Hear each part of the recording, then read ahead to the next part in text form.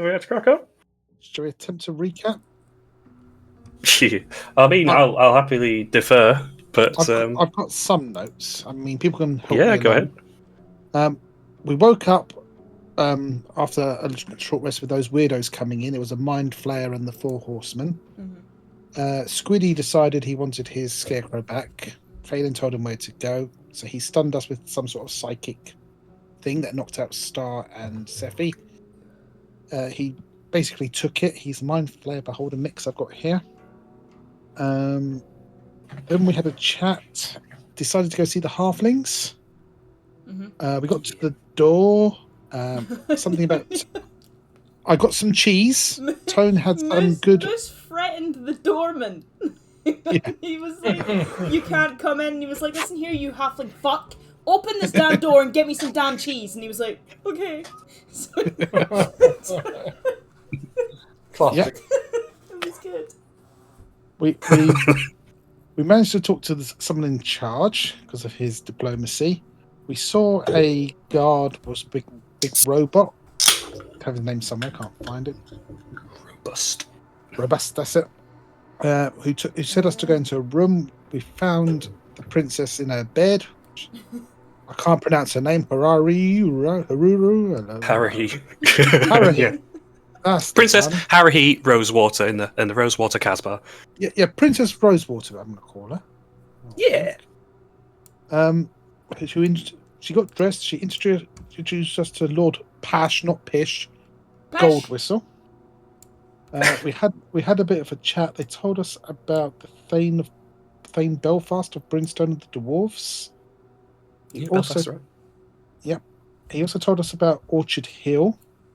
On further probing, we found out it's something to do with the Kennedys from Bastion, the twins, Victor and Victoria. They arrived 2 years ago, we found out. They sent a guy called Harvey to investigate. Cock. Then we went to the orchard I've got here. Moose went through a keyhole. Had a bit of a search. Got attacked by those brain things. What are they called? Intellect Devourers. But luckily it was Moose and not me. So he was knocked down. Livy and Nim found an entrance around the back. I've got Phelan did the Benny Hill around the building of 3 or 4 times. Managed to get in just as the fight was finishing. I think he got a shot off. We searched the place. We found a shrine to the Pandemonium god that tried to do us, but me and Libby survived. We then went to a bedroom where we found a book which I've posted with things about the Kennedys again. There is an upstairs, but we haven't gone in. A entity came out. What was it? It was like a ghost or a phantom or something. Ancestral guardian. Yeah. Which we managed to kill. Not too difficult, unlike the other things. Then there was a knocking on the door. So we played Who Is It? It turned out I think someone stuck their head through a window and told them to fuck off. It was me. That's right. We found out it was Livy's dad. So we actually opened the door. He said to Livy, "It's time for you to come." Where I've got, "Listen here, you pointy-eared fuck." That was Moose again. I could have guessed. Considering he was surrounded by Livy, me, and Phelan, all elves, that didn't dissuade him to say that. And basically, Livy went off with Daddy but we're going to go visit her soon. We've got a few days to come visit her. She went off in a teleport. That's all my notes. That's all I got. No, that's grand. Thank you. Yeah, take a heroic inspiration and feel free to use it. Be worthwhile.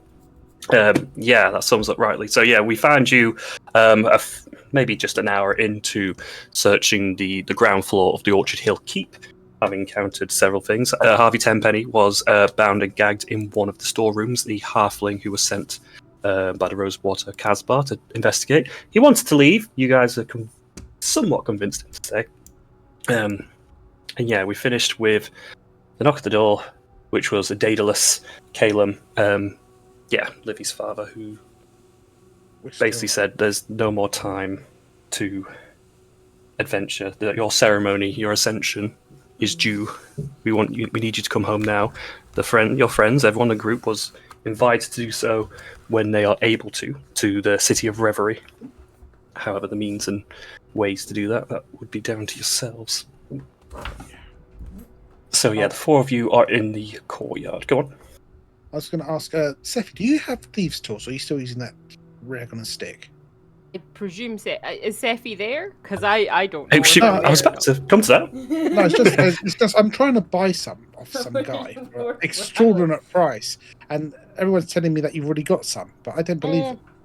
I have above table for a second. I have like an oiled bit of That's metal fine. that I picked up that works as a thieves' tool. Nah, that's fine. I'm going to buy some. I was going to do it anyway, but Yeah, as the group have come to the courtyard of the Orchard Hill Keep, and I've seen Daedalus and Liviana both disappear in a teleportation magic. It won't be much longer till Sephi, you were already hot on the heels. You'd roused somewhat earlier in the day, found yourself in the Bowfast with the half elves. They sort of filled in what happened and that your party had moved on, and that the Archdruid would see you to health for the time being. Star hadn't come round at that point, so you felt it best to try and track down the party and quickest way possible. Spoke around and found yourself. Where would they most likely to get into trouble? And Orchard Hill Keep. You coming up the path now that winds up on the eastern side of the city, and you can see this very sharp, quick beam of blue light. You're not quite sure it's some sort of arcane magic, but it encourages you to rush a little faster up the hill and investigate quickly, worrying there might be something wrong. Okey-doke. And that's where you Do will see. Yeah. Do I know anything off Orchard Hill Keep just with living in the city? Based knowledge, I don't think you would have known about the occupants. They were. The only reason the party knew who lived there is because they spoke to the Halfling Princess and they had a bit more information to give. You know, it was maybe some highbrow toff people. They very much kept to themselves, and it was kind of off the radar for quite a bit. And you were on the west side of the city and the slums and such, so it didn't 100% hit your radar until a certain heist of a caravan a little bit south of here. But that's what you know. As I approach, I think she would be stealthing because she has no idea what to expect there. Yeah, go ahead. Give us a first roll. Yeah, let's see how bad we're gonna do today. And it's probably later in the afternoon now, so it's about 3-ish, so sun's still up. 26. But there's a fair bit of tree line and foliage for you to sneak through. You're not having to take the main path so much. But as you get closer, that flashing blue light had since gone. You can just about maybe see some arcane scorch marks on the floor, but more so you see, looking over the balcony, is a halfling, which you don't recognise, and more ideally Phelan, both looking over towards your direction, but currently they don't spot you. If I see Phelan, I'll see if I can give just a little whistle, just from where I'm hiding, just try and get his attention. Yeah, Phelan. So yeah, you're probably more in the moment of Liviana just leaving and just taking a couple of minutes just to come to terms with what that means for the group or what you have to do going forward. You're looking over this rising balcony which the stairs lead to, and then there's a tree a little bit far off, and like a sharp whistle comes through. If you'll just sticker face out of it just to kind of very Homer Simpson with the bushes. You just see Yeah. Sephi's face sort of emerge through some of the leaves, and just draws you very much to her attention. Oh, well, thank the fucking gods. And I'll wave. Cool. Taking that to be a universal, things are fine if we're waving. She will step forward. Is it all good up there? Yeah, everything's fine. Are you okay? No, it's not. Seffi's gone. Zephy's here. Zeffy's here. Livy's gone. Wait, what? Right. He's- How do I get up to you? Do you know what? I'm just Hang gonna on. point down at the stairs. Fine. She will just. Spider-Man. Whoa. Yeah. Yeah, it's only like a small, like a staircase that goes up maybe like less than a floor, but you take the difficult path and climb your way up the side. Harvey seeing this is like his mouth, the halfling, his mouth drops to the floor, his eyes go like, you know, there were some stairs you could take. I didn't see them from where I was. I thought that was faster. Aye, sure. Hello. And they call me odd. So, You Livy's still do. gone. Do we mean gone? Gone? What do you mean? Her father came and Oh. got her. Okay, so not dead. No, then. no. Okay. But she will be soon. She's off with the cult to get sacrificed. We've had this conversation. Yeah. Probably. Like, did it sound like that was imminent, or? I mean, Well, we've we were been invited to invited. go. Apparently, her mom lived for like a few hundred years as the sacrifice, so it took a while. Okay. So we've got some time then. I'll save her. Where's Star? He was still out of it. His Moose got a really relieved look on his face. Oh. Yeah, I'm not surprised, to be quite honest. He's bloody useless, that cat. To help Sephi, yeah, he, probably knowing in her best interest to check on him before leaving. He was, completely unconscious, but he was doing a lot of writhing and unsettled, like jerkish movement in his sleep, and the archdruid was trying to keep close an eye on it because it was something a little bit more than you were dealing with. During your time of unconsciousness, you were having very vivid nightmares, and you wonder if it may have a similar situation that Star finds himself in.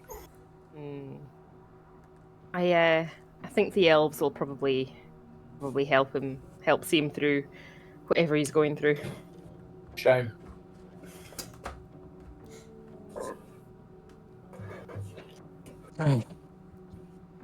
I've got you some thieves' tools. I'm going to hand over some thieves' tools. Fantastic. Thank you very much. There you go.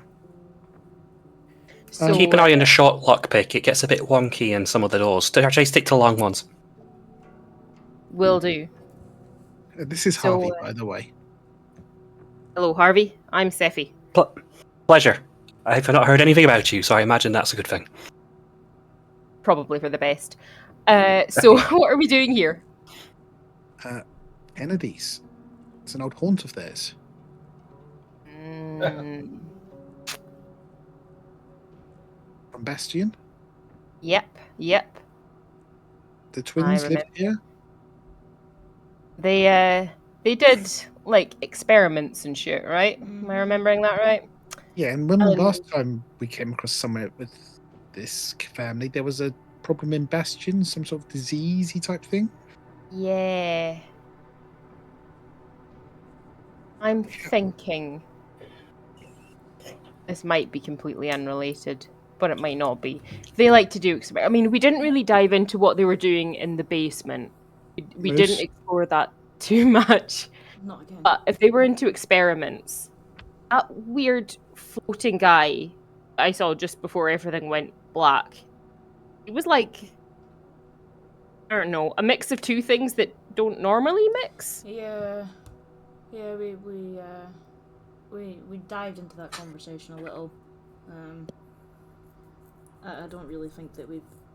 There's not much evidence here of them doing it, but we haven't checked the second floor. There is some shrines to the god of pandemonium, and there's a strong link to that kind of chaosy stuff in there as well. And there's this journal. I'm going to hand you the journal. So you There's also Is that in the chat, or do I need to send that to you separate? I've posted it, so she should be able to see. Okay.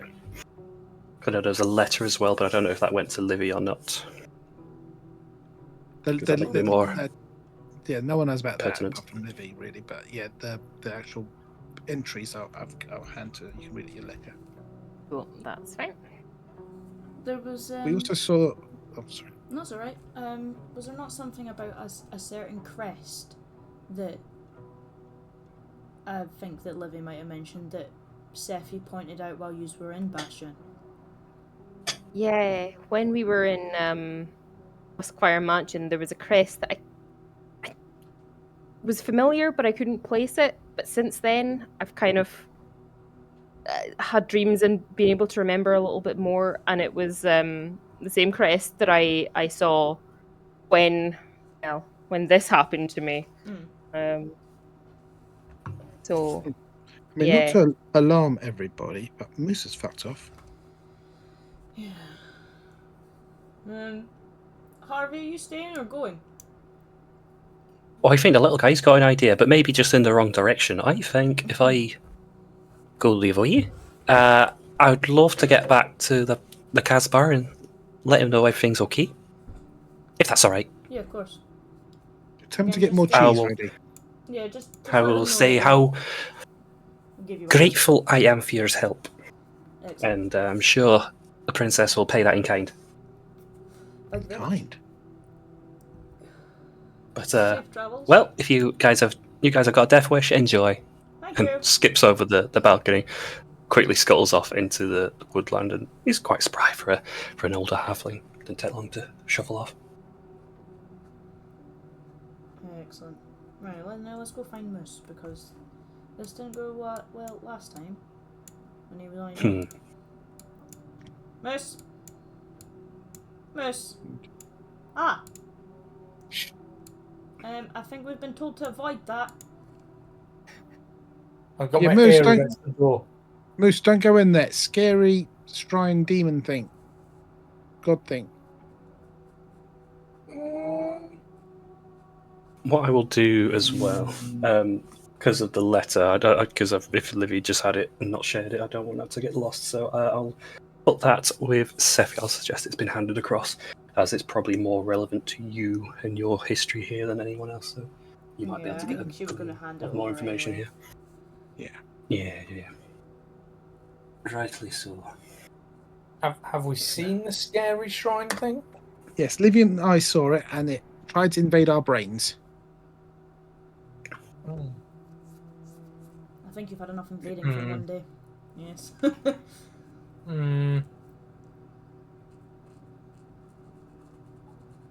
Well, I suppose there's only one option then. But we need to find stairs up. You mean these stairs here?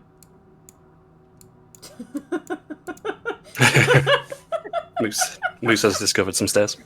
To be honest, Aiden, I was trying to be a bit more basic to help Moose out understand. But okay. Okay. If we're gunning straight up, yeah, just put yourself in a nice little group like that, lovely, and I can paste you over to the second floor.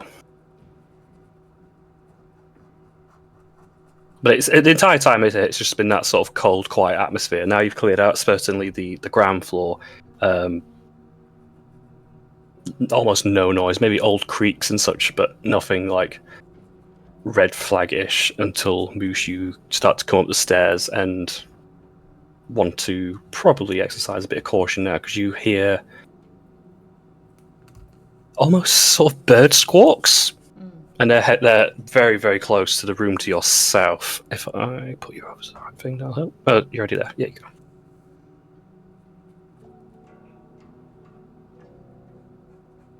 There you are. Okay. Ooh. A large set of double doors. Miss, listen So do before we we- open. Sorry? Listen before we open. Okay, I'll put my ear against the door, knock it, and open it. Oh, for fuck's sake! Okay. God fucking damn it! Okay. Oh, shit. Yeah, quick doing your small ritual. of attempting to listen through the door. You don't get much chance to hear it as you knock open and are greeted by, well, abominations is probably the best way of putting it. So there's 3 creatures at either side of the room. They're sort of, again, much like the intellect devours, sort of brain sort of carapaces, but they're floating somewhat maybe 2 to 3 feet off the air with these sort of dangly tendrils underneath them, but they've all got large beak claws extended from their mouth. They're all just sort of floating around a room and seemingly waiting for maybe orders.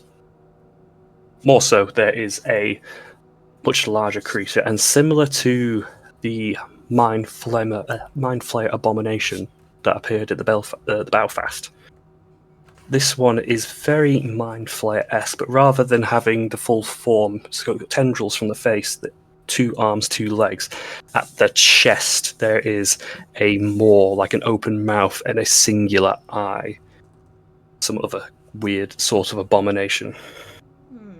On seeing you open the door, I will have you all roll initiative, please. Fucking damn it. Okay. Even see anything yet, and straight away. Yeah. Welcome back. I'm glad you missed a week. We're gonna get fucked.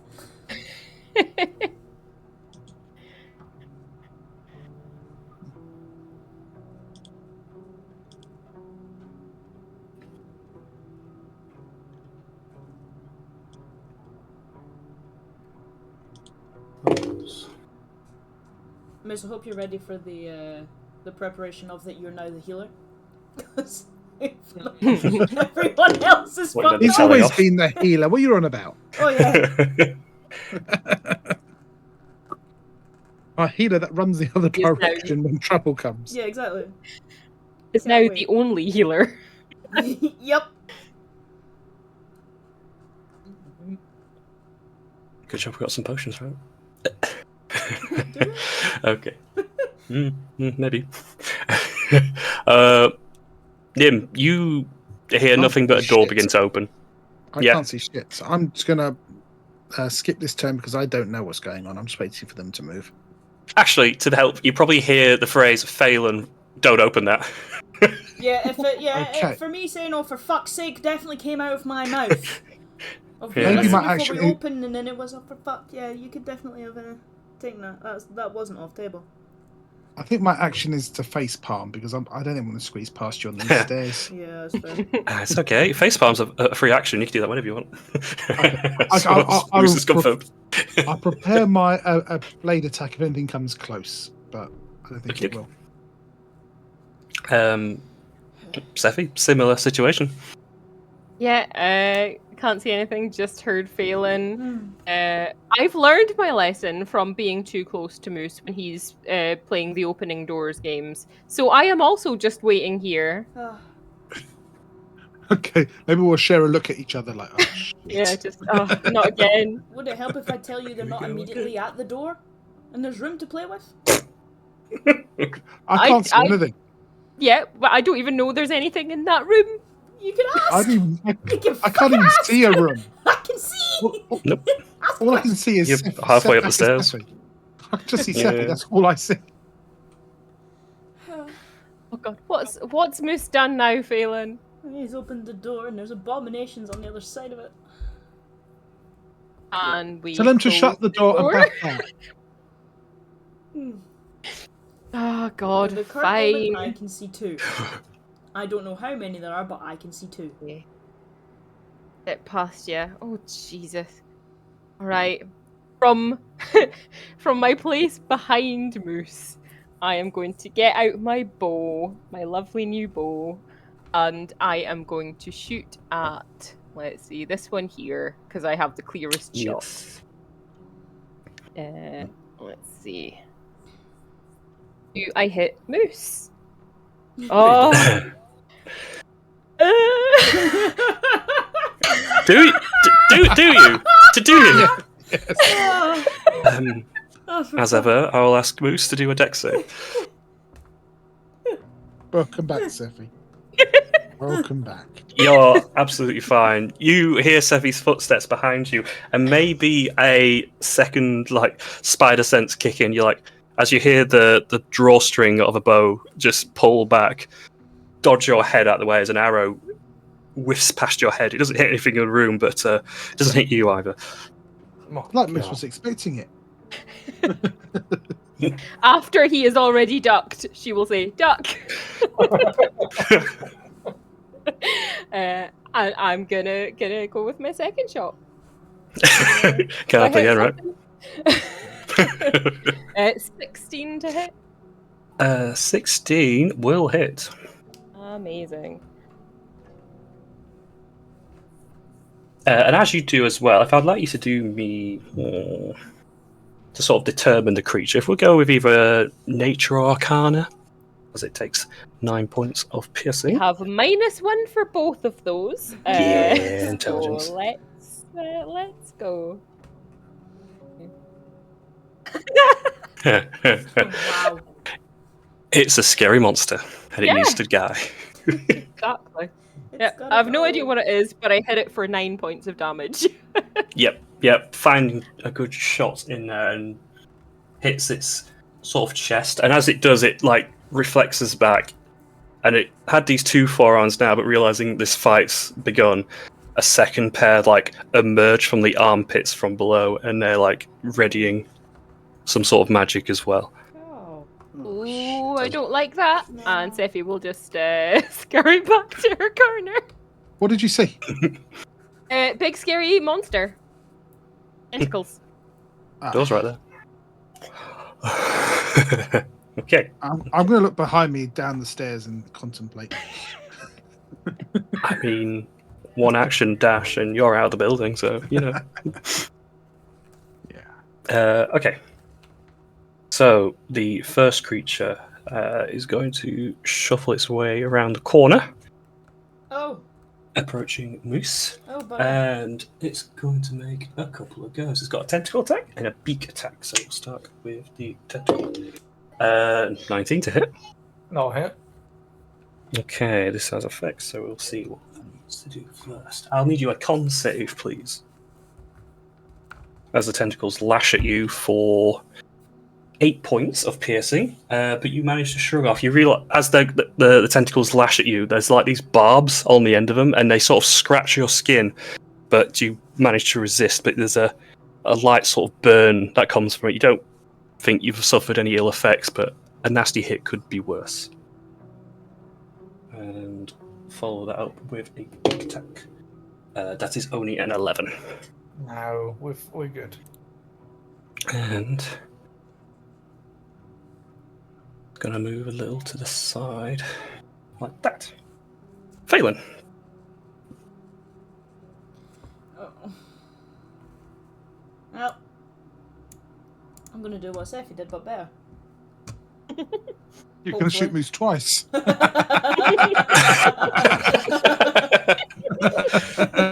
mean, you don't even have to roll the ones if you want. If you just want to hit him in the back of the head.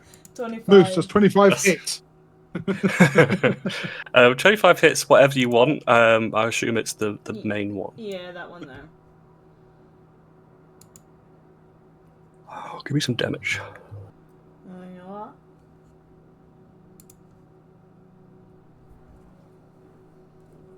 You won't be getting sneak, will you? Unless you got like a first round thing. If I remember, I can't remember which subclass that is.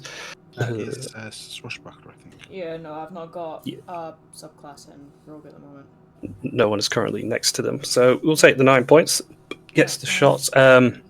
This thing doesn't look very physically empowering, so these hits, so there's 2 arrow shots that hit him, does seem to repel it somewhat. Like got a good bit of strength to it, so it doesn't seem very tough, physically tough anyway. To be honest, actually, I should have hunters marked him first, but you know. You're still learning. I mean, we'll do it now. Maybe you can do it in between. Yeah. Maybe you're saving a bonus action for your Misty Step. Who knows? Oh yeah, you know what? It was probably I could have, but it's all right. We've done it now. I'll hunters mark him now. And then we'll do the second shot. I should have done it first, but oh well, it's fine. You'll be concentrating, and he will be green for. Is your hunter's mark like Hulk Hogan when he points at the Virgo and he gets up like, "No, you're next." Yes. Exactly like that. 22. Yep, in. Excellent. And now we'll take that D6. That will be as the 15. hunters. Yes. Yep. There we go. I'll be really confused when you get both stacked. Yeah. You have to actually roll your sneak attack. Yeah, I know. But yeah, solid hits. Yeah, that's fine. I'm gonna move.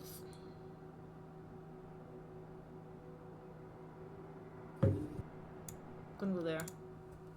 Because I can still see. So I shall remain here. And that is me. Yeah. A little bit around the corner. And Moose on the front line. Alright, Moose, living life. I'm just going to Moose knuckle that guy twice. Hopefully. A 16 hits. And a 16, okay, so both Yeah, hit. both in. So 21 points of force damage. 21. Numbers. Yep, 21, yes. And I'm just going to shout brains. Lots of brains. It appears to already be bloodied as well, as your Excellent. second shot hits. And then I think you get an attack of opportunity as I run off. Yeah, we'll give it a go.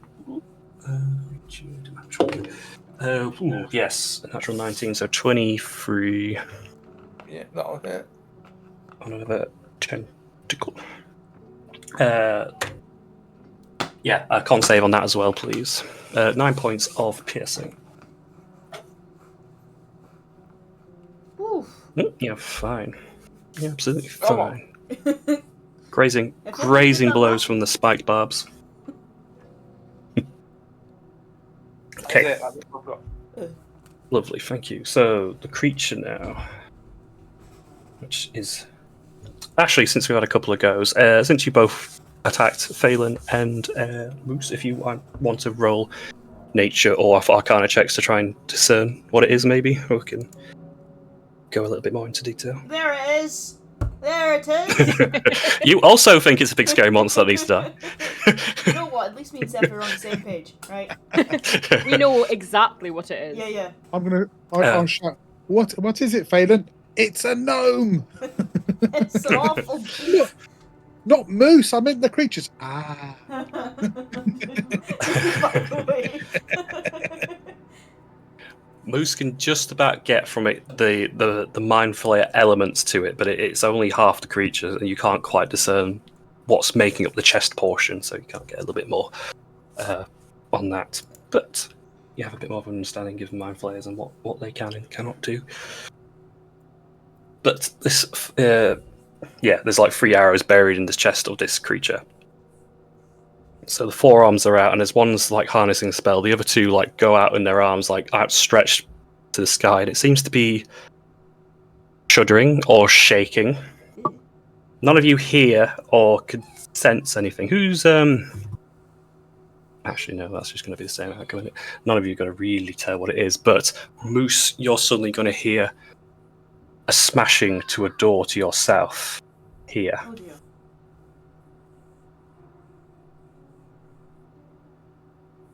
And that will be calling for backup. And now we'll say there's one left. Okay. It's going to float on over 5, 10, 15, 20 to you, Phelan. Not happy with the 2 arrows buried in its chest. Its tendrils on the face are going to lash out and attack at you with a mind Slap like lash. Davy Jones, please help. However, it's a 13. Yeah, no. Yeah, for a moment they just sort of graze you, and for a split second there's like a sharp aching feeling at the back of your head, like a headache's growing, but it passes before the tentacles reach you and you duck out of the way quick enough. It's trying to touch me! Help! You know what? It's going to move a little bit here. Stay in your range, and that's fine. That's in range. Bonus action. It's going to emits again. So the arms that were focusing a spell, the lower arms, is now going to pulse to the floor, and you can't see any sort of magic or anything emanating from it. But I will need both Phelan and Moose to give me wisdom saving throws. I'm so good at that. Told you. Right. So good.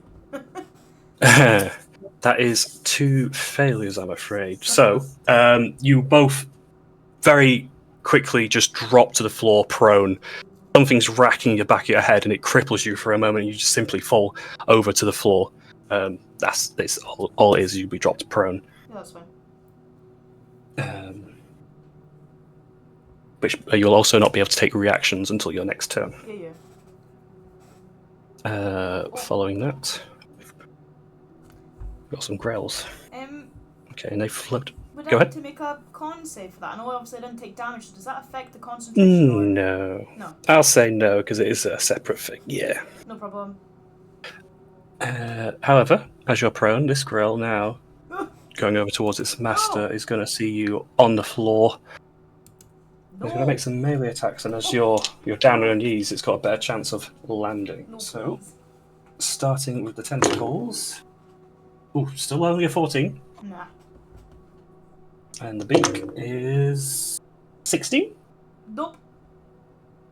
Okay, yeah. Just whatever armor or quick wit about you, just about dodging these attacks. Thank you. But you don't know how long you could do that for.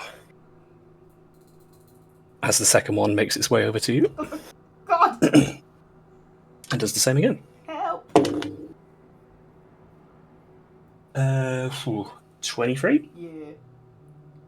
Yes, so that's the tentacle. So I'll need a con save from you, please. Mm-hmm.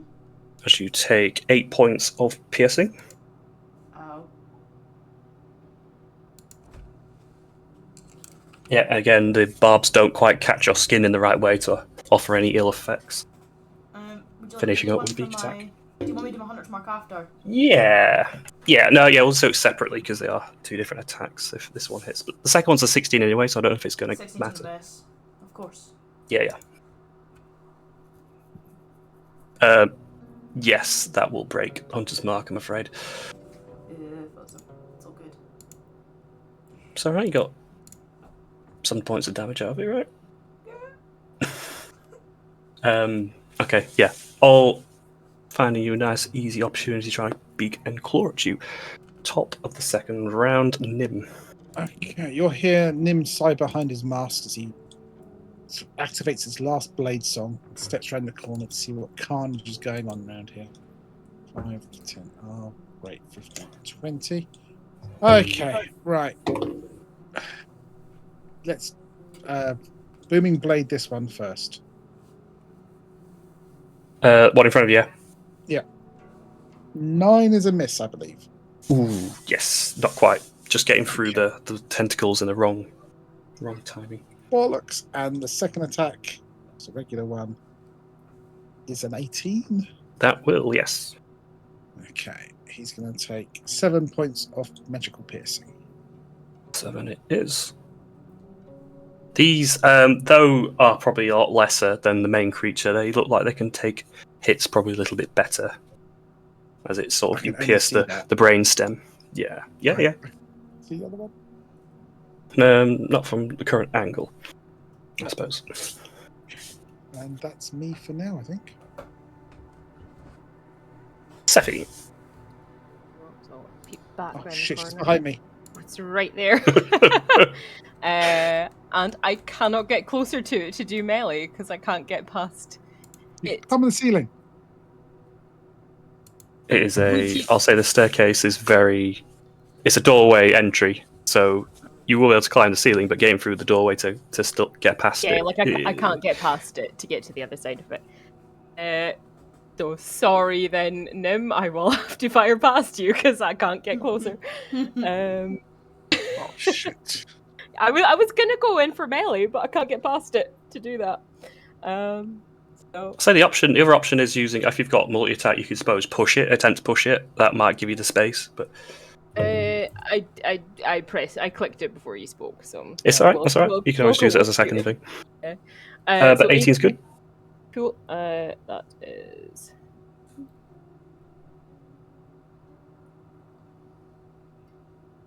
8 points of damage. Yes. It's not often we use it, but like grapple, push, stuff like that can help with a tight situation. And D&D Beyond. Oh, lovely. Nat 20. Yay. Oh, Lovely. Thank fuck. Get him. Kill it. Crit. See. Oh, crap. Crap roll. Oh. Oh man. I can hear it, but I can't see it.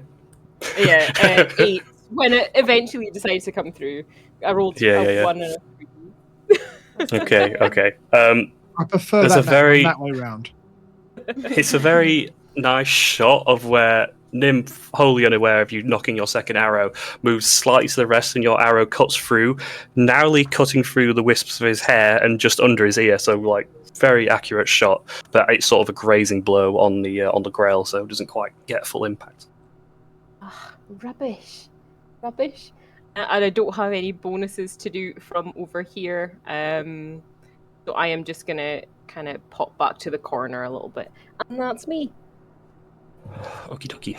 And we have this grail now who's going to push up. He's just about able to poke some attacks around the corner, but he's going to suffer a bit of a penalty as you're around the corner, Nim, but he's going to go for it all the same. Natural 1, don't worry about it. Does he hit his friend? Yeah. Not with melee, I'm afraid. And yeah, the next is like a 9. No. So just cut. It's like these tentacles are all trying to like esh through the door frame at once. It's kind of like a horror movie situation, but it can't quite reach you. Phelan, you are prone and now surrounded. Yeah, I'm gonna get up now. Yes, Stand up. half the movement. Should Misty step up? That'd be cool. Yeah,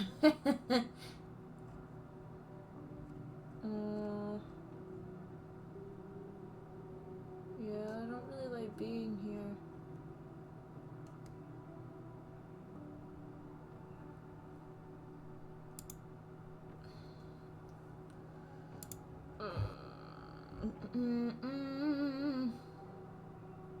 I think I am. I'm gonna Misty Step. Okay. You got a decent range into the room in front of you, but there's only a small corridor behind you, so it's up to you. Yeah, I'm gonna Not leaving Moose behind.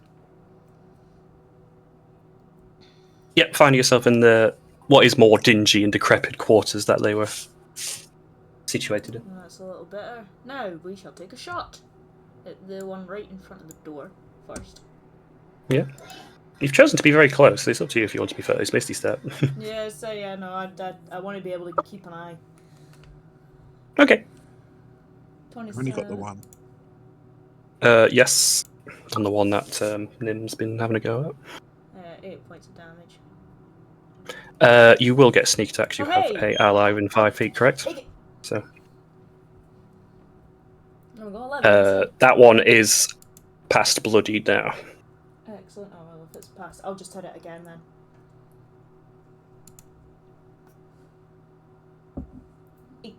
Yep. Solid gold. Another 15. Okay, that thing looks like it is just about staying alive. There's maybe a hit left in it. Yeah. Fuck you. That's me. No problem. Moose. I'm gonna stand up. Which one did I just see arrows go into? This one here? Okay, so the one to the right of it, the one, yeah, that's got All like right. several arrows sticking into it. He's gonna get the first moose knuckle, and I'm gonna target Yep. that one there with the second moose knuckle. I just saw you ping the same squares twice. That doesn't help. The one that's almost dead is the second one. Okay, So, but they both hit. Okay. 12, and then 11. Well, that one and 11 will do that one that is in the way of the corridor, dropping it to the floor. Yeah, I got one. I got Yes. We've made some space. Come on up. Yes. one. That doesn't happen often for Moose. Tides are turning. Right. I had 5, 10. I'm going to hide around the corner. I didn't hear that, did I? Was this door to your north already open? No, it doesn't really matter. Yes, it was already Yeah, open. it when was we open as I... Yeah, that's fine.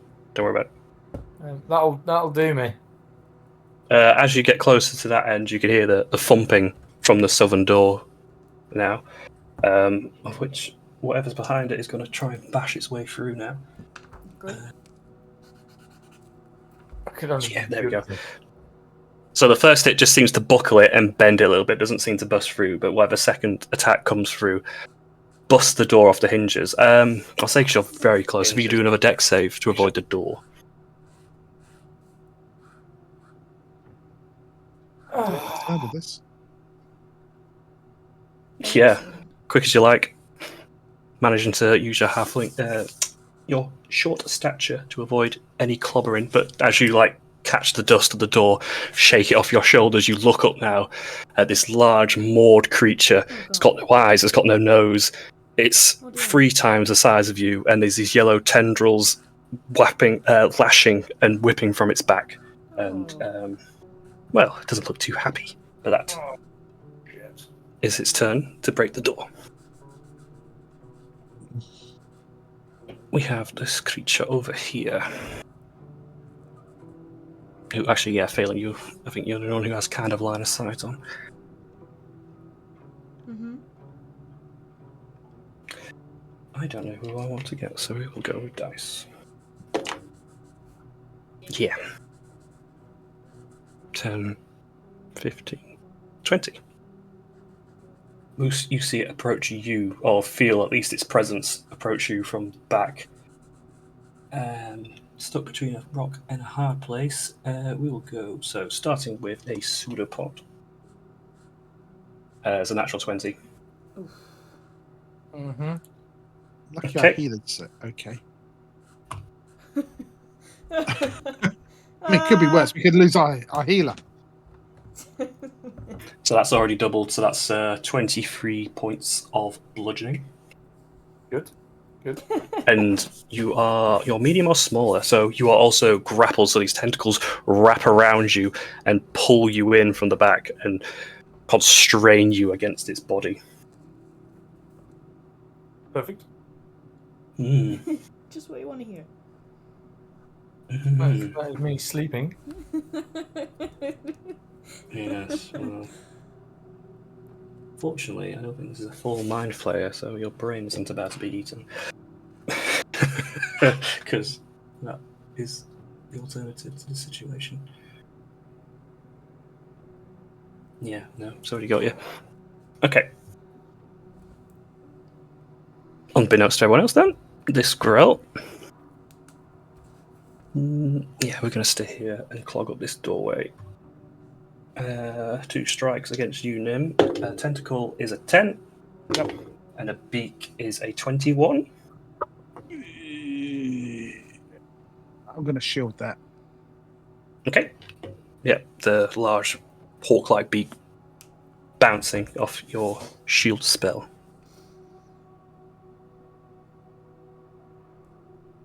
Nim, you're up. Round 3.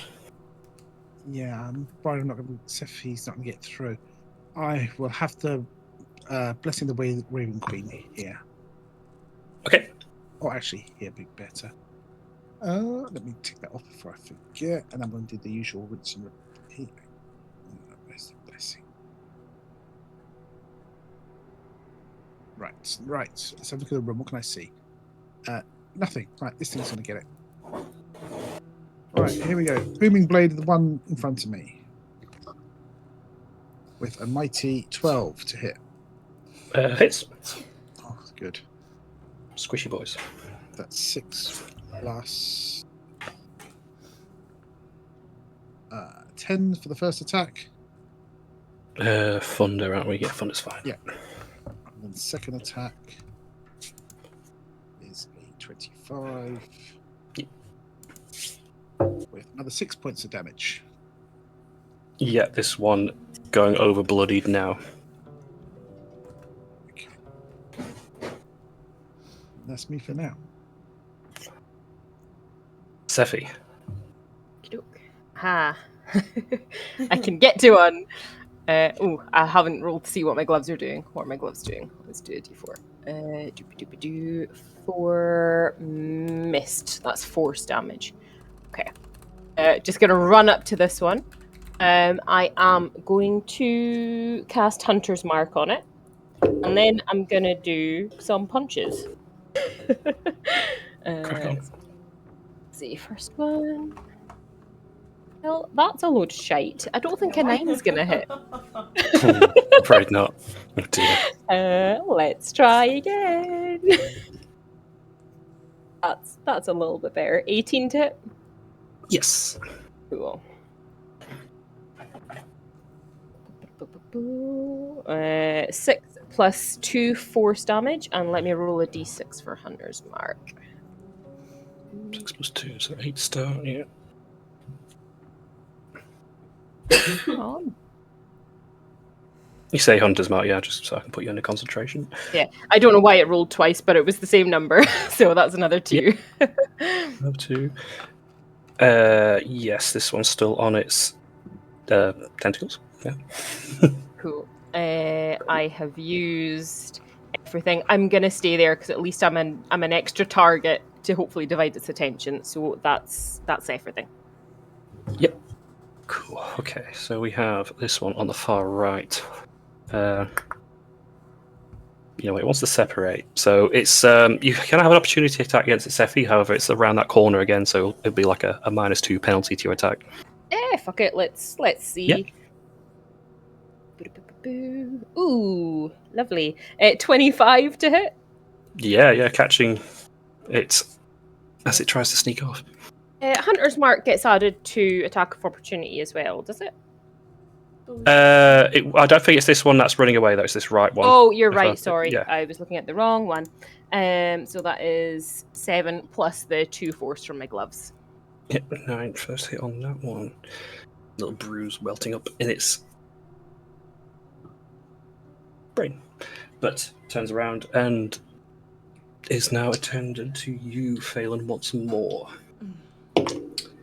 Natural 1 on the tentacles. They just Excellent. not even close. And another natural 1. Never mind. Excellent. We'll say the punch knocking its brain silly from Sephi and just not in any wherewithal to hit you at all. Your turn. Yeah, that's fine. I'm going to take the opportunity attack. I'm going to move. If it's going to do so. Yeah. Do think that's smart. 11. Nah, that's fine. I'm going to go all the way up. Would it be a free action to open this door? Yes. Then that is what I shall do. Hello. And you see now, currently, I guess a little bit of a funny angle, but this creature, this flayer, currently has Moose wrapped up in tendrils against its chest, and the maw that's at the center of its body seems to begin trying to shove the entirety of Moose into its body. Right. Okay.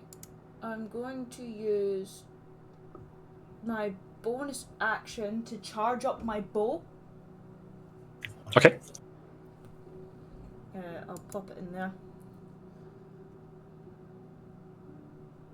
And then I'm gonna attempt to hit this guy. Okay. Because you're in melee range, do be aware that's at disadvantage. Yeah, it's okay.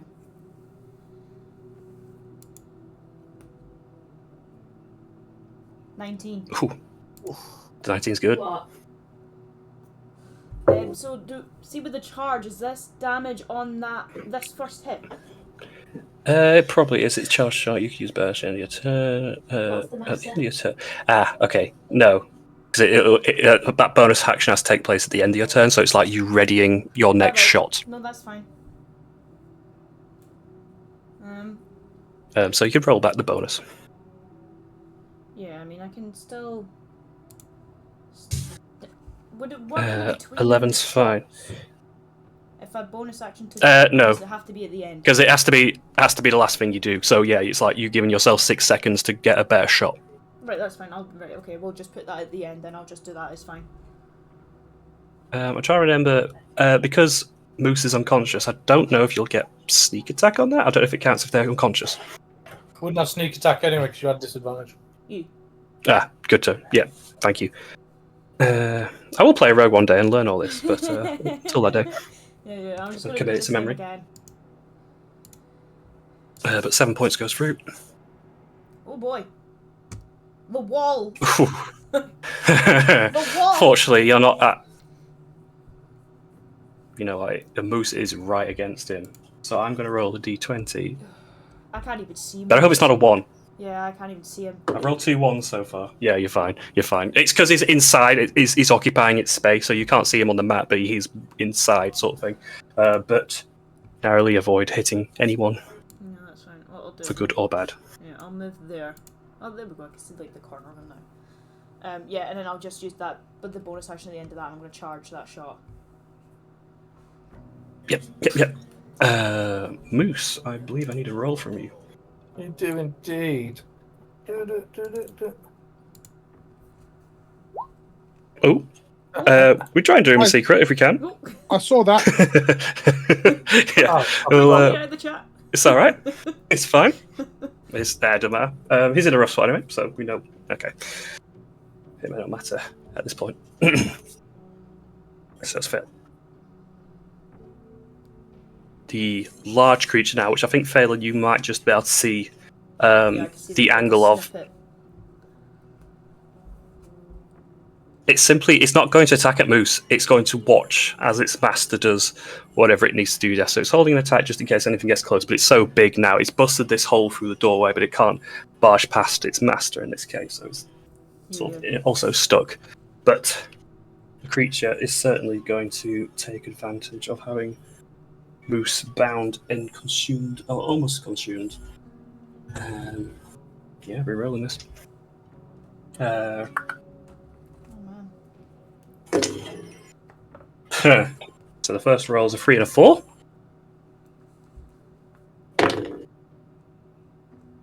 The second roll is an 11. No, they fail. Okay. A 3, a 4, a 1, and a 7, just so we're all aware. As it's trying to force you into its chest, the teeth bear down at its center more, and it's finding you a much harder meal than it anticipated. And some of the teeth are almost breaking off, trying to, but it's not going to stop. It's going to still have to try and do it the next time around. We're finding you a bit of a hard meal. Okay. This grill over here, which is facing Sephi, we will do 2 attacks for you. And a 9 and a dirty 20. Yeah, the dirty 20 will hit, yeah. That is the beak, so that is 2d4 plus 2. 7 points of piercing. Okie doke. 7 damage. Let me do a con check for Hunter's Mark. 13. Yeah, that's fine. 10 or above, you're good to go. That's the last one in the room. So, round 4, Nim. I'm going to move. That thing's going to get attack opportunity. He hasn't used the reaction yet. It did. No, I think it wasn't it the one that you. Oh, you took. Oh, the one at it the was door. next to it, right? I can't. Yeah, I can only see. It's one of the. You're doors. confusing. Yeah, sorry. I was confused. I couldn't see, and then I looked and seen the tiniest bit of a token. On the reaction tentacle, 16 to hit. No. Yep. Okay. Yeah. Can I get the Mind Flayer from here, or do I have to step into the corridor? You've got that little bit of lip again. So I will say it's a similar rule to Sephi. Yeah. If Phelan let me Otherwise, pass- you're like poking around a corner. Yeah. If Phelan let me pass, then That's fine. Yeah. Okay. Oh, holy shit. Okay. Is in the worst of predicaments as you find him now in this corridor, slowly being devoured. Okay, I'm gonna booming blade this fuck. Yes. I'm tempted to do Moose to put him out of his misery. 18 to hit. Who is currently grappled. 18's good. So that's 9 plus Thunder. 9. Thunder 12. is fine. Another 3. Yeah, I think we've already bloodied this stage, but it's well, whatever the quarter equivalent is of bloodied. Okay, and I'm going to hit it again for a 19 and another 10 points of damage. Okay, good. This thing, maybe 2 to 3 shots left. Leave before him it drops. alone, you bitch. That's all I can do for now. I'm afraid it's resistant to psychic damage, so not so much. Okay. Sephi. Yep, I just have to deal with the one that's in front of me because that's what I'm working with right now. So let's do some punches. Remember when Ray was like, please no one die tonight? Yeah. I don't think a 10's going to hit. 10, no. No. Let's try again. You look can only That's a 10. nicer number. 23. Yes. So, Get on, girl. let's see. So 7 plus 2 force So plus Hunter's Mark. Oh, let's roll a little Hunter's Mark. Plus 4 for Hunter's Mark. This thing is on the edge of dropping. Lovely. Bonus action. I am going to... Yeah, I'm going to do a flurry of blows. So the first one... What's that give you, 2 or 3? 2. 2, gotcha. So 22 to hit for the first one. Do 9 plus 2 in the gloves plus... That will drop. That will drop this one, so I won't have to worry about any of that. So that Grail defeated. Alright. So can I run forward and redirect to the last of them? to Yeah, this one? you got movement. Yeah. Cool. So let's roll to hit again. Boo. 18 to hit. Yes. Lovely. Rubbish damage. 5 plus 2 from the gloves, and it's not Hunter's Mark. And I've used my bonus action already, so yeah. Okay. Yeah, leaving you just one of the Grails left, and we are with that one who is going to fight back. So starting with the tentacle. 12, followed by a beak. Dead 20 again. So the beak's poking through, I think. For all the ones, 4 piercing. Ooh, since I've had my turn now, I want to use my reaction to... Oh, wait, hang on. Is that just ranged? Sorry. I'm getting confused as to what is Old Monk and New Monk. Let me just double check. Actions. If it's like the redirecty thing. Yeah, no, it's just missiles. It's just ranged, so no worry about it. Gotcha. Phelan. I'm going to attempt to do that charge shot. Yeah. Use your bonus action in the turn, so you're ready to shot and ready to loose. Still at disadvantage, yes? Yes. 14. 14, not quite. It's just too close enough to move out the way quick enough as your arrow flies far. I'm going to try again. Would the charge shot carry over? Or is it just the first shot? I think it's just intended for the first one. Hang on. Fuck.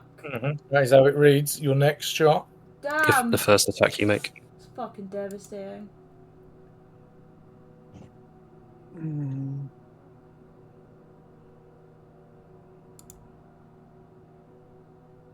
17. Oh, 17 hits. Of course it would hit the second one, wouldn't it? You fucking dick. Your disadvantage. It's tough going as it is. 20's good though. No, yeah, disadvantage. Yeah, disadvantage. Sorry, yeah. So 14 in total. This thing has maybe one more hit before it drops. You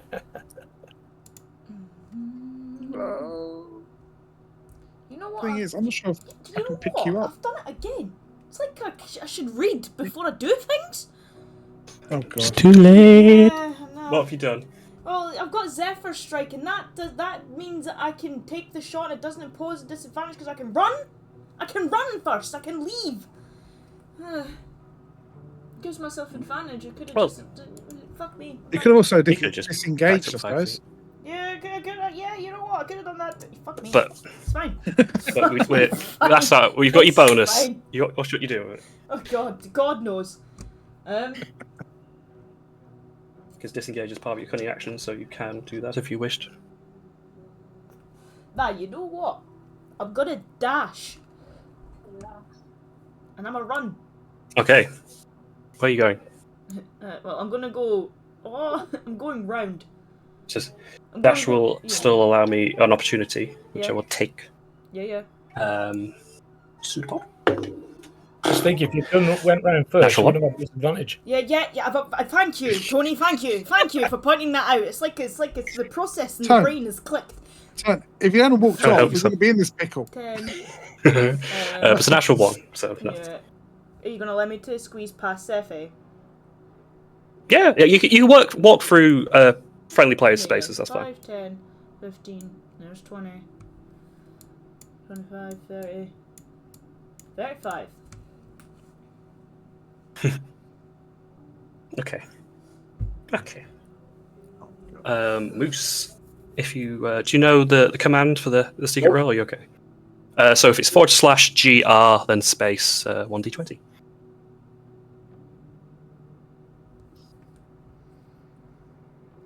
Okie doke. The Auditor's turn. And who it once was just waiting for its master job, Dintin's realising he's having a bit of a tougher time in doing so. Good doggy. Oh, I really want to do something, but 10 feet of range. The chances are it's going to hit its master. There's no chance of going to try and refund. Any range? No range. No range, can't get out.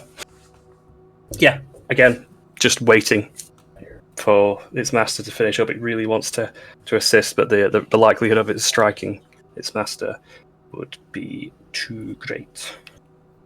But all the same, it gets to have a go at you, Moose, once more. So there's a natural 20. Oh, fuck off. So as you just about get round the corner, this thing finally finds a way to shove you into the space where its stomach goes and just forces you into its gut. I have a Moose question. is no longer. Oh, go on. I have a question before you do that. I have in my possession Ring of the Fallen Steward, and the ring reads, this enchanted ring grants the wearer the ability to escape a mortal wound once, effectively saving them from death. Ooh. Yes. Okay. So I will roll this as the same as like Undead Fortitude or something like that. So you would return to 1 health. And then find yourself being swallowed. So you will be inside the creature, much like if you were swallowed by a dragon, etc. But currently alive, and it doesn't have acidic insides like some, but you are, if you can breathe, suffocating, etc. for being swallowed. But for what everyone else can see, what everyone else can see is your legs kicking a little bit, I suppose, as you go into it. So I'm just going to move you off the map to show that. But off the table, you're on 1 health. Oh my god. I said Undead Fortitude, but I'm thinking of the Orc thing, Resilient something. Restless Endurance. There we go. Nim. This creature has just swallowed Moose. I'm going to scream in terror and agony, and I'm going to twat the fucker. Yep. I'm going to use my inspiration for that. Excellent. Normally I'd ask it before the roll, but on this occasion, yeah, sure. 22 to otherwise hit. Yeah. Okay. I'll note that for next time. At least I used it. Yeah, because when you roll with advantage, you do it prior to knowing the outcome of the first roll. That's true. If I do this advantage, I'd have really good. Yeah. Anyway, 12 with the thunder. As it turns round to face you now, its tentacles now arriving and readying for its next munch, you just like slice all the way down, bifurcating this creature. As it peels apart, like it said, it looks at you and blinks for a moment as it's not even realised the cut. And then, the two parts of the head just sort of slide to one side, either side, and split, banana split style. As it does so, it gets to about the torso portion where it goes crossing over the eyes, and you see Moose, who's currently. Are you taking a deep breath? I don't know. Is this something? What would Moose be doing now? You are. Moose will be saying something like, "Took your fucking time." I got him in the exact position that I needed you to have him in.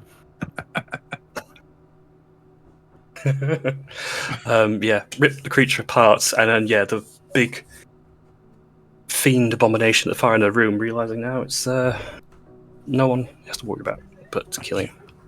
I've still got some movement and another attack, so I'm going to step forward. I'm going to hit it with a regular attack. Yes. Oh, it's a crit. Ho-ho! Yes.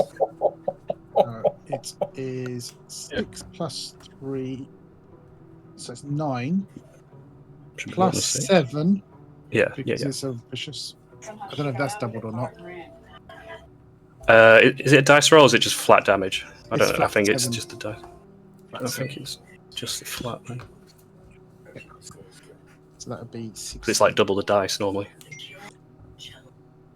60. Getting a first opening hit on the Otya. This aberration. It's a nasty cut, but it feels like it's probably very tanky. Okay. Right. That's me. What turn of it? Sephi. So, bonus action, I want to move my Hunter's Mark onto this one now that the other one is dead. And then I want to punch him. Yep. So that one's marked. It's a bonus action to move it, right? Yeah. Yeah. Oh, that was so close to being a nat 20, but that was only a 2. You can just keep rolling 9s tonight. That's, not traumatic at all. Oh my god, that's twice in a row. Jordan, I was joking. You cursed me. I was joking. There's no numbers on that die. Sorry. That's everything. I'm going to stay here because I kind of want... I know shit's going down in this room, but I don't know what exactly, so I kind of want to be a bit of a shield between this and whatever is happening. Rightly so. That's all fair. Well, let's get some attacks in. So, Tentacle for the Grell, a 13, nope, followed by a 22. Yeah, that one's going to hit. Beaks keep poking through for 8 points of piercing. Let me do the concentration check. Since we keep, I'll probably keep forgetting. How's Sephi looking? Oh, Sephi's alright. She's got a few cuts and bruises. Another one! Oh. Yeah, so Hunter's Mark is gone, but that's alright. I mean, you can tell the dice to stop doing whatever they're doing. That'd be good for you. If I had that kind of power... Just send an email to D&D Beyond, my electronic dice aren't working. Okay. Phelan. Alright. Okay. Well, gotta do what I gotta do. And I will take a shot at the thing down the end of the corridor. Here we go. Here we go. Here we go. Here we go. Hey. Expert shot. Through your allies. 14, we're good with that one. Yep, and I'll just do the exact same thing again. Excellent. The fear I had, because that was cocked ever so slightly on a 1, I'm like, please don't tell that 1 out, or I will not be happy. Please. There you go. Another 14. Very nice. Yeah, starting to show some wear and tear on this creature now. And I'll use my bonus action to charge up my shot again. Have it yet ready, knocking the arrow and lining up your shot. Yes. And that's me. Moose, you are prone, and you probably wish you were dead. Yes, I'm going to stand up. Oh my fucking god! I'm very happy, although it's all part of the plan. I will say the ring, whether it matters or not, has grown dull on your finger. Yeah, I've edited the ring on the thing. I'm going to Nim. You've got this. And I'm going to use this thing in here. Yes. Ooh, yes. Oh, you're doing those ones in secret to me. Oh, okay. Good. It's fine. I can see it. Sorry, you cut out. This was against the Grell fighting Sephi, right? Yes. Yes, yeah. I see 1 damage roll. So you got 2 hits. There we go. 13 plus 6. 19. Lovely. Yeah, more than bloody now. The one that's fighting Sephi. Couple of hits left in it, maybe. Take a step this way, and then I'm going to roll 1 times healing light for Nim using my bonus action. You receive 2 points of healing. Hit points. Oh, you star. I know. I called you a Don't use star. all at once. I called you a star. You should be shouting at me. What's wrong? Yeah. Well, in terms of not using it all at once, it is now the Ottier's turn. Let's see. So we have 3 attacks: 1 bite, 2 tentacles. We'll start with the bite. Not great. So that's 15. No. That is 16, 22 on the tentacle. Okay. Shield will pop up. That's my Okay. last one. That's a reaction and spell slot. And the last one, 16. 16's a miss. Yeah, as these lashes start to come through and you quickly pop up your shield, it's just bonk, bonk, bonk, bonk, bouncing off it. Yeah, not bad. Your turn. Round 4. Okay. With Fury and Rage, that I think Moose is dead. I haven't really seen him get up. I'm going to Booming Blade the Bastard. With a 9. I'm afraid not on this one. The hide's a little thick. Second attack. That's better. 19. Yes. And that's for 7 points of magical piercing. 7. Yeah, not quite bloodied yet. And I think I will Blessing the Raven Queen behind it, just to give some space for everyone else. Okay. Yes. 1 second. Queen. Sephi. Yep, just gonna do some more punches and hope that I can hit this giant floating sneaky brainy tentacle monster. That's slightly better. Dirty 20 to hit. Yes. Lovely. So Moose Knuckles that flew past you maybe spurred you on. So 8 plus 2 from the gloves. So Yes. 10 on the first one. On the second one. 12 to hit. 12's good. Cool. Just. Let's see, 9 plus the 2 from the gloves. So 11. That'll do it. Your second clubbing blow. Yeah, don't worry about it. Your second clubbing blow, like coming down as like just punching the top of its cranium and just like plummeting it into the woodwork below. Amazing. I'm going to sprint over to this room because I heard so much commotion coming from it. You probably see Moose now, who's just like covered in viscera, very much head to toe, and just maybe some eyes blinking out. I'll run in the room. Oh, Jesus Christ. Let's see, 5, 10. Yeah, let's run up to this one and let's do let's do a bonus action flurry of blows and start punching this one. Mhm.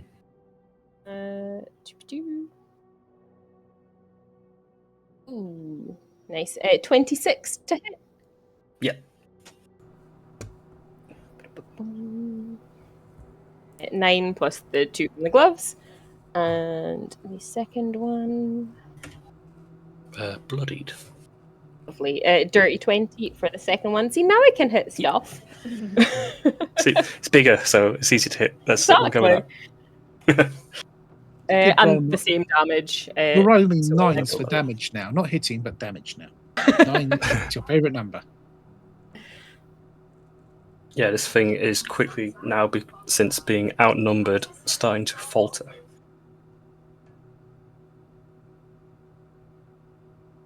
And 45. With my last 5 feet of movement, I'm just going to go there so Moose has a slightly better shot. don't lie, you see what's coming from the turn order and you realise there might be some arrows coming your way. Yes.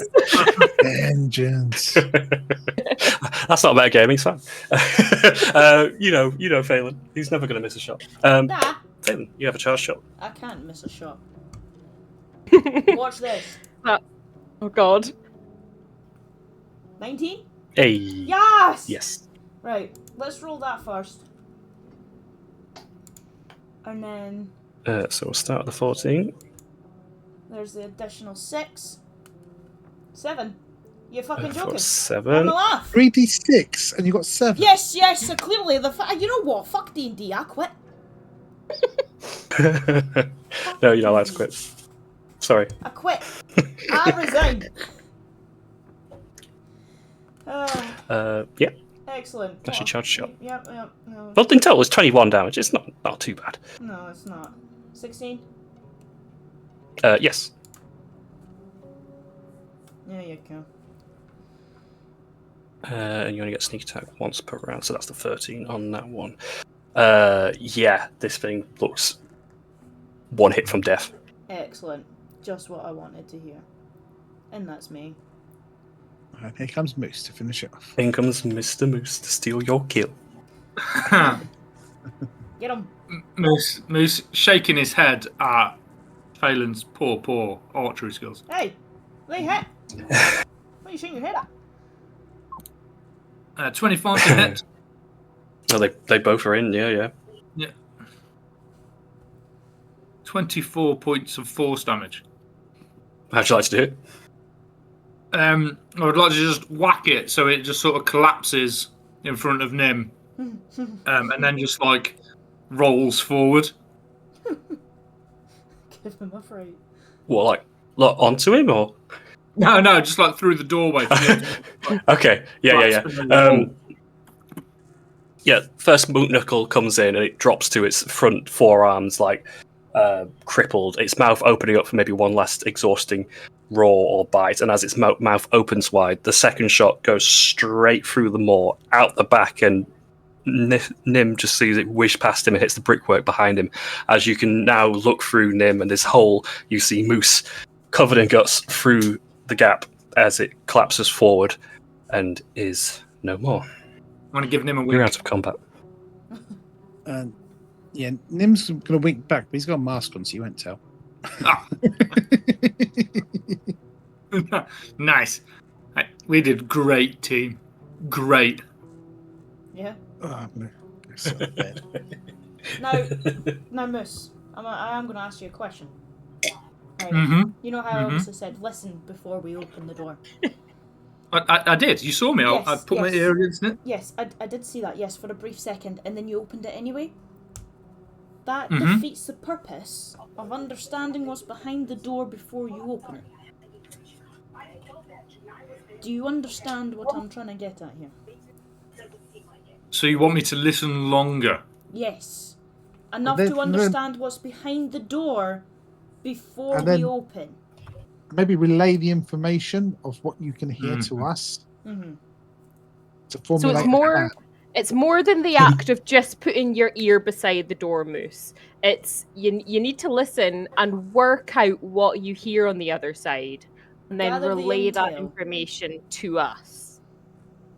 Do you know when you're speaking to a kid and they're having like a revelation? Yep.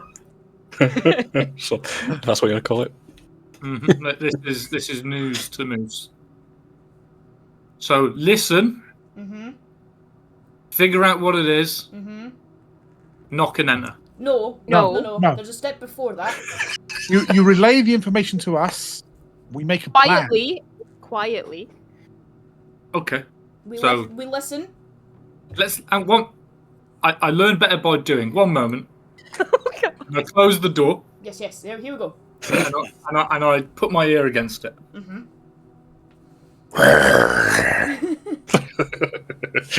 No.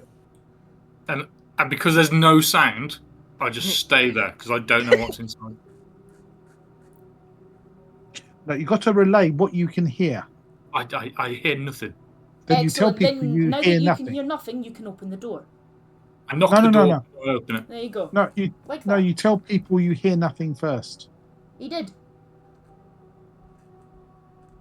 No, I definitely did. You need it like written in triplicate first before. Okay, Nim is sat on the edge of the bed with his hands in his head, just looking like, what the fuck? And this corridor is still like covered in just guts and vile of these creatures that you've managed to slay. So tiptoe around them if you're careful, or covered in them either way. Give Phelan a wink. He'd probably blink, but again, it doesn't. You can't tell the difference if it's a wink or not. You can take that how you will. He's still No. he's still head toeing in just bile. It's just awful. It's probably a very strong smell to Moose currently as well. How long do you think those things have been in this place for, just waiting? Well, when was it the Kennedys left? Like 2 months ago? 2 years ago, I Or think. was it 2? I thought they were. Was it 2 years? Yeah, 2 years they ago. lived here since 2 years ago, but they had left the city 2 months ago. Yeah, 2 Okay, they months. arrived 2 years ago. Okay. Yeah. Okay. Oh, On the plus side, we're left here as, guard dogs, guard creatures. It means there's probably something to be found, to be guarded. there's more to things than just money. I don't necessarily mean money, although money is good. I meant information that we can use. But money is also useful.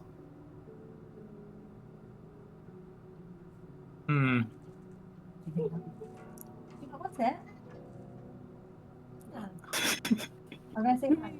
So, speaking of, can Sephi have a little rummage around the room?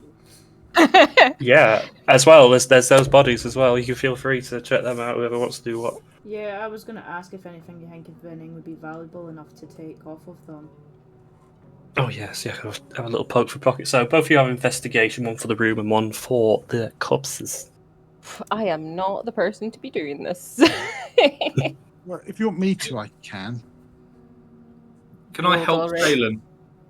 Yeah. If you want to do both of you, if you both want to give advantage You to can whoever the work primary for it, searcher is, that's fine. Phelan can have advantage. Thank you. But- It was Would you worse. like me to look? Sephi, would you like me to look? You can Yeah, help. in case there's anything, you're better with the magical bullshit. I don't know magic. Yeah, I wouldn't call it bullshit, but okay. I mean that, in a terms of, I'm a lay person that doesn't understand it, so it's all bullshit to me. 24 with the advantage. Okay. Phelan, that's yours is with advantage, right, as well? Yeah, No? mine's was the highest Yeah, I yeah. got was a 13. 13. Okay, so rooting through, I'll say now you've all had a bit of time. The inner part of this flare appears to be what was left of a mimic.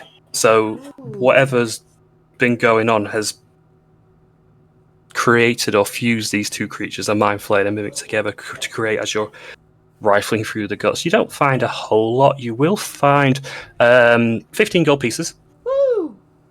Who's And finding that? a sardonyx, which is a band, like a band with gemstones around it, red and white gemstones. You're rich, Phelan. Fucking hell. Having a good time. And since Boost is helping you, he knows full well that you found those things as well. Oh no, don't, no! Just you got advantage on it. You know, you're helping each other. Damn!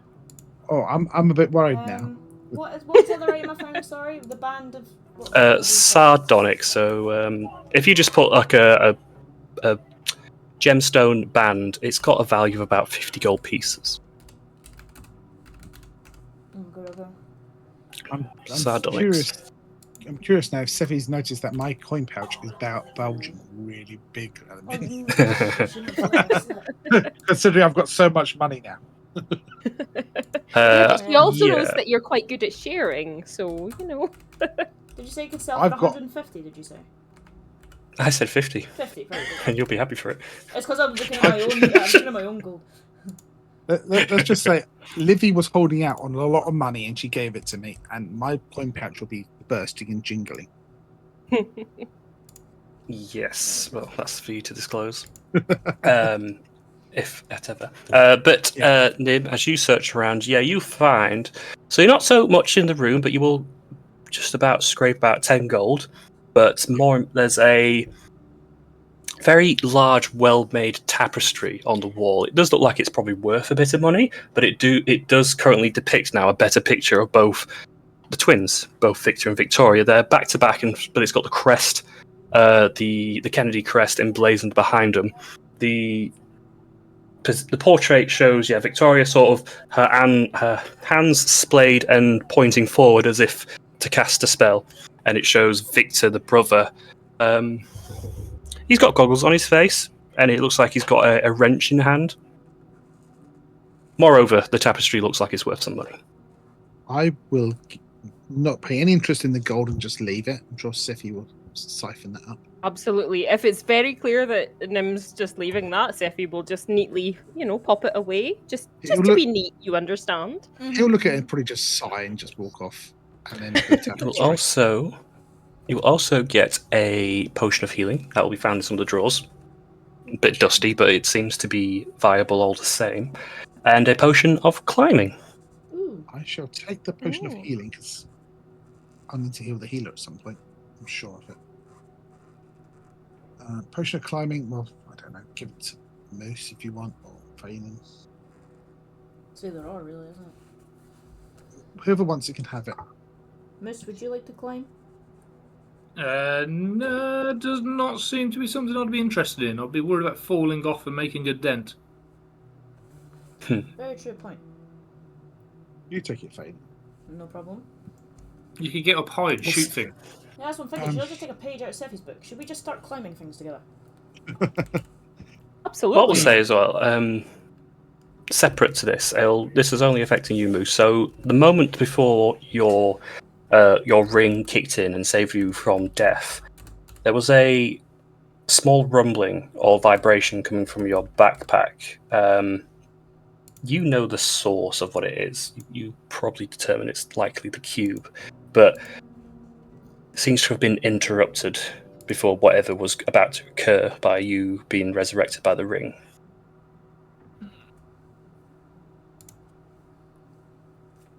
But that's just to your knowledge. Mm-hmm. I'll try to have a look at that later. Probably not right now.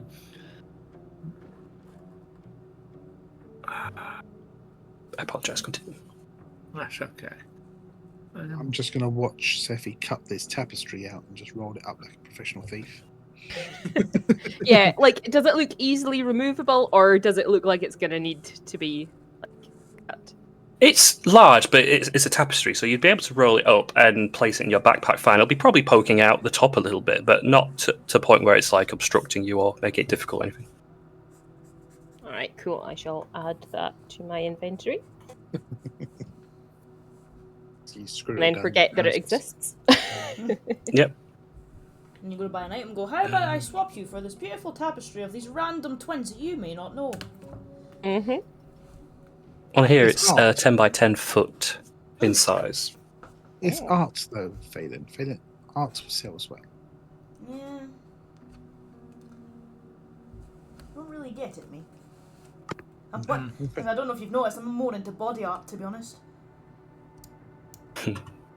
Yeah. Oh look, Moose, a door. Come, let's test. Let's put your new outlook on doors to training here. Here. There we go. That one right there. There you go. I'm going to listen against the door. Excellent. Give me a perception roll. Sophie, Well, that's your pretending to listen. Sophie, they're opening doors again. Oh great. Maybe you are Jesus pretending to Christ, listen. So as you you press your pointed ears to the door, you don't hear anything. I don't hear anything. Knock, knock, open. Excellent. Now. Why is he knocking? Now, right, now that we've put that in real work, Moose, just a tip. Don't open the door as fast as that. Give it a minute. Give people a minute, just in case if you hear something. That's fine, because there was nothing. But if you do hear something, people might want time to, get prepared. Oh, got you. Okay, leave a little bit of preparation space within the knocking. Fucking programming code, syntax error. Have you got a flowchart by any chance? But what you find opening the doorway, it seems to be so it overlooks the courtyard area that was used before. So there's a bit of a balcony at the front that leans over. There's a couple of trapdoors, some crates. There looks like there was the old but unused pit of tar, barrel of tar that's got a hoist to it. So you could lower it, but the contents is currently empty. Seems to be like fortification defenses. Ooh. Well, this looks like a really good place to put our feet up. I'm not going to lie. Yeah. Get a nice view of what's going on. If I was to have a little peek down, is the grate got slits in it? Yeah. Could I have a little nosy and see if I could see anything? Sure. I won't make you roll for it because as you look through the grates, you see the courtyard below you. So where you were stood prior to Livy and Daedalus leaving. Yes. Excellent.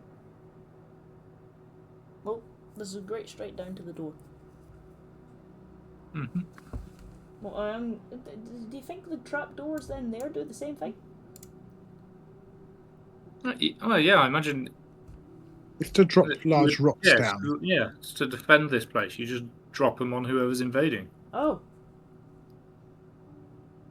That makes sense. Also doubles up for a bathroom cleaning. Mm. But speaking of which, it is, and I'm going to put my ear against it. Perception check. You hear nothing. He knocks it walks through. I hear nothing, and then knock on it. Then jump down. So what are we doing? Are we resting, searching? Well, I could probably need to spend a few minutes just fixing myself up a little bit, getting that guy into the correct spot for you. Yeah, I mean, Took it out of me a little bit. Yeah, you do look a little bit dishevelled. Not gonna lie. You were like a perfect distraction, Moose. I try. And I think you should aim for this approach in the future. Mm-hmm. I think in the future I'll probably take a step back if I can. I don't progress. think I'll take for this forward positioning, to be honest. We have progress. I'm gonna go and have a nosy in that other room that we've not looked at. Remember, ears first. Yes. Pointy ones, right? This appears to have been either a banquet hall or a dining hall, something like a study maybe. Empty, abandoned, and mostly cobwebbed up to there's a few tables and chairs, but it's dank and bleak. And you see like there's these horrible sort of pustules along some of the walls, which you may assimilate to being part of those creatures you just saw. Maybe they were nesting in here or something like that.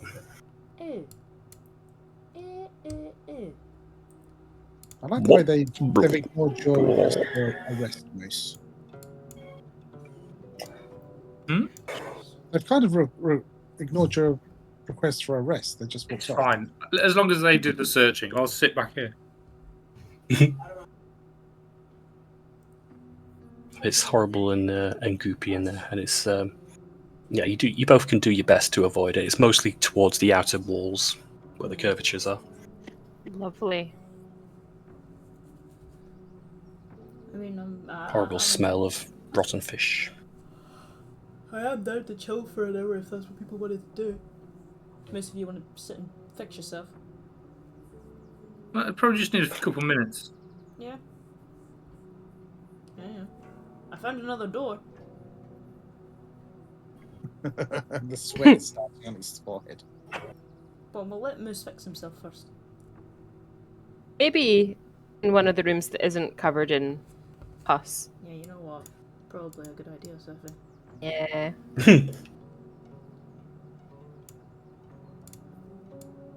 I like the idea of seeing the room from Alien that's got all like the alien eggs in it. It's like, we'll just have an hour in here. It's fine. Did someone say eggs? Nom, nom. Right in here. Yeah, this is a little bit. Well, the dead bodies are. Yeah. There's a few other grells in there. Dead ones. Does this fireplace have any wood in it? You know what? Yeah, surprisingly stocked. Can anyone cast fire? Because I can't. I've got a fireball. Ah, well, let me just get the fuck out of the room. Oh, yeah. I have a tinderbox. Not first. Yeah, that might be safer. Better, yeah.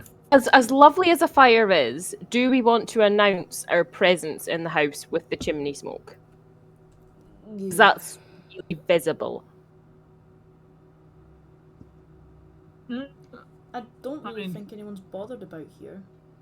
But you also have a very valid point. I think people know we're here anyway. No, the halflings know we're here. Yeah, I mean, the halflings know we're here. Livy's dad knew we were here. That's right. I didn't know like how sneaky you guys were trying to be. So to be honest, Seffi, the halflings were the ones that told us about it. To be honest, Seffi, you knew we were here too. Sure, but like, I'm an expert tracker. It's her job to know where we are. Exactly.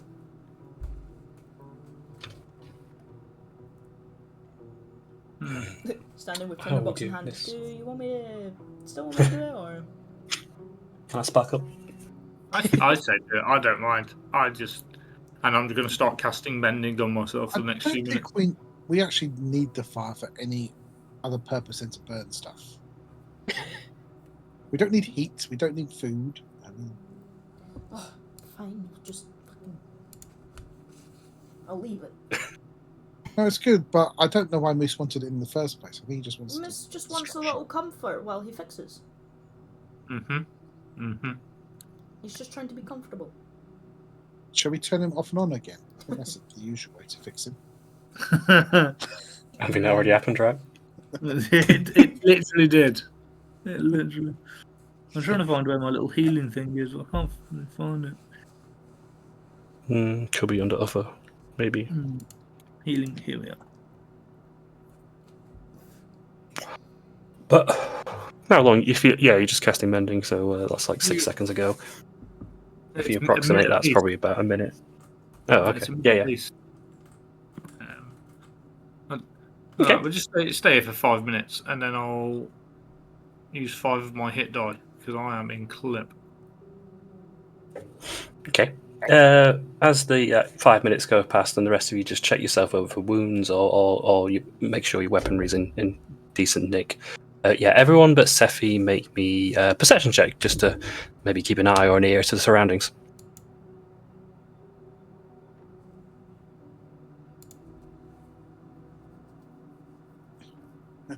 28, 21. We're switched on here, aren't we? It's the long fucking ears, the long pointy fucking ears. That's what it is. That's it. Little non-pointy ears can't hear a thing. Yeah, they're like little funnels, you see. With a point, it gives it the good angle. Okay. Right, these minutes go past, and you're finally at a moment where there's nothing going on, there's no creatures, and you've got a minute of stillness.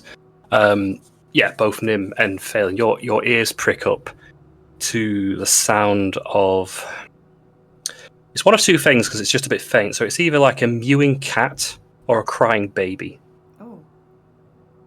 Oh dear. No, it's Phelan, it's a trap. Those ring creatures would not leave anything up here. They want to eat it.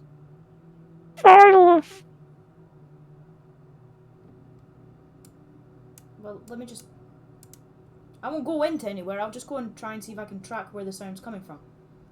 Okay. What So, sound are you guys talking about? It sounds... it's like a cross... It almost sounds like a child crying. it could be a cat. It's very... I don't know. It's a whimper. So if you stay with Moose, make sure he doesn't Very get to no unsettling. good.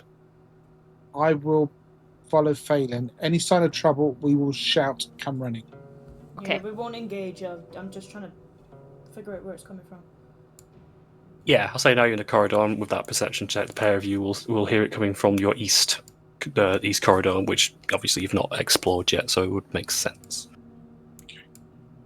I'm going to look at Sephi. I'm going to point east as I follow, so she knows which way we've gone.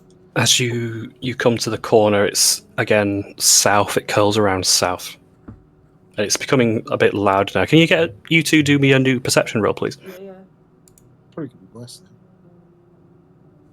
now. Upgraded by 1. I mean, not for Phelan. Yeah. Probably Nim. It's probably just a little bit too disconcerting and just a little bit uncomfortable. Phelan, you pinpoint from the south at the far end of the corridor seems to be the source.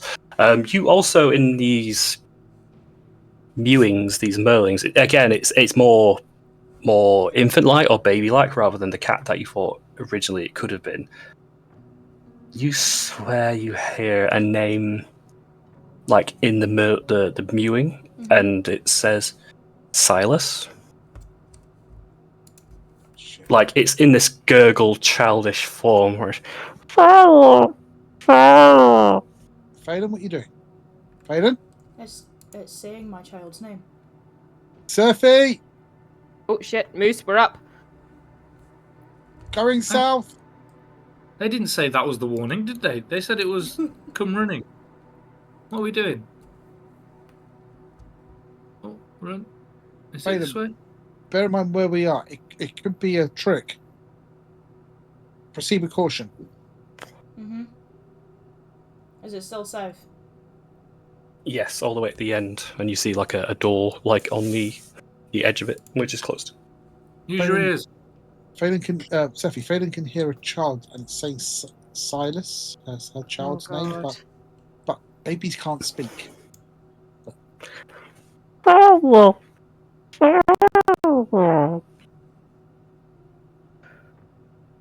Put me to we, up there.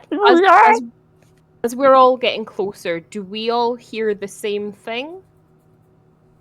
Give me perception rolls. Up until this point, Nim, for you, it is just like this uncomfortable mewing sound. You don't hear names being uttered. It is just an awful noise. I'm getting worse. It's just horrible. It just sounds like a baby's in distress, and with your wisdom like, already coming through, maybe don't think it's too genuine.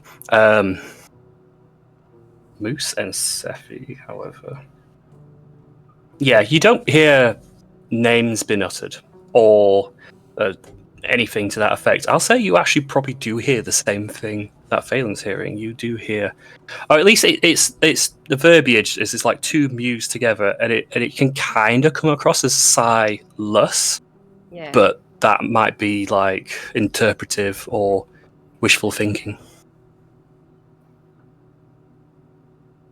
I mean, at least I feel better that we all hear the same kind of thing. It's not just preying on Phelan. I mean, it is, but...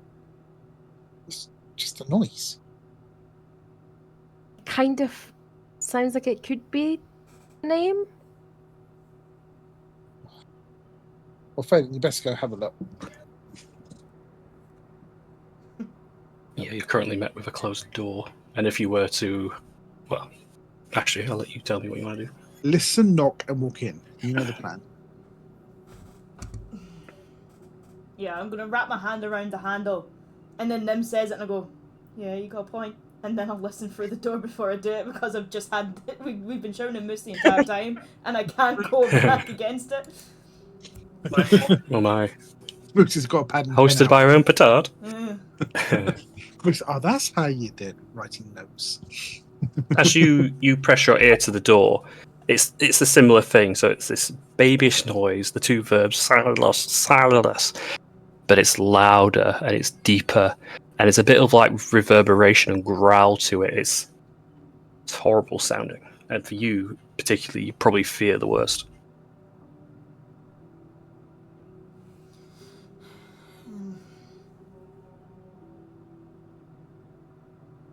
Grip a hold of the handle. I'm gonna turn to Nim and I'm gonna go, "I know this isn't my child, because it's too deep to be." You have to go in, but just be cautious, okay? Whatever trickery they're going to throw at you, just prepare yourself. Mm-hmm. We're right behind you. That's what scares me, Seffi. Do you want to get in front? I will if you want me to. Depends if you got your bow out. Depends how far away it is. Okay, let's swap, just in case. Yeah, then I'll turn the handle. You turn the handle towards the floor and feel it catch. It appears to be locked. But as you do so, the noise inside goes silent. Should have knocked. It's locked. Would you Seffi? like me to try and pick it? You can do it. I'll warn you. Whatever's in it's went quiet. Yeah. I mean, we kind of figured it knew we were coming anyway, right? Yeah. Is there a keyhole? There is. Look through the keyhole. Moose is just burning Squat to down get to to the the school. keyhole. I'll have a peek. Okay. Getting to one knee, you put your good eye to the keyhole and look inside. It's dark for a second. It takes a moment for your eye to climatize. So it starts off as just shadow and darkness, and you can't see pretty much anything in the room, like it's been blocked or obscured. Mm-hmm. But then it goes a very sharp yellow hue contrast, and you see this very large eyeball looking back at you. They've slitted a pupil of it meeting yours. The door begins to wobble. Back up! Back There's up! a crash against the door. Back up! Moose, go back! Back up, everyone! Go back! Go back! I'll give you what I'm going to do. Hold up. As you realise now things are going funny, I'll give you a chance to roll initiative before whatever's inside is going to do what it's going to do. So you got a 6-second window to react as this thing is about to break down the door. Why can't we get Livy and her lovely thing? Give me my heroic blessing and give me advantage, damn it! Give me my vigilante's blessing. Oh, we can run. Okay, yeah, starting from the top then, Nim, the instruction from Phelan is run or leave, or Back there's up. something to go through. 5, 10. I'm going to stand here and I'm going to ready an action in case something hostile runs past, as a big monster, not pointy ill fucks. What are you readying? My sword, rapier, attack. Just a standard attack, yeah. Yeah, just a stand. Okay, Sephi. Sephi is also going to back up. Just a little bit. She doesn't want to leave too much room. She is going to hold. She's going to stay here, and she's just going to hold an unarmed attack for if something hostile gets close. Yep. Unarmed. Okay, Phelan. Get down the corridor, get your bow out. The door bounces as your ear presses against it, or your eye presses against it. 5, 10, 15, 20, 25, 30, 35. Yeah, and I'm gonna hold a bow shot for whatever creature decides to spring out of this door. Moose. I am going to just back off. 5, 10, 15. Ready my Eldritch or my Moose Knuckles for anything that comes through. And I'm going to just... Not good? Nope. This is like communicate. Got you. Yes. Well done, Moose. Okay. This is the example set. You all hope. This is the standard you're to follow. Okay? We've set a bar now. So the four of you prepare yourselves and ready your actions and ready your weapons to whatever this creature. And it doesn't take long for the first crash. And only on the second crash, this door flies off its hinges and flies across the opposite wall and hits it like smash and comes down. Crawling out on what appears to have two very large forearms. It's like holding it's a very large head and chest, but a very small like lower body, and its like legs are non-existent, like holding it upside. These big bulging yellow eyes, this fleshy, horrible exterior, and these teeth. So many hooked, crooked, ravenous teeth start to come around, and it's continually it's just making this horrible baby noise as it starts to squeeze its way through the corridor like a slime going through a grate as it pokes its head through. Those with ready actions that are ranged, crack on. Daffy, is it Phelan's kid? I'm gonna Yes, I'm Moose. gonna guess no. So I can't see around the corner. Oh, Moose. I'll have to bow to this, Tony. Can you ready a multi-attack as a reaction? This is. Oh no, sorry. Yes, This is sorry. Anyway. You just fire two because of your thing. Yep, sorry, my bad. Yep. I just need two attacks, I don't think. So your total is 8, 9, 10, 20. 11, 20. Force damage is absolutely fine. Phelan, you hit. As it does, it just about embeds into the flesh, so roll damage. No problem. That's fine. I wasn't sure it was going to hit, so I held off. Yeah. 14. Yes, all good. Not phased. Yeah, because you know what, you've all got ready to action, so we'll take it at the bottom round and we'll start the round new. So it'll bust out, these shots start coming through at this fleshy mass, and it'll crawl its way forward, like sliming its way down.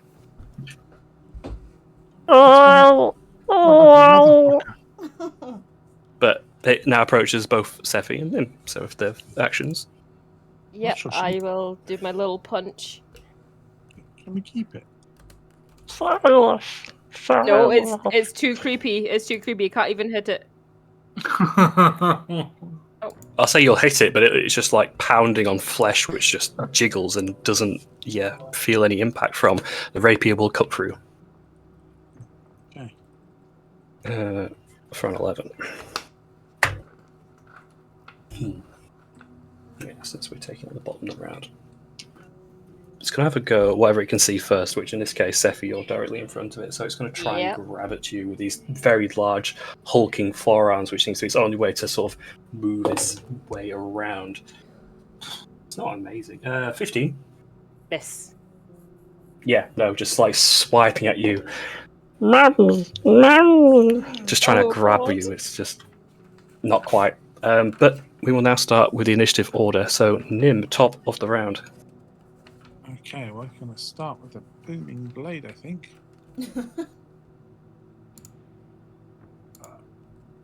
for a... For reference, 12? yeah, the shots you've been taking into it so far, it does seem to have done quite a decent bit of damage. 12 will not hit. 25's... Yeah, sorry, that's your last one. Okay, second attack 16. Sorry, 22. 22 is good. And that's for another one. Good, another 11 points of damage. 11 it is, and you cut like a very large gaping slit to the side of it, and it doesn't seem to even notice you.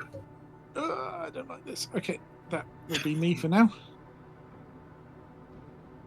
Seffi is, as it barrels towards you, it's just trying to get hold of you. Yep, I'm just gonna keep punching the creepy, terrifying baby. I want it to stay away. Mm-hmm. Is it the brain dead baby? Well, at least the brain dead baby is funny. 19 to hit for the first one. You're going to be kicking it like the priest from Brain Dead. Am I still using the last glove thingy, or do I need to roll again? Reroll just because it'll be the start of a new combat. It might matter. That's the same one, so we're all good. It won't matter. So 5 plus the 2 force, so 7 total for that first punch.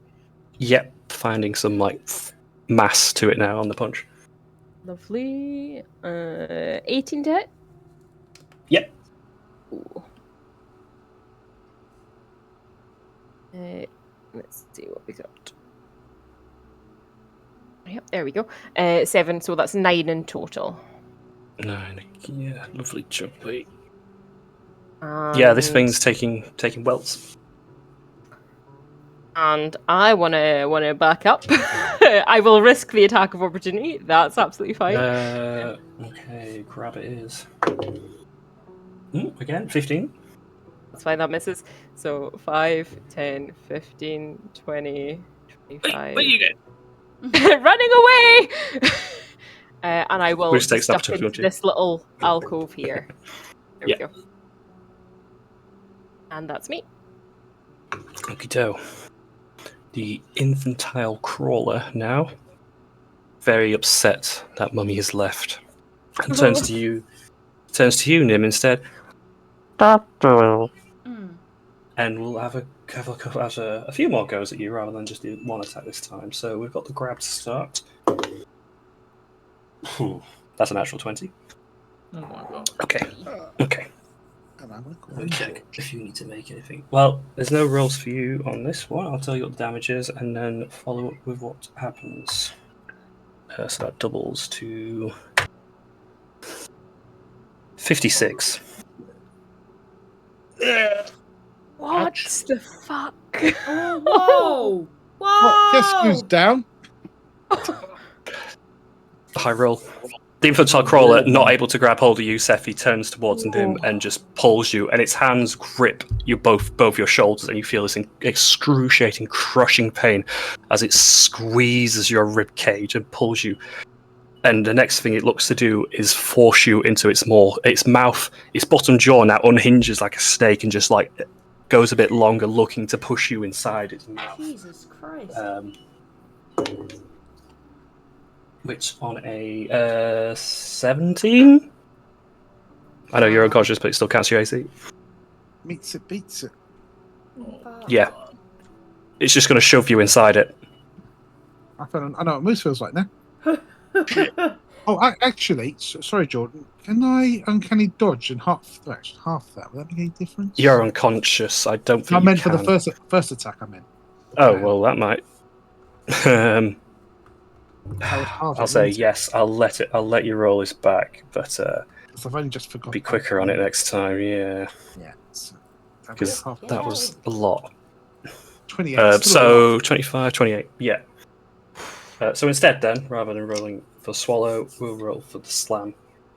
As it's got you in its hands, crushing you, and going to just try and hit you against the floor. That's a natural one. That'll make up. Not quite getting the. You manage to catch your feet underneath as it feels you trying to smash you against the floor. I'm still fucked, guys. But yeah. 2 attacks done. Phelan. Fucking hell. Fucking hell. Yeah, just for reference, you're grappled still. That will, as a grab. Which counts as restrained in this case.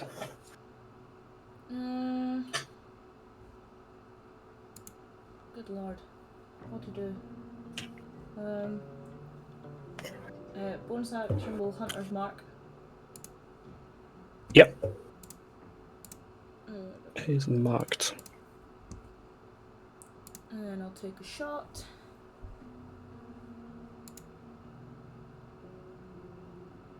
$17. Hits. 12. We'll count in this scenario. Yeah, 12. 12, yeah.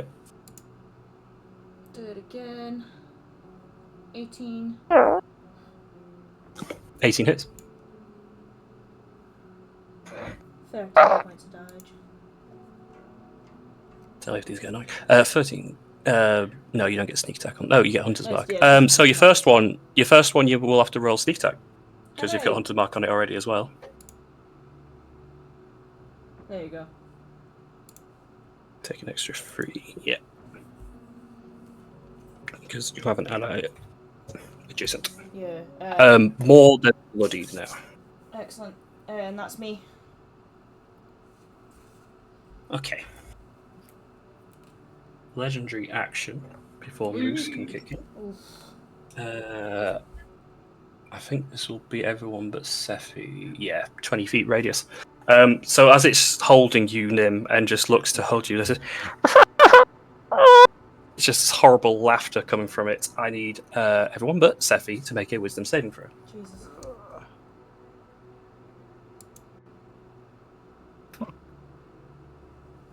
God damn. Okay.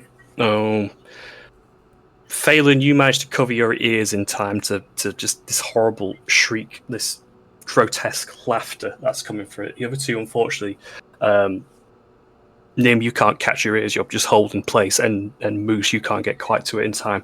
You are both stunned by this noise that's coming out. Fuck.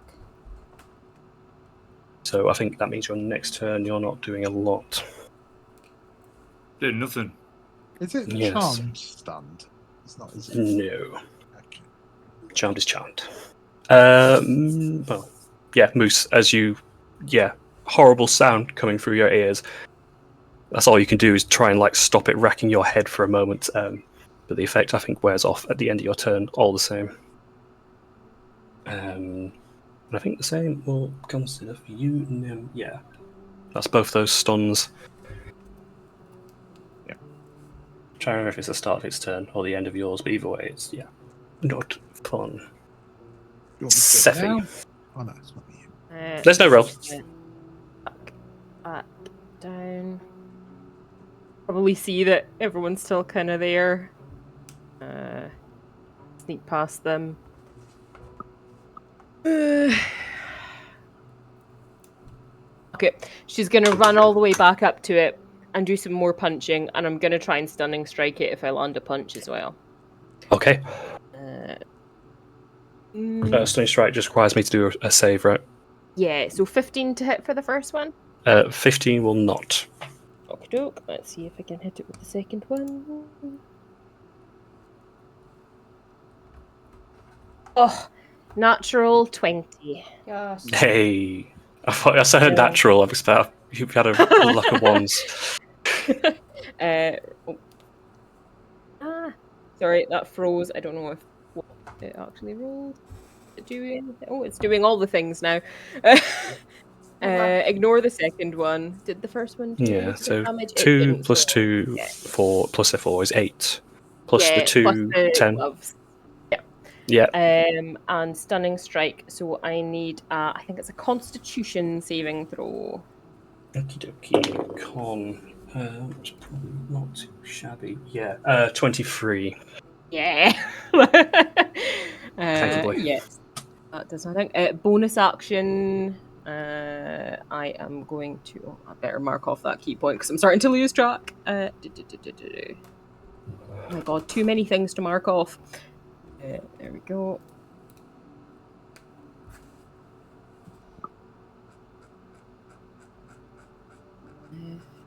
Where's that? Sorry, this has decided to go so It's fucking quite slow alright. on me. Yeah, that's just one key point. So bonus action, I would like to do a flurry of blows, and again, I want to use the last key point to try and make one of them a stunning strike. Okay. Let's see if I hit first. So 26 to hit. Yep. So let's do damage. I'll do the con ahead of time if that's the one you want to use. Yeah. We have a 14. Cool. Beats it. That's exactly my DC. Never mind. So 5, total so damage. 7 points of damage, and that was the first flurry of blows. It looks like the first hit. Yeah. Yes. I'm losing track. Too many things. Damn monks. Yeah. Too many fists. You're getting the There we nads. go. 23 to hit. Yep. Crap damage. So that's another 5, 6, 7 points. Yeah, as it's just like wholly focused on Nim, you find a nice opportunity to just pummel away at the body portion of it, and just like horrible welch bruises start to show up on its skin. It's starting to falter now. Cool. And I will stay here. So that's me used absolutely everything. Okay. I think he's trying to save the gold, not Nim. The gold can be recovered. No. Don't tell her that. We have 2 attacks. I'm going to split them up fairly. So, starting with Nim, who is grappled and restrained, so I have advantage on this. However, my 19. Yeah, 19 does. Okay, so this is a slam because you're already grappled, so I can't do the grab. And yeah, big numbers. Jesus. 33 points of bludgeoning. Yeah, I'm down. Can you dodge? Me, my damage die. I'm stunned and restrained. Can I dodge? I don't think I can. Restraint. The stunned has expired. Restrained means you can't move. Attack rolls have advantage on you, and you have disadvantage on dex saves. It doesn't stop you using it. Okay, but half of 33 is 16, isn't it? So I'm down. Yeah. I'm down anyway. Because I had 15. Damn. Okay. Yeah, just like smashes your feet against the floor. This time, there's this horrible cracking noise from your shins as you're not able to catch yourself in time, and you just pass out in its hands. I think the tactic of Moose getting swallowed. I'm going to do the same tactic, Moose. Okay, you got this. Unconscious currently, but the second was always going to Sephi prior to this, so I'm going to rechange that. On you, it is a 23. Yeah. And he's actually going to use Nim as a weapon on you. Just comes clobbering around, swinging a large arc. 23. Bludgeoning. Do I take damage from that? No, I'll say not. In this circumstance, we're using an improvised weapon. But, all the same, just like swinging around and hitting you with Nim is now facing fully you two in the corridor, and you just see like Nim still in its arms, his head like lulled to its side, like he is either dead, unconscious, he is out currently. Oh my god. Shit. Phelan. My god. My god. Just do what I'm gonna do. Oh, fuck. Oh fuck! Yeah. Which one of us Okay. are you hitting? Both? It's a series of events. So Moose first makes the dex save. If he passes, then it goes to Sephi. Anything over 10, you're fine. Sephi. I have advantage because of my new bow. It gives me advantage on dex saves. So let's Take it. lovely. You got it just for this reason, right? 25. Yep. Phelan, just there's so much happening in this corridor. It's like almost unavoidable as people are just moving in the wrong times. But fortunately, Moose sidestepping accidentally, Sephi doing the same, and it just cuts through and it lands fuds on the infantile abomination and just sort of bounces to the floor. Sorry. It's all right. Happens to us all. Sure. 23. Yes. 14 damage. It's either 1s or 20s tonight, guys. We can roll other numbers. 14 is And grand. You've got another sneak attack on that, remember? Excellent. 92. Or Hunter's Mark, whatever you like. 16. Okay, this thing is hemorrhaging blood, just spewing on the floor. It is 2 big hits away from dropping. You might be able to get. Moose, fuck it up. That's fine. Okay. Second, I've got to get my Yep. baby girl. Sorry, I can practice my horrible baby noise as well in the meantime. Where are you? I learned a trick. If you put a rag in your mouth while you're doing it, it works better. Excellent. Second. Hold on. 12 does Hold not. on. No. Oh, for fuck's sake. I do get to add that. 16 to hit. 16 meets it. 28, 32 points of radiant damage. Woo! How'd you like to do it? I literally just want it to melt. Okay, yeah. Like, it's now, like, positioned him into a fact where it's just about to, like, again, similar to the mimic flayer before, envelop and put it into its mouth. And as it does, this white beam of light enters first into the maw. It looks back up as it pulls Nim away, looks at you guys, just this awkwardness and uncomfortableness as this radiating light shines from its innards, spews out of its mouth, and it begins to do so very Indiana Jones out of its eyes as they begin to melt away, and the whole thing just becomes ethereal dust. Just a small ash pile left on the floor, which leaves Nim in its space. Awesome. And then, It- as a you're out of bonus combat. action, you're getting healed, I'm afraid, my friend. You're being healed for as many as I can, which is 4. Is it D4, D6? D6, isn't it? 4d6. 15 points of healing light. Get back in there, soldier. Livy, is that you? I'm the more attractive one.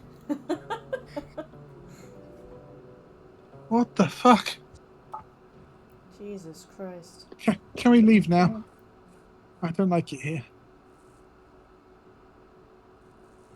I think we need to check the rooms, just make sure there's nothing in there. Mm-hmm. Lady I says? suggest that we put our feet up for a little while before we find anywhere else. I'm just saying. Yeah, I'm okay with that. Just because of how terrifying it is, I've shared it in the Discord because I put extra effort into that one. Giving me Being horrifying. vibes. Great. I don't know if you ever played Resident Evil Village, but there's the scene with Yes. the giant baby chasing you. Maybe where I got the Mhm. idea. Yes. But that's pure horrifying. That's the best horror thing in a game. Yep. But I made it worse. Did. Well done. Okay. Yeah, let's get rid of this death note on Nim, as you're not on death rows anymore. Phelan, you're going back to the corridor it came out of, correct? Yeah. You find it's like an old storeroom.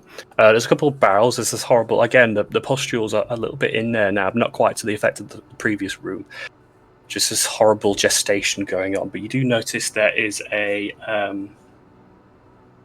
there's a half-destroyed scroll, like sort of peeking out from one of the barrels. Oh. Let's have a look. On reading, it's in common. It's in a very fanciful writing, but for you, it could have been either Victor or Victoria. It matches up to their sort of like curvature and cursive. It mentions how to keep the first failure locked up. It's not worked. Whatever we've tried to do in this circumstance is complete failure. just keep it locked up for now because there's nothing we can do for it. We might find use for it later. However, the second one has proved more effective. We will take them with us. We will take him with us. Oh, Jesus Christ. They've got fucking 2 of these. There's another one of them. No. And I apparently think I'll that harken one's back not as well. defected. That one was a default. That thing wasn't successful. Anyone who think that thing was anything but successful because it fucking hurt. Well, it looked It's like it dead hurt. though. If I remember correctly, it might as well bring back I think there's an entry in the journal. Let me think. There was a reference to a boy. Let me just double check which entry it was. Yes.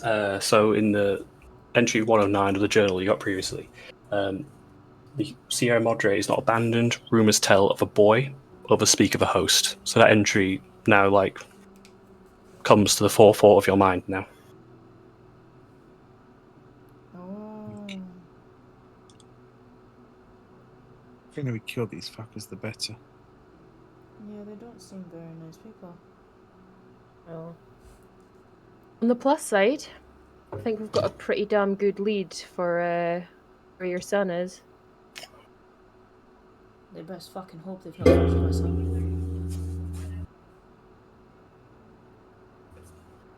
I really hope it's not them that's got him. I'm just going to be looking at this melted thing and being like, your kid didn't have a really big mouth, did it? No.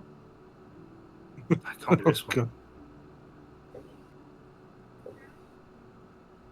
I mean, it's just dust at the minute, isn't it? So you vaporised Ah, yeah. it. We knew what it looked like. It's not this one. Yeah. Looking at the dust pile, yeah, that's a big fucking mouth, That's ridiculous. Are you insinuating that was Phaeton's kid? No, I'm insinuating that was the failure, and Silas is maybe the one who is not a failure. Mm. That makes sense because this one had, if this one had a really big mouth and your kid didn't have a really big mouth. I wasn't getting a huge amount of family resemblance. Didn't see many pointy ears. Someone said something about a sit down. Mm-hmm. Yeah, let's go Preferably in a room we haven't checked. Or a room we have checked and That's we what- know is not occupied by scary giant baby monsters. Well, to help things along, if you were to investigate or listen to the surroundings, it does seem like nothing more is stirring here in Orchard Hill Keep. Mm-hmm. I reckon in here will be nice and safe. Okay, I trust you, Moose. Well, it's locked, so we can't use it. Hang on, you forgot to listen and knock first. You just went. I For did the lock. listen, and I didn't hear anything. Did you knock?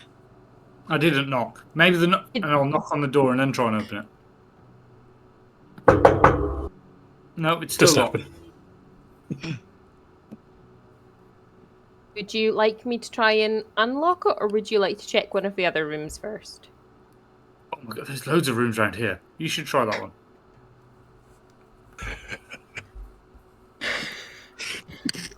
Let's go ahead and sit Steffi down. will- Let's have a rest. Oh, but you know what? We'll try some doors in the meantime. Alan, you are talking a lot of sense. Do we want to have a sit down? I think you wanted to sit down 10 minutes ago. Let's please go and sit down. Let's go to a room we've been to before. We'll just go back to the room we were in previously. We know that room. We know nothing's there. The entire side of the other side of the building's fine. We'll just sit in here Moose. on the couches. We'll close the doors. Moose. I'm gonna flump in this singular chair. You can find as much comfort as you can in this place. The smell's probably still a bit awful, but all the same, you can take your rest. Moose, are you joining, or are you torn? I don't know. Just looking longingly at the doors. Hoping he pops his head around. Sorry, I was just getting close for the little one. Are you wanting to rest as well, or are you investigating? No, I will go and rest with. Where's everyone gone? It's all right. I'll put you there. There you go. Because that would be a good chance. Everyone take their short rests as they need, and we'll have a break as well. Going back at 22. Short rest, Yeah. right. Well done, guys. That is Orchard Hill Keep done. Very well done. I think we're all done. Holy crap. No, Scary, right? that's not I hope. good. Very scary.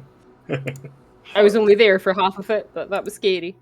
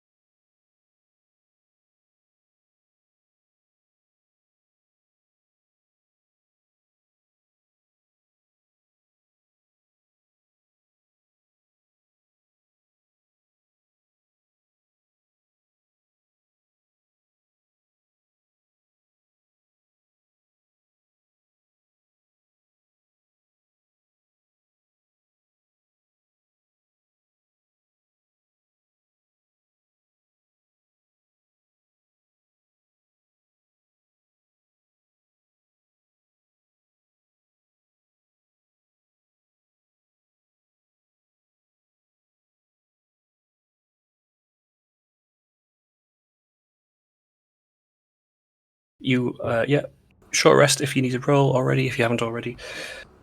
You take an hour in the sort of best kept living area on Orchard Hill. It's still not great. It's still like been left to disrepair for a bit, but you managed to sort yourselves out as best you can, like neat up any wounds you need to do and mend what you need to mend. You're having explored the second floor of the keep. You're happy that you've found everything that you need to find or encountered everything you need to encounter. We'll say as well as a addition to that, one of the rooms would have contained only like a small stipend of 5 platinum stored that you would have found as a group. That's one each, right? One each, and then who wants to join in with the throwing at the wall? Yes. Hang on. The fifth one can be for Livy. Thank you. What do you She mean? doesn't need it right now. She's not here. But she will when we go rescue her. Yeah. Well, one of us can keep a hold of it for safekeeping. Okay, I'll do We shall decide who gets the honour of doing that by the tradition of throwing it against a Yes, wall. Exactly. The newly found tradition. Anyone suggesting that our best are people with high decks? that. I'm doing it for Livy. Wait till I change it. Okay, what are we doing? Are we Coin doing toss! a coin toss? Coin toss. Who's taking part in the coin toss? The three that want the I am. platinum. Apart from them. Oh, are you involved? I'm doing it for Livy. Damn. Another For honour. Another competitor. Fuck. Okay. I had it roll as dex last time. Yeah, we'll stick to the same. So if the four of you want to roll dex rolls, ability checks rather than saves or anything like that, Just straight there. to throw your coin at Aw. the wall as close to the wall as you can. Oh, we've got a chance! Miss you, little...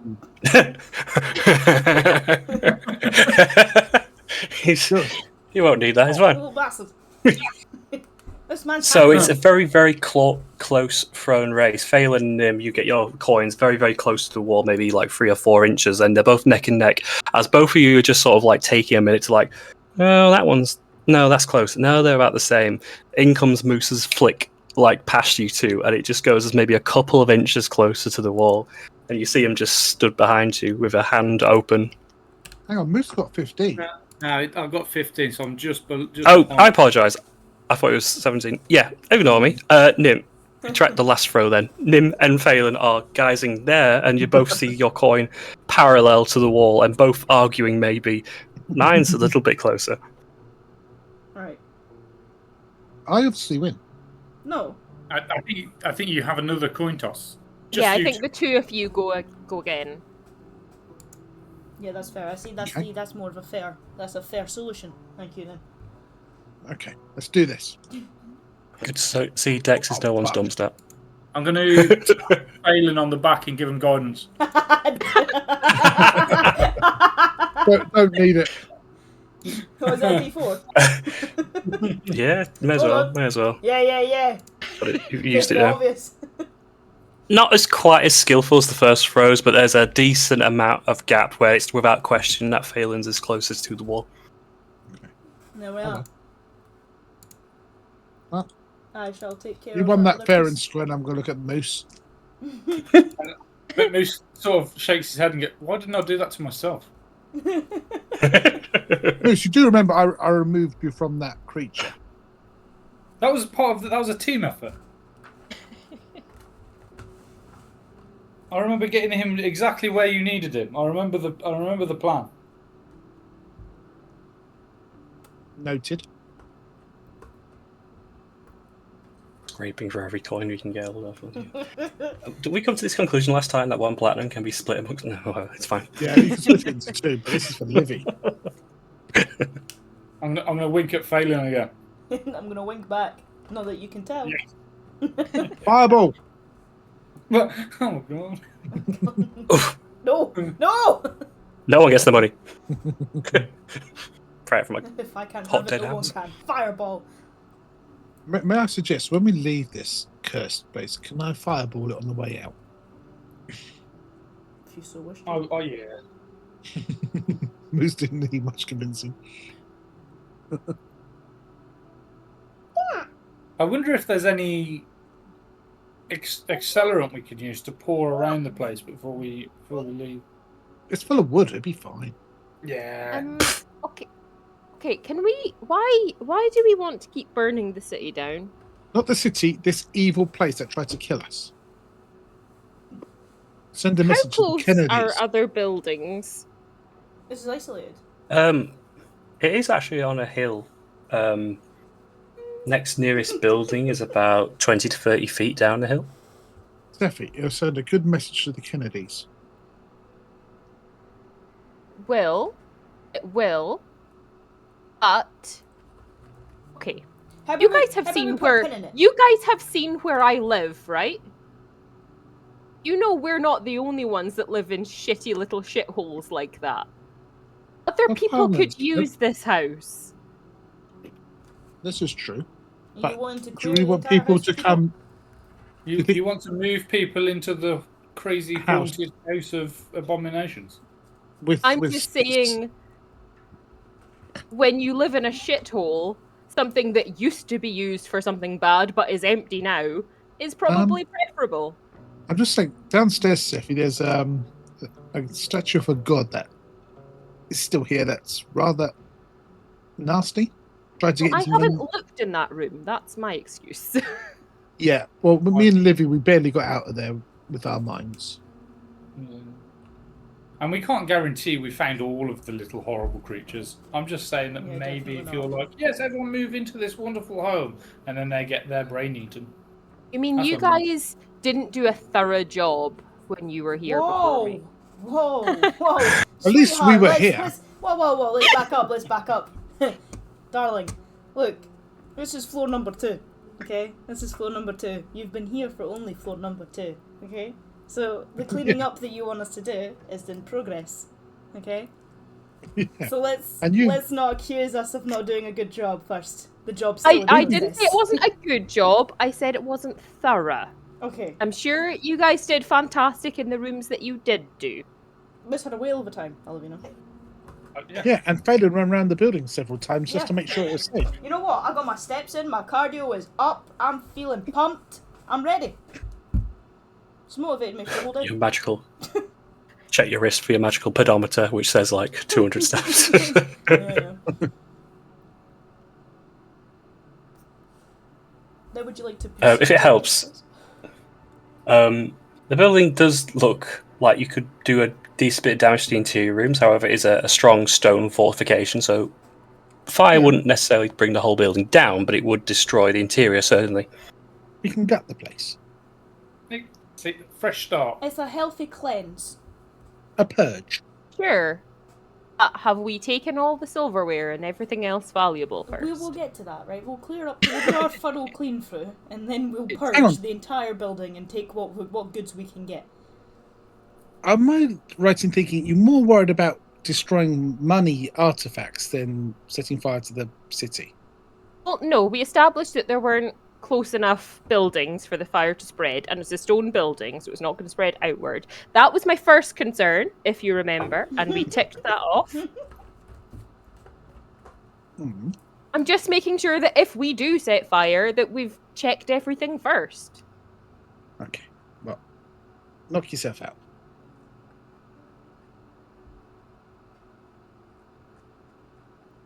It's off. Yep. Right, so if we start a fire on the first, Nothing beats sass. if we start a fire in the first floor, then it can go up rather than down. Well, are we doing the rest of this floor? Or are we just leaving? I thought Jordan said we had a look around and we got some. Yeah, I'm happy that you've investigated and got all that's worth. I mean, if you want to have a go at silver energy, it'll take you an hour or so. Because, you know, it's like a few months ago, this is what she did. Old habits. You want to take an hour to grab all that shit? I'm more than happy to let you. Not an There'll be a hour, big just like satchel the of stuff. obvious places, you know, the obvious things. Silver candelabra, you know, fancy looking shit that she Well, could pawn. To do like it depends how you said thorough, so I assumed thorough. Therefore, if you want to go through every room, check for silverware or anything, paintings, etc. to worth your while. Well, if you're not being as thorough, it's still like 45 minutes. Which is fine. Yeah, she You're not pressed for absolutely time. would. Yeah. Does I'm more Miss happy to let that. any cards or dice? Maybe we should play a game while they're rummaging, or should we just start setting the fire downstairs, get the mattresses downstairs? And stuff? I say we have a game of dice, and I'm going to get my cube out and then give it to him to roll. I do realise this might kill me. What do you mean? It's just a cube. Okay, let's do it. What are you talking about? Well, whoever's rolling it, D6 with advantage. What am I rolling? D6 with advantage. And then whatever number is what Tony wants. 2 or 4. No, wrong. Neither of those are what we need. Sorry. It's okay. It's okay. Did I win? What did I win? Unfortunately, nothing. I needed a 6. I can roll it again. Maybe tomorrow. The ever elusive 6. Start giving triple advantage on this thing. Like have everyone hold the dice as they roll it.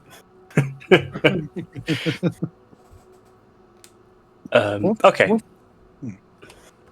Over the course of the next 40 to 45 minutes, as you rolling the cube took you less than a minute, so I'll say for the next 44 and a half minutes you're very, very bored and maybe waiting outside or towards the first floor. Sephi, or whoever's helping Sephi as well, make a very good clean pick of the place, and she finally comes to where you guys are waiting with 2 bed sheets, and they're tied up at the top and they're filled with whatever she's managed to find. But they're big. They're like she can barely carry or pull both of them along herself. Do you want a hand? If you're offering, cheers. Mm-hmm.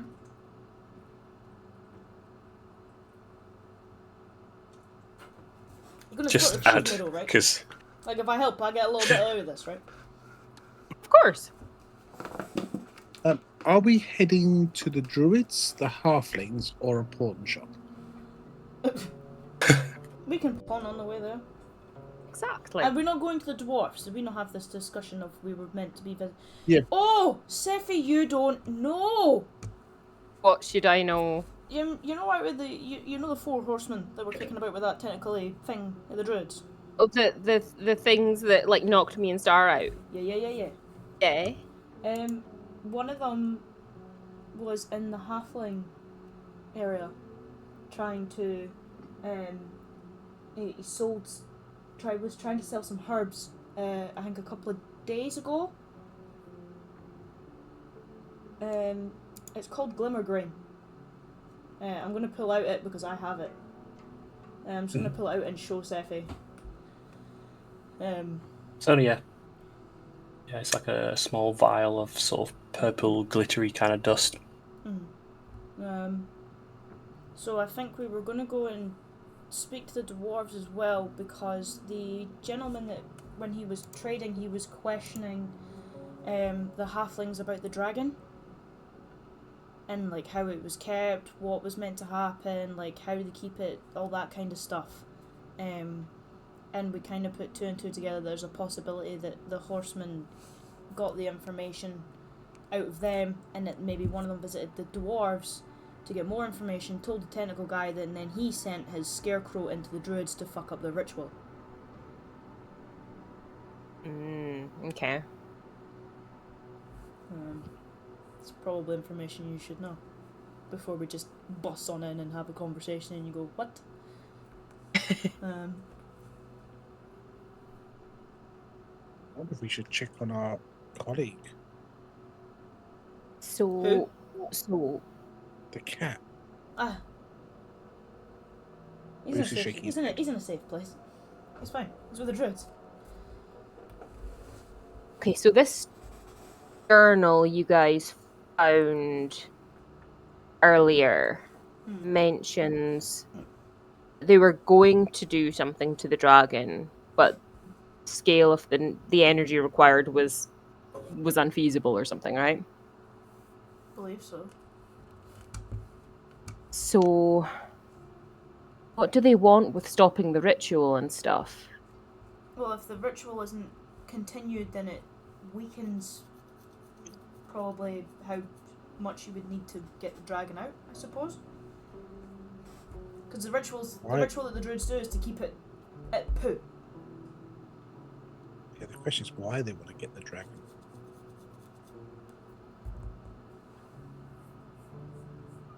Well, dragons are never good, are they?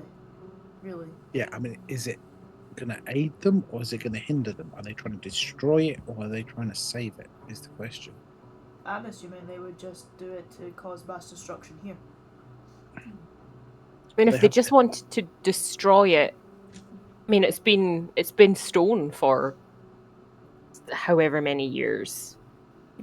Probably wouldn't need to just destroy it. Aren't the elves trying to keep it petrified? Yes, that's what I mean. I mean, if they stop petrifying it, maybe it'll come to life and aid them. Or will the petrification, if they do it, it will just kill it, or it'll just wither away and die? That's my question. We don't know if it's good or if they're bad. not, I mean, if they weren't going to use it as a weapon, then they're going to probably harvest it for its power. That would make the more sense. Regardless of which way about it could be, it's still not a good idea. It's not what we want. If everyone, if everyone could make me a history check, actually, Sephi included in this list, to, if not just to recall the conversation, or to what, in Sephi's case, recall about Grand Sax. Yep. Of what the Wood Elves seemingly do to it. Or what they've told you they do to it. What do we want to know? Okay. I say most of you, if not Phelan, maybe just sort of like misinterpreting a little bit. They said that what they do is they preserve the body of the Great Dragon Grand Sax. They keep it untampered with. They stop from interference or anyone meddling with it. They revere it more so. It's kind of a god to them, or at least a descendant of the god that they announced to. Their whole I don't think there was any really mention of a ritual they did, but it is more of a simply that of preservation, without them being available to do that preservation, to stop anyone meddling or tampering with, them being taken out of the picture. Anyone could be doing anything with it.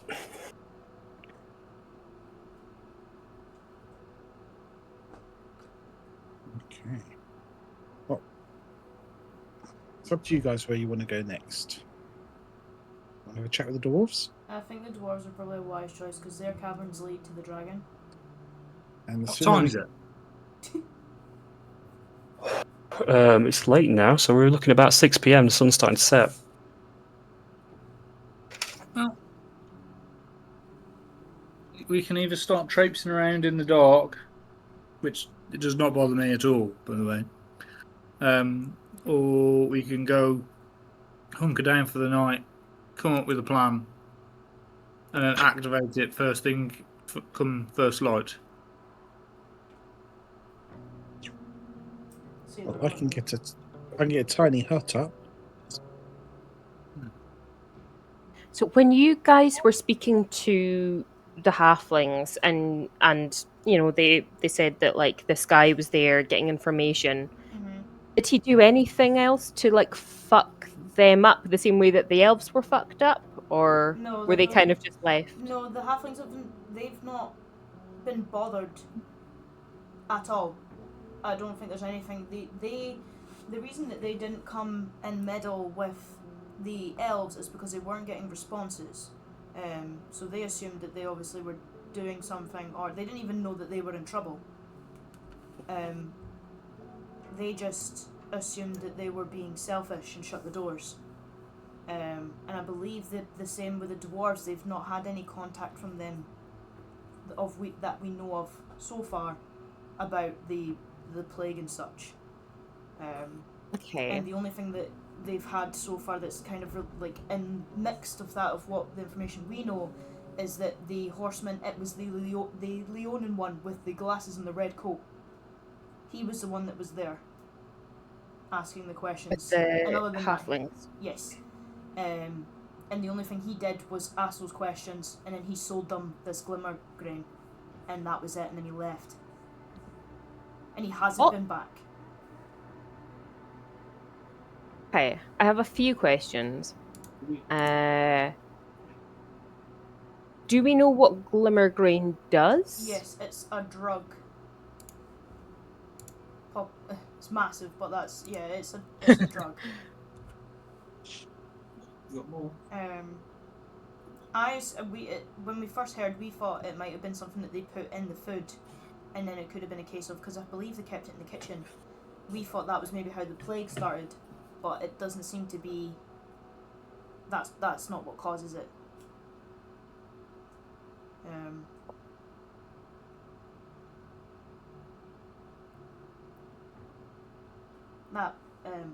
Pesh.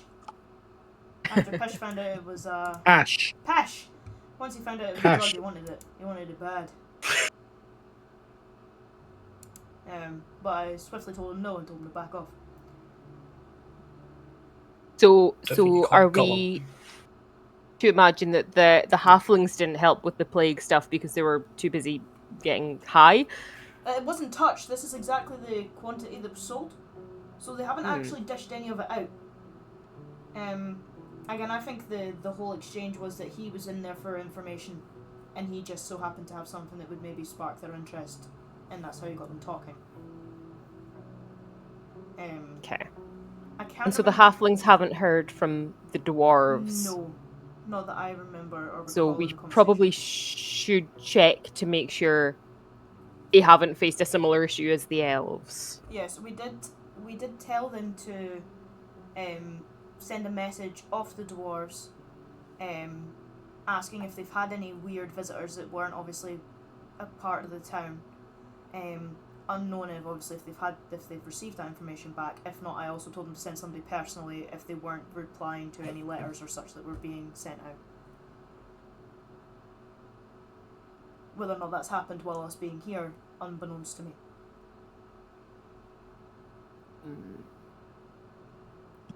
Again, I think maybe we should head towards the dwarves. We maybe don't speak. See how long it takes us to get there. If we have time, speak to them tonight. Just to have a poke and see if they have anybody come in and ask these kind of questions, or have anybody similar sniffing around. I think I agree with Moose. Maybe better off to approach them during daylight and then approach them at night. What's the difference between approaching dwarves at day and night? It's a bit more social and friendlier, isn't it? I mean, if they're underground a lot of the time, it doesn't make a difference. Just to give you a perspective of where you are on the map. You're not that far from the Brimstone Citadel, which is at the centre where the Dragon's Head is, and the volcanic smoke emerges from. So, travel distance-wise, it's less than an hour from Orchard Hill Keep. Oh, we've got plenty of time. Just depends on what you want to do. We've got plenty of time. It's only 6-ish. Looks at sun. Roughly. Pesh. Pesh! Ish.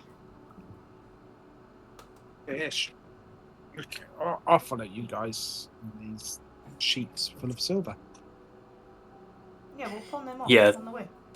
They're going to be dragged. They're not. Yeah, they're hefty. They're dragging size. So are one of you setting the fire then behind us? Come on, Moose, we can start a fire. Also, like, there was that big thing of pitch. I feel like that would probably help with the fire. Anything that burns. Well, I I'll don't have say a as well. tinder box. Do you want my tinder box? I'll got- borrow I've- your I've- tinderbox. I've got a fireball. I'll be out of the room when you're using fireball. I tell you what, let's save the fireball for someone else. Mm. Yeah, you should have Do it as we leave. So you're setting up enough to what you would fairly perceive as like setting fire to the internal of the building, yeah, and putting pitch down. You're then lighting and running or watching or whatever you want to do. Nah, we're going to walk off looking really cool as it burns in the background, and not looking back. Okay. Like an action. It'll take you, I don't know, about 15 minutes, almost half an hour or so to organise yourself to put the pitch in the right places to where you would think that lighting it would do the most damage to the building. Lead a trail of pitch leading to the courtyard, or at least as close to the doorway as you can without causing yourself any harm or having to run to get out of harm's way. Get yourselves comfortably outside of the courtyard, and whoever wishes to sparks the tinderbox. Spiking this line of pitch, quickly enveloping and catching and following through the trail. There's no explosion, there's nothing violent, but it doesn't take more than 5 minutes or so before embers start to crackle. Smoke begins to rise from out the windows, out of the stone turret slats that you look through. Smoke billowing out, building and creating a hefty roar of flame from the center of Orchard Hill Keep, beginning to sort of disintegrate and fall apart on its own. Excellent. Okay. Job done. Alright, now let's head towards those doors. As you, as a group, turn your back to the keep and look towards the Brimstone Citadel, the home of the dwarves, you're given a couple of options. From what you can see from this angle, there's a couple of ways about it. So the layman would follow the path leading to the front, which would lead to the entrance of the fort, the portcullis that they have, typical fashion.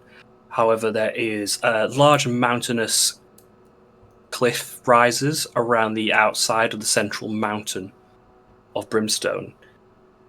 Could be climbable, could be an alternative path, or you could simply ask the front door. What do you think, sir? Seth, do you have any idea?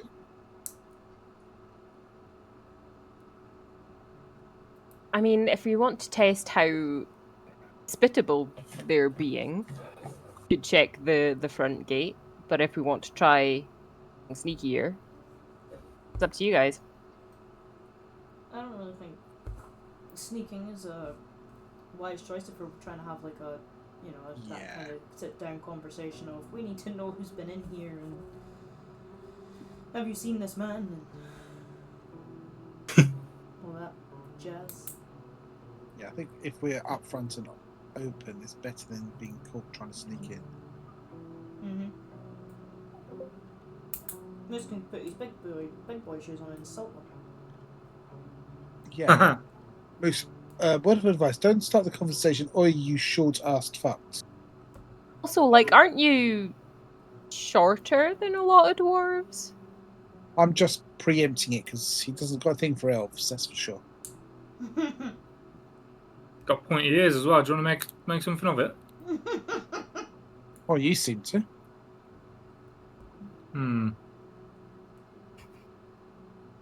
There's so much racism. So what we're saying is maybe hold the insults for now. See how the conversation goes without them. Mm-hmm. We can do that. Excellent. Okay. So, following the normal path then, Yes. taking the streets and the roads towards the entrance of the Brimstone Citadel. Yeah, not a lot. Again, still no thoroughfare or lack of guards. There's simply just an absence in the streets. All of you ears a prick for the sound of laughter or foreboding noises now, which you've now come to fear rather than take as second nature. Takes you, almost an hour, 50 minutes walking towards the front. So these walls, compared to the Casbah, the Belfast, much larger. There's black solid brickwork to the exterior of the fortification walls, and they stretch much, much higher, certainly than the halflings. They're about 60 feet in height. Very well made, intricate brickwork. Everything is designed meticulously well. It's almost beautiful, but there's this black pluming smoke coming from beyond it, which is the center of the citadel, from lava or burning furnaces or forges. You approach this portcullis, the black gates. They're closed, and there is no one around. It doesn't appear to be, as with the Bowfast, an alternate entrance or anything as such, and everything seems well fortified. You can look up, and you see a couple of, well, I'd say more than a couple, it's probably like 4 rounded parapets on each side with... No, they don't look like... So the halflings had arbalest, large crossbow sort of designs, but there is a miasma of different weaponry lining. So there's catapults, crossbows, arbalests. Some things you're not quite familiar with, but they seem a little bit more advanced than just wood and metal. But they are well fortified. And you come up to the gates. You're about 20 feet away from the entrance, but you don't see anyone currently manning anything. Jesus. Mm-hmm.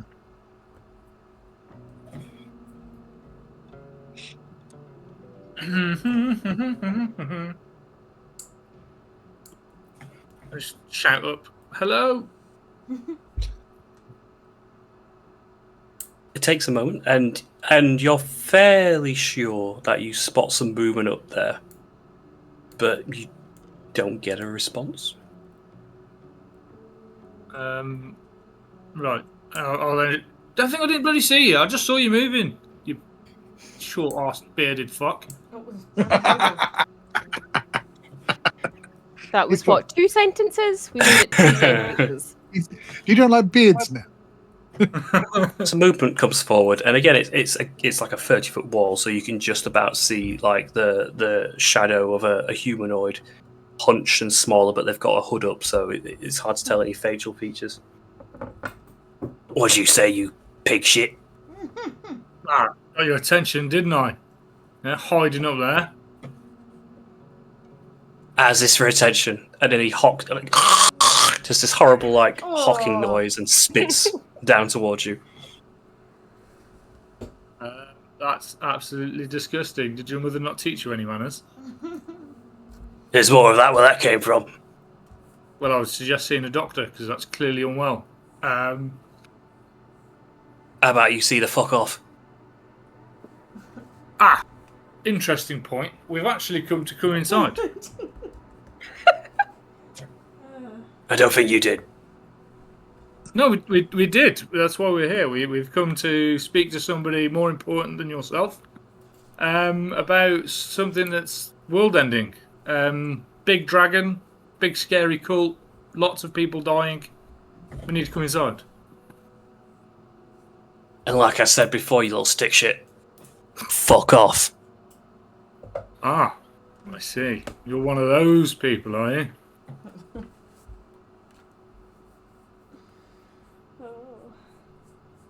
Well, you deserve this. How far away is the door? Oh dear. The portcullis? Yeah. 20 feet. God. I'm going to stride to the portcullis. We did take a long rest. Just saying, guys. Here we go. You got a stride? You walk to it? Sorry. I'm just going to walk over to the portcullis and go, "You deserve this," and I'm going to knock on the portcullis.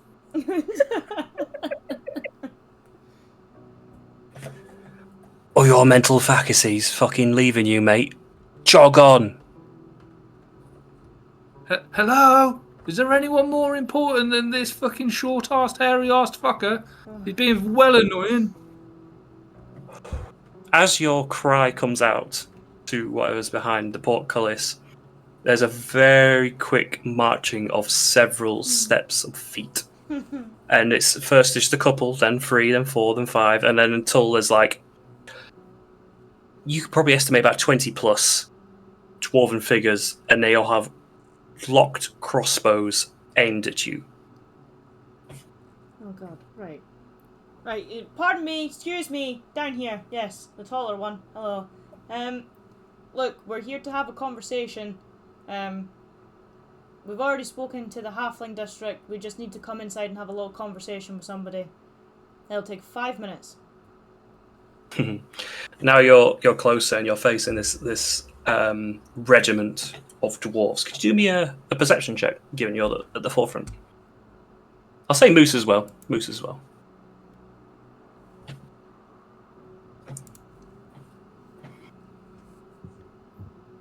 As you are both right, very, very close to the portcullis, and rather than talking to those at the top, you talk to those at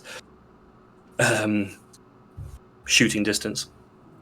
Tone, you want to roll in? I guess you're not doing better than 28, but you never know. Okay. Oh, all right.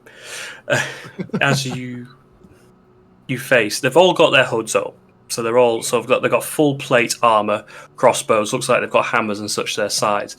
But you get a closer look now, and their skin's a little bit darker, grayer. As you get a good look, and you start speaking to one of them, and one of them in the row will pipe up to you. I think our friend had it pretty clear. Fuck off.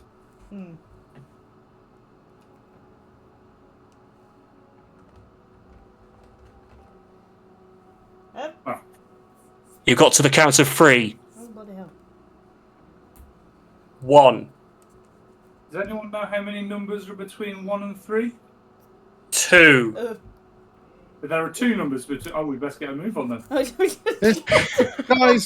let's take the cure with us. They obviously don't want to know about it. Turn around. Yeah, let's get out of here. You guys leave from the front and walk a little bit further down a path to you're at least sure that, if not just out of ear distance, you're definitely without range of their shots. And you get far enough away where you're not in eye line of anyone going down the path a little. Gone. Friendly bunch. Well, Jordan, with Seffi being from here, what kind of reception would be usual from that area? There may be animosity, however, not nearly to that extent. It may be a testament to these sort of times that you live in, but generally the gates open.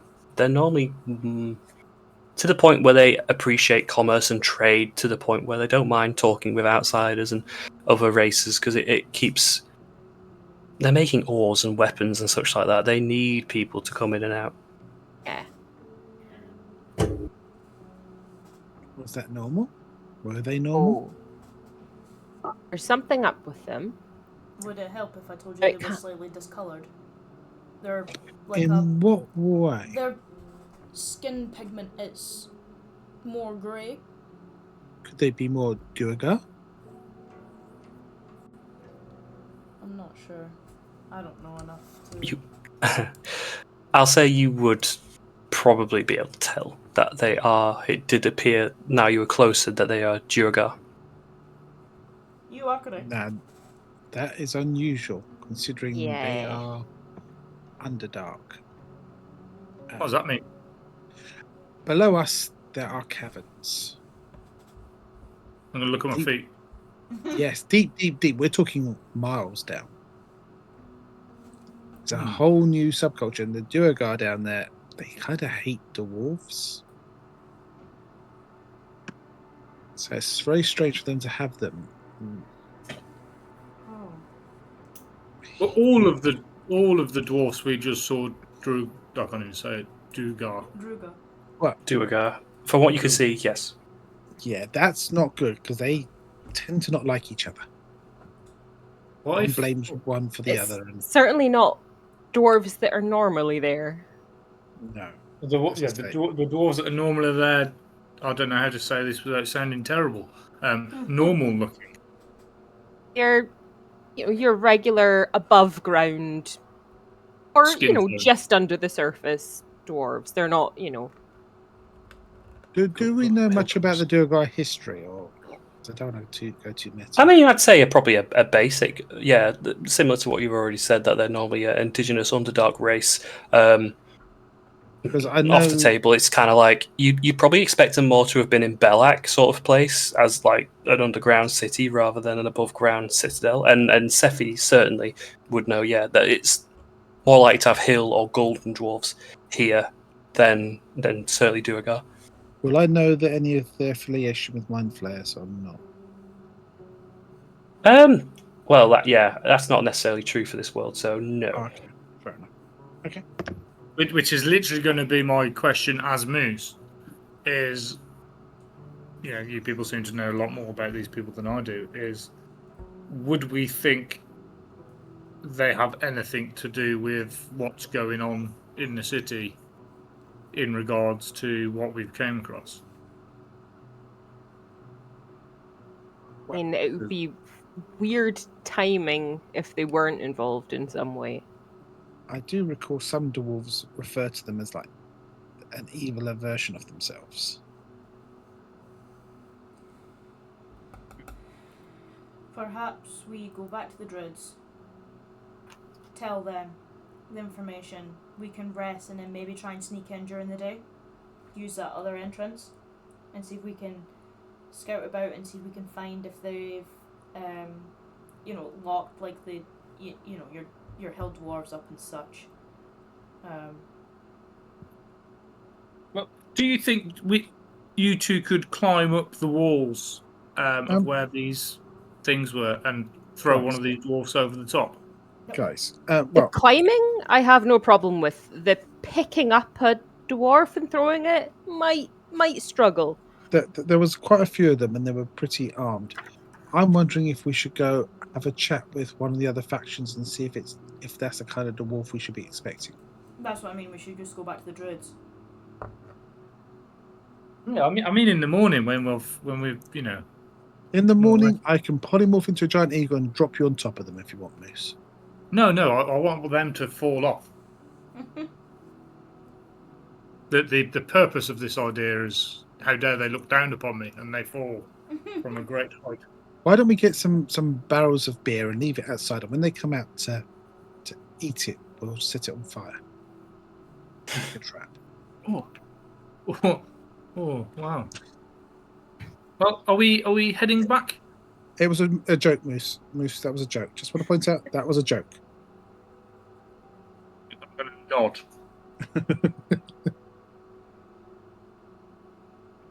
Yes, we'll go back. Yeah, we head back. We can at least inform the elves that dwarves have been taken over. If we go back to the Druids, we can get Star and get him to go talk to them. And while they're murdering him, we can sneak in. Again, Moose, it was a joke.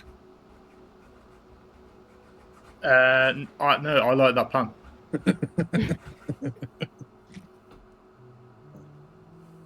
Okay.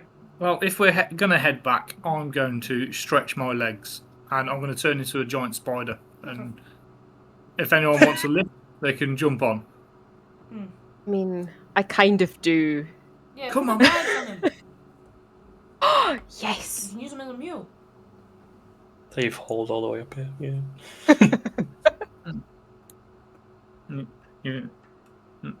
You've got an hour, and as a giant spider, I can still talk to you, so it's perfectly fine.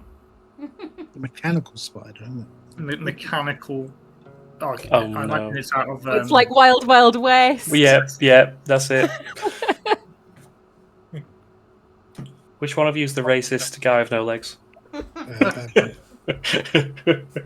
That's stuff. But so much so that Moose will astound you all once again as he transforms into this. I assume it's a large spider.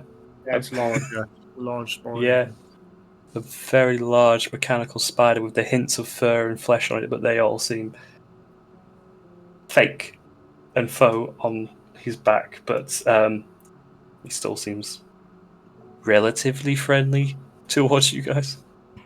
He's a big spider. On the way back, would I, with my history, know anywhere to like pawn all this shit that we've stolen. Ooh. In the good times, yes, certainly. However, knowing that things have taken a turn and not everything's open, I would say do me history with advantage. If See not, if you might, Sophie, or survival. we can always stash it at your I mean, house. I'm much better at survival. Yeah, okay. So let's do survival. Because you had some time making your way over from the Belfast to Orchard Hill Cube. You might have bombed across places. Nope. Too much is different. It seems like a lot of the places have either had closed signs on them or they're simply boarded up. Given the state that things are currently in, for them to just welcome trade in is more risky than the profits they may gain. Sophie, we can stash it at your house if you need to. Yeah. If like on our way around, if I notice that the normal places would be closed, we could just do a flying visit and just leave Callium and Mila with all this stuff. Fell off the back of a lorry, right? Off a carriage. Sure. I was just walking the streets and look what I found. Just lying around untouched. I've got this horrible imagining. So to how this caravan works, as the three of you are mounted on the back of Moose, you've tied rope or some sort of length to the top of the bedcloth sheets, hauled with goods to his back two legs, and just dragging them along the floor with the three of you riding on top towards Sephi's homestead. Yeah. Yeah. Not frightening at all. Not terrifying to the layman at all. Fortunately, there's a very distinct lack of guard here, so they make you go unaccosted. Despite in another city at a normal time, you probably would have been stopped at some point as to the confusion of what is going on. But fortunately, you are able to go towards the. What's your last name? Diffit? Dimit. Siffit. Dimit, sorry. The Dimit homestead. There we go. With Very everything good for in tow. for social distancing, this whole giant mechanical spider thing. You're welcome. You know what? I could probably morph into a proper spider and we can do double. You still have to queue outside Sainsbury's to get in, though. That's the problem. Only 5 at a time. Times we live in. But yeah, you approach your familiar home with a ragtag bunch and your haul in tow.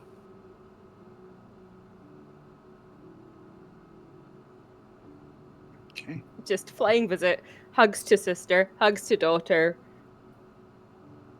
Stuff. What the hell?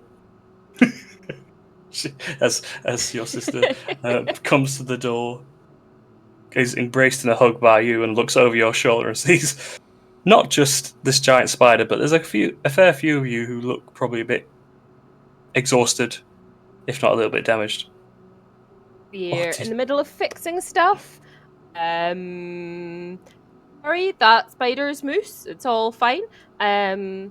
We liberated these goods. So you did. Oh, Sephi, you want to keep this all here, right? She just does one of those smiles. It's like, you know the answer is yes. I'm going to fucking kill you. Okay. Have you too? I don't know if I'm going to get through the door. It will take a little effort, but we can certainly hold on to all this for you. Hold on to it. Sell it if you need to. It's fine. It's here. Yeah. I mean, I'm sure a lot of people would certainly take a candelabra for some food. It's that sort of time. Oh, look, it's got the Kennedy's crest all over it. I wonder where that came from. They weren't using it anymore, you know. Hey, I'm not complaining. I just we're not sort of hugely abundant with space here, so I'll just have to do a bit of tidying. I'm sure Mila's gonna have all the fun in the world. I mean, she can take her pick. Maybe not from the cutlery, but like if there's any shiny things. She's going to be making building block out of this before you know it, but it's taking it off her that might be the issue. But okay, yes, fine. It's fine. It's a very posh teddy bear's picnic, isn't it? Yes, She can pretend to be a princess. she is a princess. She is a princess. You're right. Now she has the silverware to prove it. Exactly. We are. I'm glad you're still back. in the middle. Me too. We're still in the middle of solving this. We've fixed third, half maybe. It's in the works. Oh, well, sounds better than when it was left. So I trust you, Exactly. despite. Again, she's not looking. This whole conversation has not been looking at you, but this mechanical spider that's behind you is a mix of like awe and fear just mixed in. Yeah, I trust you fine. I'm going to raise one of my legs and offer a high five. She backs up about 5 feet. Is he going to get me? Oh, I think he's trying to go for a high five. Okay. She steps forward the 5 feet and she outstretches her hand, but it's like when an elephant is trying to outstretch their tongue, it's very, very, very tentative and like letting the creature make the move. Yeah, high five. And I'm going to say that really weird.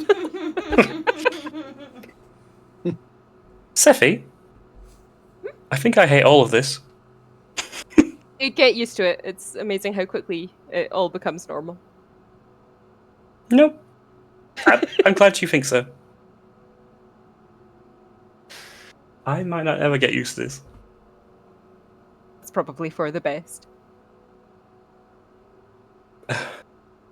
Oh, as I've said before, we're always here if you need us. If you want to talk to Millie, you can, but thank you. Still. Welcome. You absolute menace. Yep. By the gods. We've got.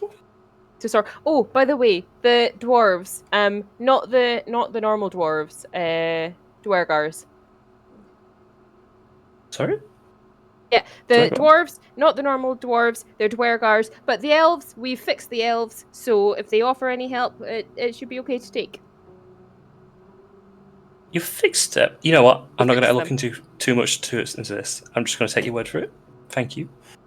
If I bump into any of them, I'm sure to give them my hello. However, I'm more than happy for me and Mila to be inside and comfortable with all this shiny stuff for the time being until this plague has run its course or you've done whatever you needed to do. Absolutely fair. Not going to take us much more than like a day. We've basically got this in hand, right, guys? Yeah. Would you like to ask your sister if she's visited the dwarves ever? Are they normally grey? I mean, I'm right here, but yeah, no, that doesn't sound right to me. Sorry. Are they more, I don't know, non-grey and more? I don't sound very racist here. Without saying the wrong words, they do seem very run-of-the-mill, everyday, normal meeting dwarves. So and no, they can be a little bit spiky. Nothing wrong, really. Would it shock you to say that when we went there, they were all grey dwarves, Duergar? I feel like I've been here long enough to have known if they were greyskins or anything to that extent. So they're not that common in the city? I'll say they don't really exist in the city. Thank you. You've been a great help. You're welcome. I'm going to jump on the back of the spider. Giddy up! Oh my god, I hate all of this. I think that means we're off. Anyway, love you. Bye. Love you too. You. Just said closes we- the door. Yep, jumps on the back of Moose the giant spider and waves goodbye. You need to get Terrifying. a hut. Oh, they can build a new house out of forks and knives. Right, to the druids, I think we're going. Back to the Belfast. Yeah, that's all right. If you, a back a moose without the two bags draping behind now, head towards the now open portcullis for the woodland sector of the city, the Belfast. There is the semblance of not military, but there's more activity here. You see goings and goings. There's humans, halflings, wood elves. They seem to have opened themselves up, and they're trying to treat people, and they're trying to help people.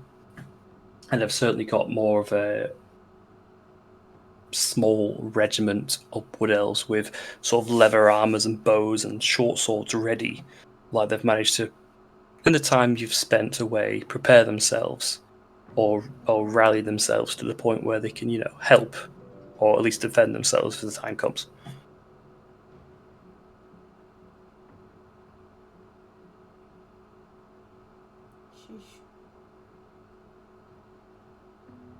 Should we lead it to our chief negotiator, Moose the spider? Moose will just shout out, "Hello!" You are given a very wide gate from anyone that is on the main path towards the central, the throne room of the Boundfast. Like there's people, there's kids, all like looking in awe.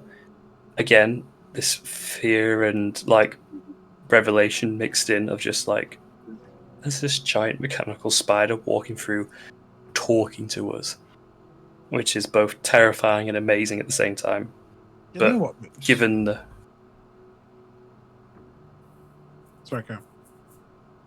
just given the same, you're given a lot of respect because though the spider is not recognised, the people on the back are certainly. You know what, Moose? We should go back to the dwarves like this. We might get more respect. We are pretty majestic, aren't we? Smash. Mm-hmm. Okay, towards the throne room, and you do see now the foliage and the greenery. It's still the same as it was before, but you see it's not laden on the path to restrict you, but in more of a defensive stance, like it's wrapped around the trees. There is spiked thorns on as sort of a defense, like a makeshift defense that's suddenly propped up in the time you've not been away. But it parts as you enter or walk towards the grand two double doors of the throne room and towards the Archdruid Solanway. You'll see into the throne room itself. It's still mostly vacant apart from the songbirds, the four sisters. There's the Archdruid Solanway at the top, they're all discussing. There's also Star in there as well, but he seems to be conscious and from what you can gather, he's got a new coat on. He's packing. He's putting stuff in his satchel. He's sort of getting himself ready, and you're not wholly sure what that means.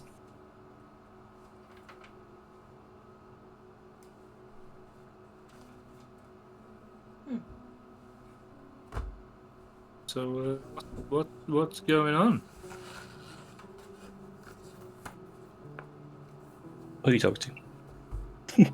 Star. Oh, hello, my friends. I'm so sorry. I didn't see you there.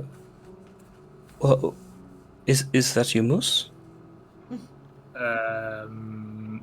Yes. I suppose yes. I'll What? be honest with you for a moment. Why are you a big scary spider? Same reason you're a knob. I chose. You know what? That's fair. I take it. It's fine. But, you know, you're a little bit terrifying and a little bit amazing at the same time. Oh. It's the first time you've ever complimented me, and I don't know what to do about it. Accidents happen, my friend. I'll try not to do it again. As for me, I'd be much more comfortable talking to you as not a giant spider, but we'll take what we have.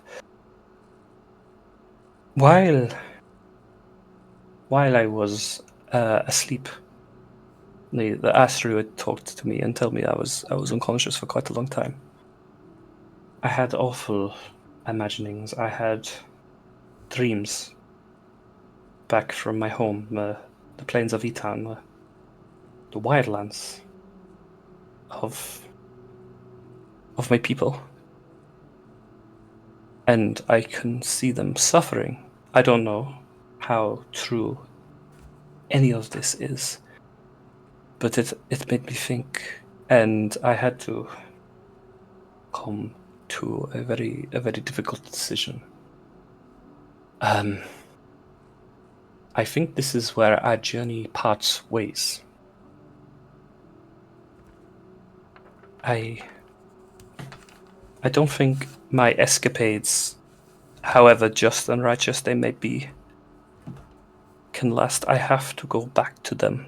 There's Grass of Spring, Ancient Mask, my friends and my family. I don't know how they are doing, and I can't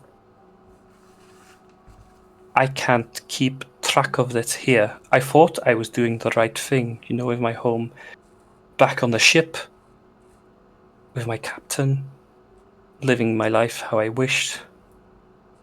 But now I don't know. I think I need to go back, and I apologize thoroughly. I think this is where I leave you.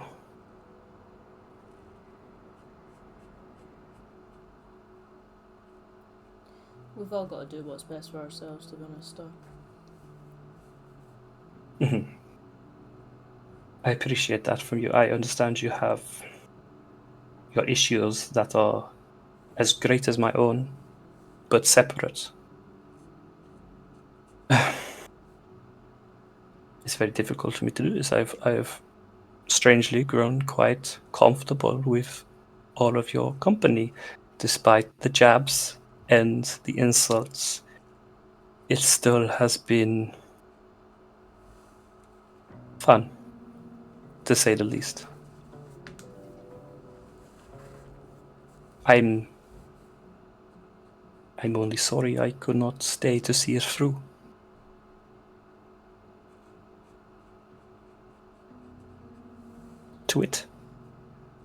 To try and make a partial amends, he'll reach for his knapsack and pull a small satchel of what appears to be coin.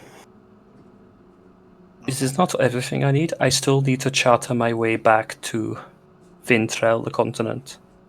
But this, I should have pocketed enough to see myself on a ship to take me to where I need to go. The rest is, well, I'm sure you guys will have ample use for it.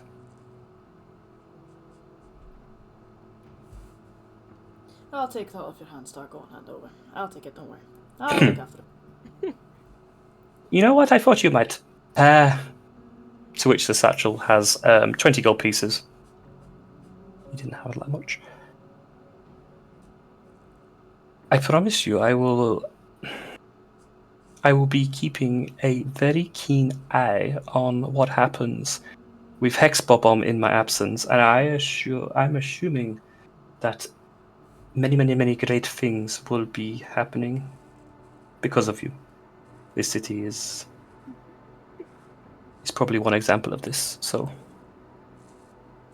I'll try my best to keep an eye on things. Hopefully, less concerned about the many great things happening. As long as we stop all the bad things from happening, then we'll be grand. That is one and the same. You do the great things and you solve the bad things. It's what we've been doing. Just make sure and keep an eye on that back of yours and try and get word to us if anything changes with it. Yeah. I get the sense it is. Well, I think I was already believing I was on my last chance anyway. But the fact that between your exploits or the people you know had given me 2 more chances additional to this, I am more than grateful. And it's not a debt I can ever repay. But maybe one day I can. But not from here. I recommend you keep your head down, because when our employers find out what we're up to, they're going to look for us. And maybe you. I believe you speak right. Given what we know, don't trust them a damn bit. Keep safe, keep hidden, and stay out of Moose's head.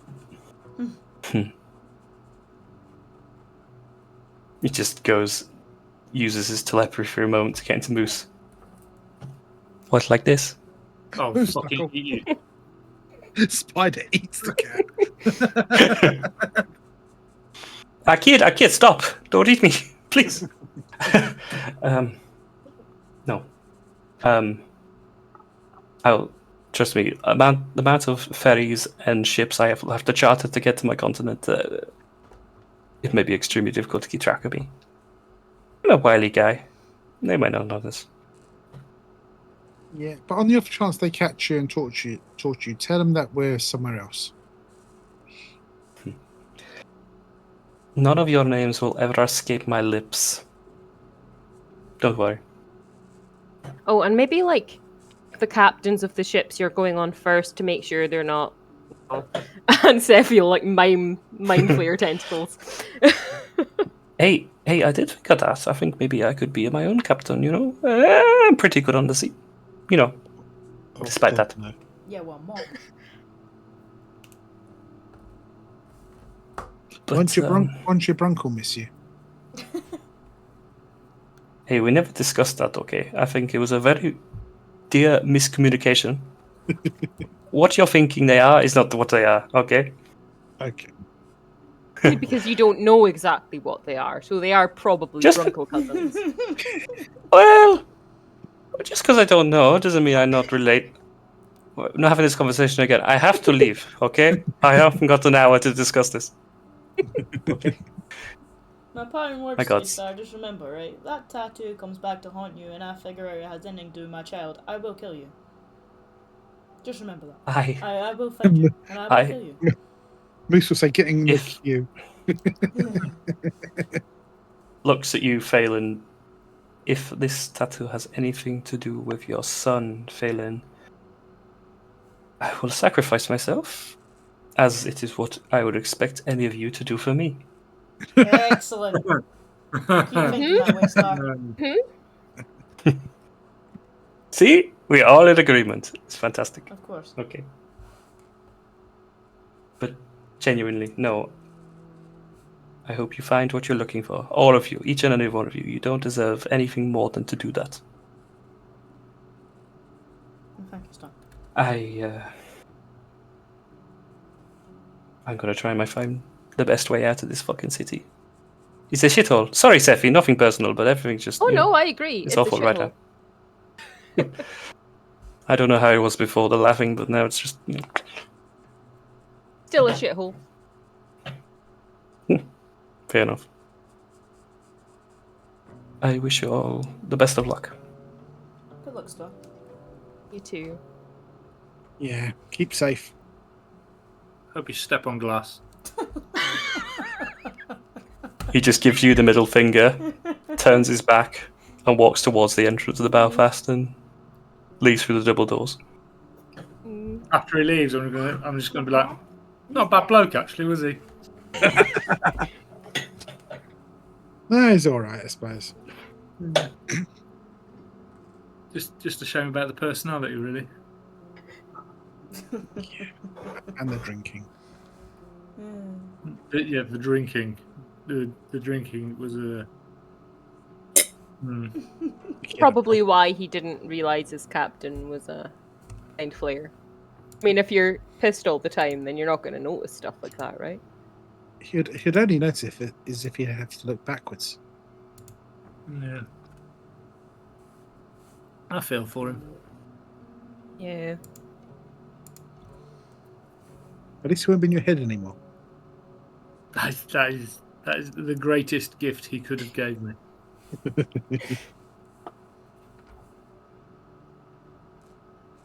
But yeah, the four of you found yourself in the bathhouse, and just left now is the Archdruid who has been talking with the four songbirds privately and letting you have your discussion with Star. Now, having him left, would probably turn to maybe expecting some sort of conversation.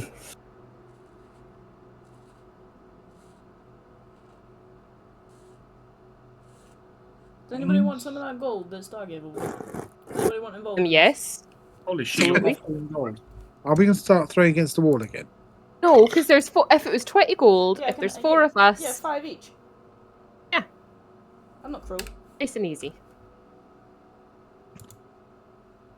That's the easiest that's gone so far. I will turn back into Moose so that I can collect my gold. It's much easier to pick up when you haven't got mandibles. Mm-hmm. I was Yeah, hoping you're going to take stick your in the web.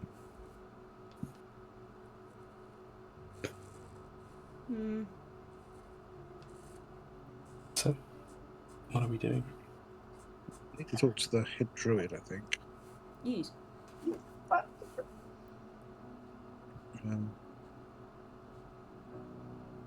No one going to step up. I'm not the charisma guy. I don't think you need Don't charisma need get to it. No one impress is. her. We've already saved them. Save them from what? A scarecrow that's been taken away and is going to come back to haunt us. Well, that's a moral problem. Yeah. I'll approach her. Anyone else? I'm going. Anyone else, Miss Effie? No, Effie. Livy. I'm going to roll my singular eye at that comment, and then I'm going to continue walking. Can you really tell if someone's rolling one eye? I suppose you can. It's fine. Oh, it's still an eye roll. Are you just looking up? Well. Who's I'm going. talking? Me. Salanway. Salanway, that's the one. Salami! Are you here to have a conversation? I beg your pardon. I think your pronunciation's a little off there, Phelan. No, I said Salanway. It's Salam. No, that time. I can hear it that time. How is everything faring? How have you managed with the day? Right. Well, we visited the halflings. One of the four horsemen that stood upon us the other day has been in the halfling district. Which one? The Leonin. Okay. If I had to think about it, it seems like the one that was the least conspicuous. He was in there. He was asking questions, and he was selling them glitter grain. Glimmer grain. Glimmer grain. Yeah, that's the one. I'll take the vial out and I'll give it to her so she can have a nosing. No, you keep that. I don't want that here. Yeah, no, I mean, it was just for you to look. It's no, thank you, but this is very destructive. Yes. Someone. None of them took it. Yeah. This is exactly the quantity that was sold.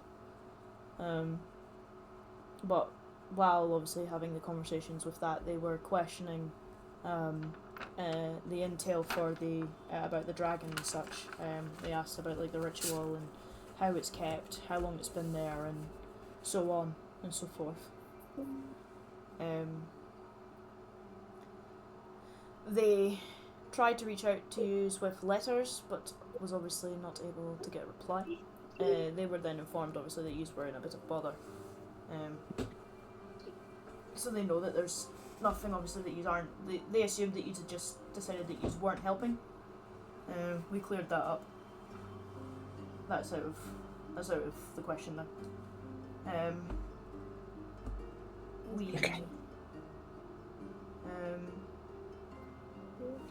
We went up to the Orchid Keep.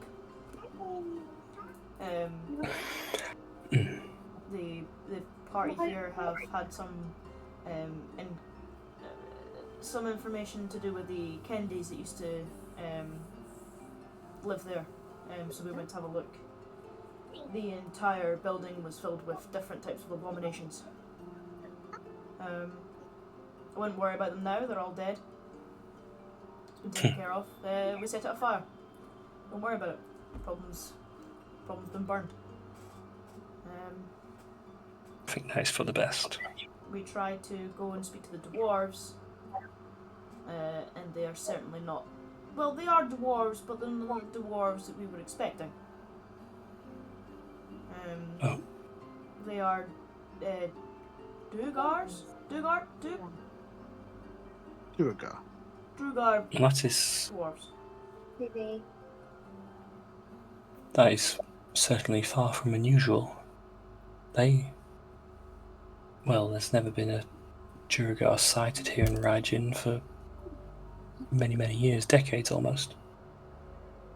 Well, we just seen about 20 of them. Did you see any of the home dwarves, gold dwarves or hill dwarves, anything like that? No. Not from We where couldn't get past the they gate. wouldn't let us in. It sounds like they've been taken over. If it took for one of these horsemen to do to us, the dwarves are not as easy to bend. Their military might is spectacular and awful at the same time. However, to break that would require one of equal or greater measure. The Duergar is very certainly an option. I have a question. This glimmer grain, is it found here or is it possibly from the Underdark? Where would you find it? From what I understand, that substance is from the Fae. It is made from the wings of dead fairies and, well, it's horrible stuff, and I hope never to see anyone under its effects. Was that theory? It's unusually rare, and for it to be in Hirajin, it takes someone who can hop between planes comfortably and to slay or desecrate pixies, and despite their nature, they are formidable. Sounds very valuable. Better look at Sephi. Do you know where we've actually encountered this before? You guys remember? In the tavern back in Bastion, where all the fish people, their gang, isn't that what they were drinking? Someone said it smelled like glimmergrain.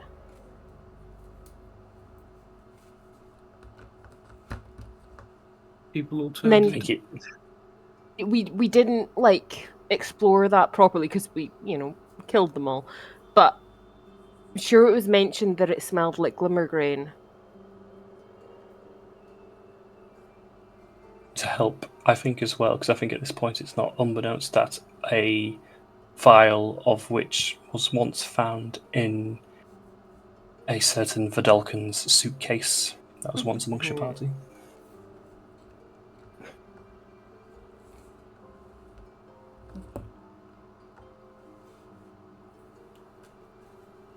Okay. It's just another link between there and here. Unfortunately, I wasn't in Bastion, so I cannot I cannot contribute to your conversation. I was barely there myself. That's where I met them. You came in just after that fight, and you found all the bodies of the Yes. people. Yeah.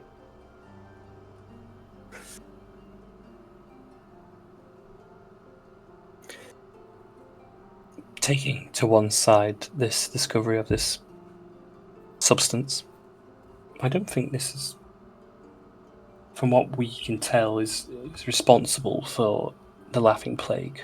It has to be something more than something that's consumed or drank. From what we can tell, this is some sort of airborne virus or disease at this point. Glimmergrains only works when ingested, so I don't think they're linked.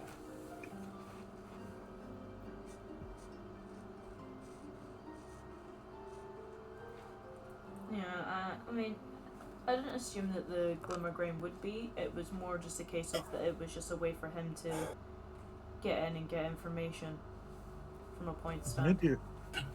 Well, they wanted to stop the druids with the scarecrow. Maybe it was their plan to stop the halflings with this drug. Maybe it was more of a distraction than a factor. Yeah. So he sold it as a spice. So they had it in the kitchen. They were going to put it in their food, I think. That's what I mean. Maybe it was to keep them busy, as it were.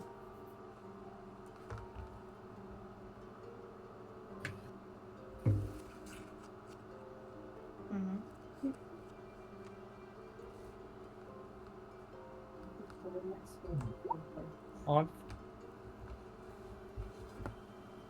So if they're using this Glimmergrain as, I don't know, a sort of warfare, Mm-hmm. do you think, now hear me out, okay, hear me out, do you think that we could do it back to them? And I'm going to pull out my healing potion that isn't a healing potion. I mean, We just if get one of them to drink this and we just let him loose in his little area. what, one of the Dwergars, or are you thinking of one of the horsemen? I was thinking one of the evil dwarfs. We're having such a hard time with this word. Duergar. Yeah, one of them. The grey ones. The grey, what they shall forever be known. The grey dwarves. Grey ones. We could do. Don't forget deep gnomes exist. No. That sounds like a them problem. So if we were to put that for one of them to drink, go crazy, and then while he's going crazy, we can sneak in. Is that what you're thinking? But this is my thought is at least he'd be a distraction. All we would have to somehow do is slip him the drink. Yeah, but I don't think Phelan liked that idea when we did it the first time. But the difference is, the first time we did it, which I still think was perfectly acceptable, but the difference is that was on an unsuspecting, possibly neutral / good person that may have done some decency in the world. But what you've already described these people to me is they're all just evil fucks anyway, so...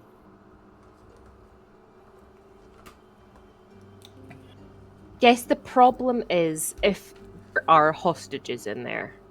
Like if the gnomes if the dwarves who normally live there, they're prisoners somewhere, could whoever we spike potentially injure them, they get hurt in the crossfire. Yeah. If I'm remembering I would rather they correctly, didn't, blame us for it all and then we're doomed. if I remember correctly, the ones in the city when they went mental weren't they weren't, brilliant at opening doors. And I imagine if they've got prisoners or hostages or anything like that, they're going to be trapped in a cage or, in a room or something secure. So if the guy does go mental, probably not going to get in. And again, that's just hypothetical maybes. I don't know, but and here's the kicker, guys, and this one's really important. I don't really care.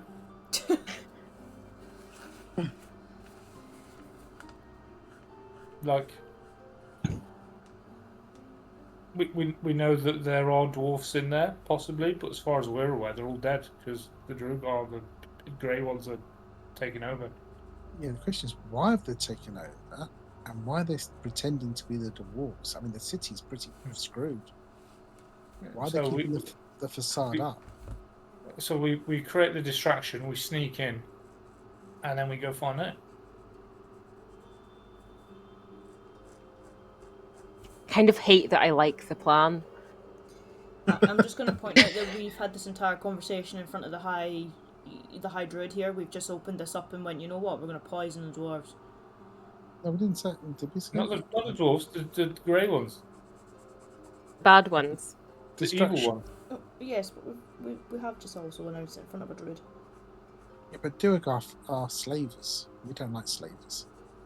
So what do you think, Miss High Druid? Give me a thumbs I believe. up or thumbs down. If only morality was so simple. But I do believe the Duergar are an extent of this evil. Whether they are wholly responsible for the plague that rids Rajan, or a force being used by the horsemen. In this circumstance, I don't take issue with them being removed. I have another question. This Fort Brimstone, what's significant about it? Is it strategically, or does it hold anything? Any artifacts? Any? Well, the mountain core, which the dwarves held up in, is the central access to the heart of Gransax. Partially, the petrified dragon is buried underneath the ground.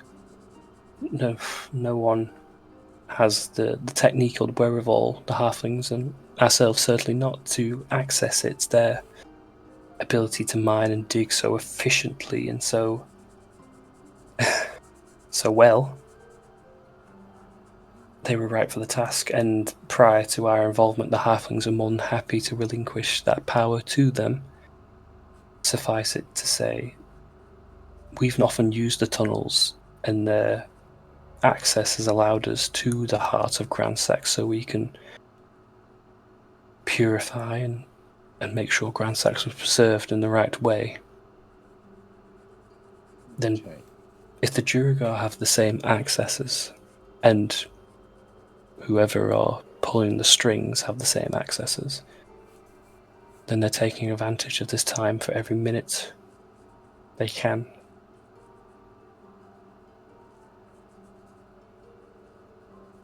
Okay, I think that's pretty clear. We need to see what they're doing. Yep. So I just think we should swing past Livy first, though. Nope.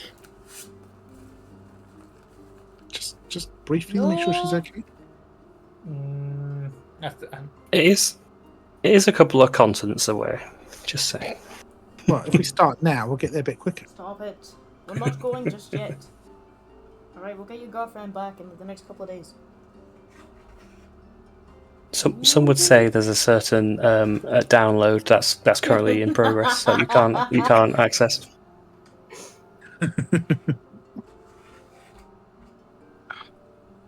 Okay, well, let's sleep on it, and then let's make a plan how to infiltrate.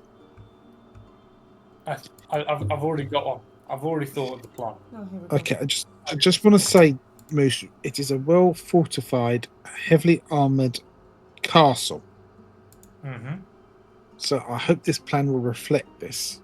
Okay. Not just having knocking on the portcullis and say, "Come out, you cunts." No, but that was effective.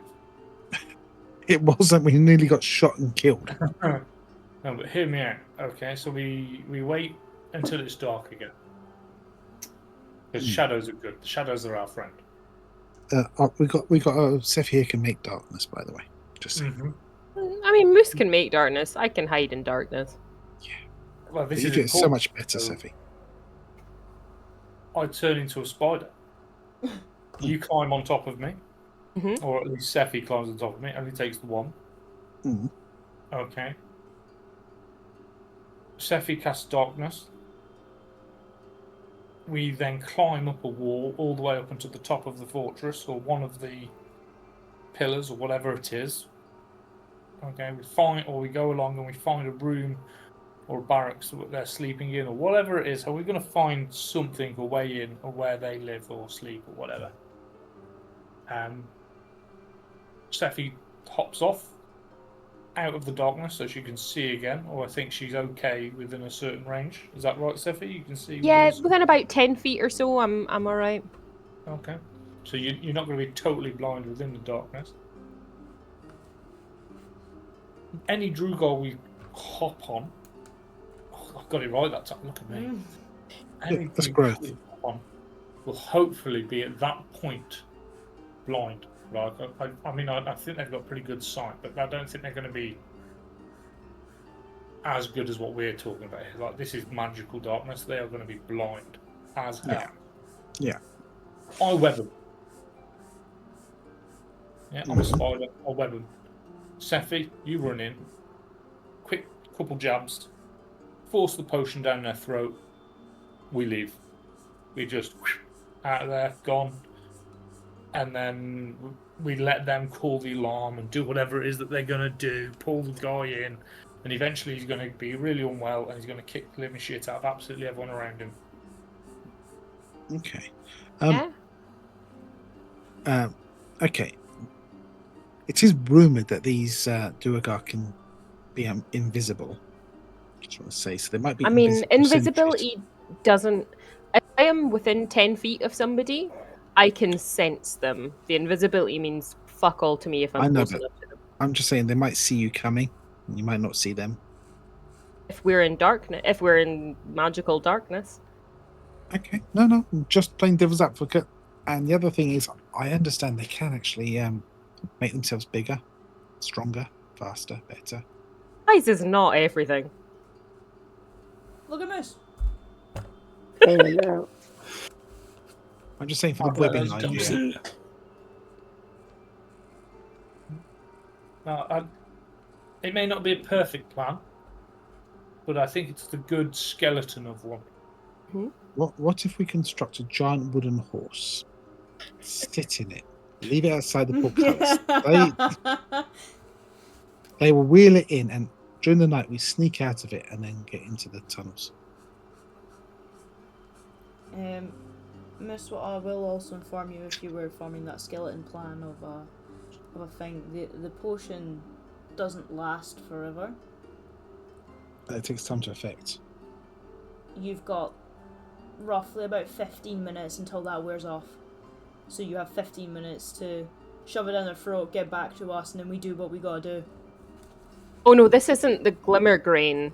This No, is no. the leftover of the special wine. Oh, the This wine! is dust fire. Mm. Oh dear. Okay, never mind, that's definitely not 15 minutes. It could take time, and if they're quite hardy, with good constitution, it might take some time for them to change. Mm-hmm. Oh dear. I mean, it might not work at all, right? You know, but it's... Okay. How about this, Moose? How about you dress up like a female Duergar, a sexy one? Stand outside and try and lure one out for some fun. As he comes out, we bop him on the head, nick his armor, and then you can sneak in as one of them. I don't think my beard's long enough to be a female Duergar, is it? Aren't you illusion something? Let me just check if I can. I mean, I also speak Undercommon, so if you needed some translation... What's undercover? Hey, big boy, fancy some action? Svelek knock nej, hij gaat daar. There you go. What if What if you pretended to be a female? I'm too tall. Well, the To one who me, can I don't think I've got the right build for it. I mean, if someone can make me look like one, Where's your friend Braun? where did we last see him? We last saw him. In this timeline, Yeah, that's what I'm Bastion. trying to figure out. In Bastion. I have no idea where he is right now. I mean, I haven't seen him here, so I presume he's not here. Why don't you go to the front gate, Moose, and pick a fight with them, and as they run out to kill you, we ambush them. Don't need to run out to kill him. They can just shoot him from up at the wall. Not if he goes immediately into darkness. Have I turned into the new star? What's going on here? What? Someone's got to fill his boots, Moose. He almost It's defaults a to shame something. he was gone. We could have used him for that exact plan. And I do like the sneaking in and the spiking one of them. I mean, we could probably do it stealthier than that, though. Like, we probably don't need to, find one of them and force it in. We probably just, find one of their ales and just pour it in. It's a literal wine, isn't it? It's a wine. Yeah. Put it in a wine. Just pour it into a keg, the one that they're all drinking out of. Mm-hmm. That is Communal wine. sold. I am so in on that plan. Let's go right now. Do you want to sleep first? Or do whatever you do instead of sleep? Probably should. Yeah, there we go. God, I'm back to being the only one who sleeps again, aren't I? Yes.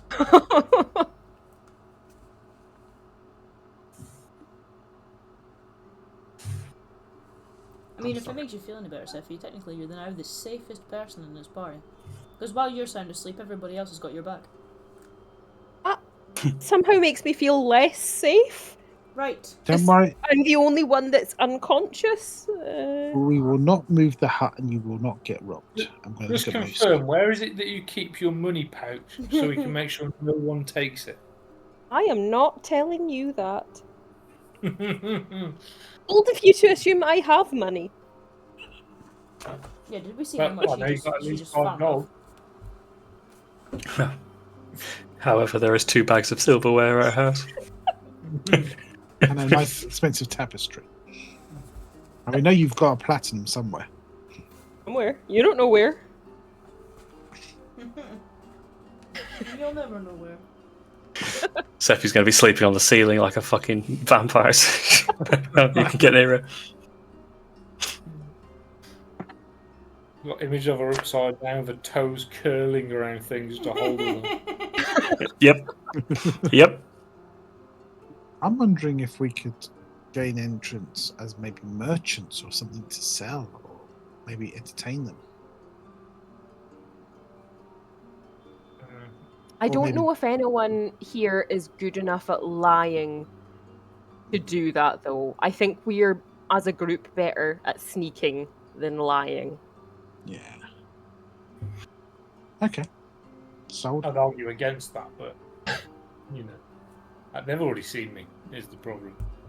Yeah, but it was dark, and you were at a distance, and you can always turn yourself into a wolf.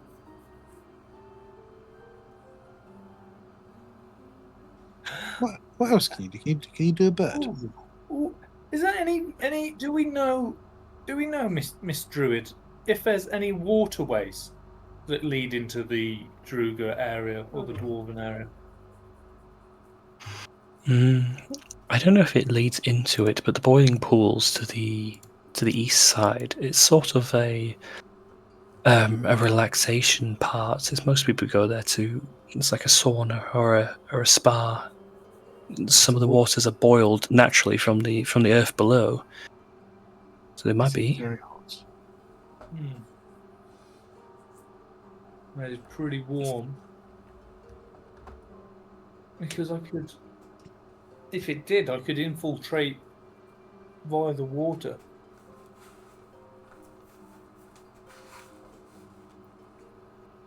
The key there was boiling.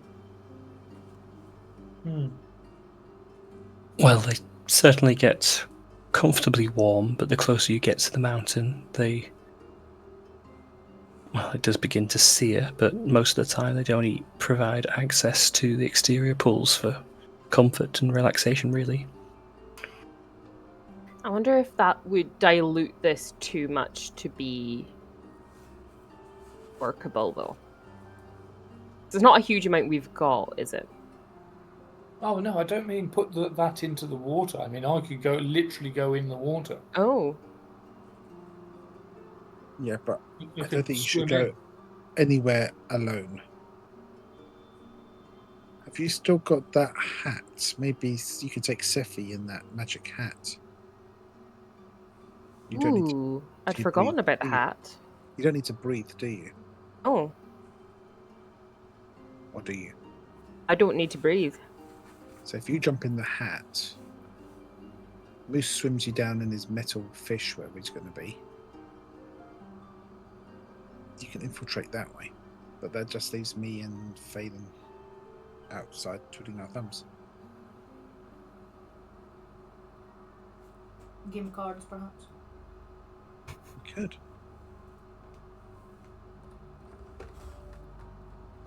Well, you and Phelan. Let's say we did go water.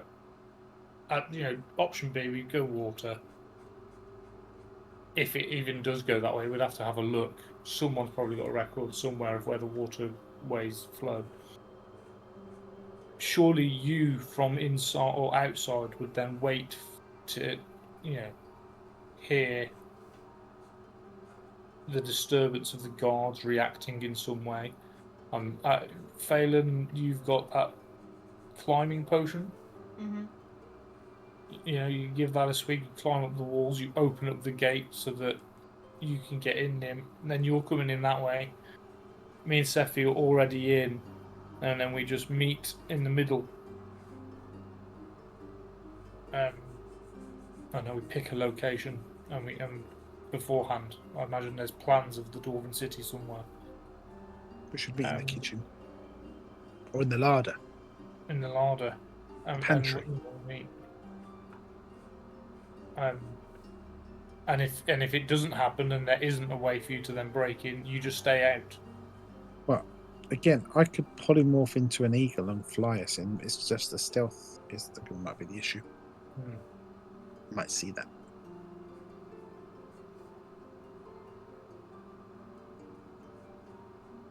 Or maybe me and Phelan can pretend to have a fight outside the gate. Maybe they'll watch to see who gets beaten up. And that might distract them a bit. I mean, everyone wants to watch a punch-up. I don't know if we would sell a good fighting hand-to-hand combat. Maybe just a really bad verbal argument.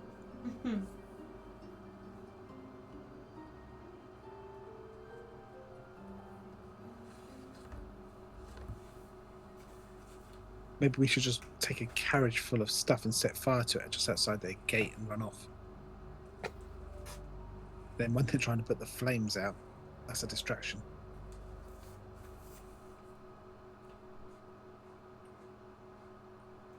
While this conversation's sort of petering amongst the ideas that you're bouncing back and forth between yourselves, Arshrid Solanway sort of puts a gentle hand on Sephi's shoulder and turns to you just for a moment, her vibrant green eyes looking at you. I'm sorry if I'm taking away, but may I have a discussion with you privately, please? Yeah. Looks at the group. I'm sorry, I'm just going to take your friend away. There's something I wish to discuss with her. If I don't come back in 5 minutes, fuck shit up. That was my plan. Yeah, as I stretch and look like I'm going to fall asleep. Well. I mean no ill, I promise you. Yeah, don't hurt my girl. I need her. She'll be fighting fit, trust me. And pull you to one side if you so wish. Okay, Whispers chat, please.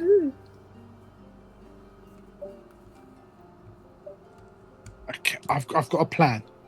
It's Yep. it's really cunning. I polymorph Phelan into a giant monkey, And then we sit in all the chimneys.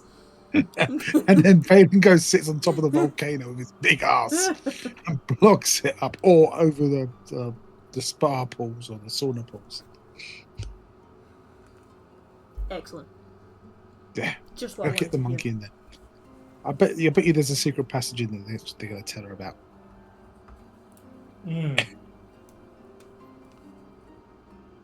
Operation Giant Monkey might be. Can you transform into a giant monkey?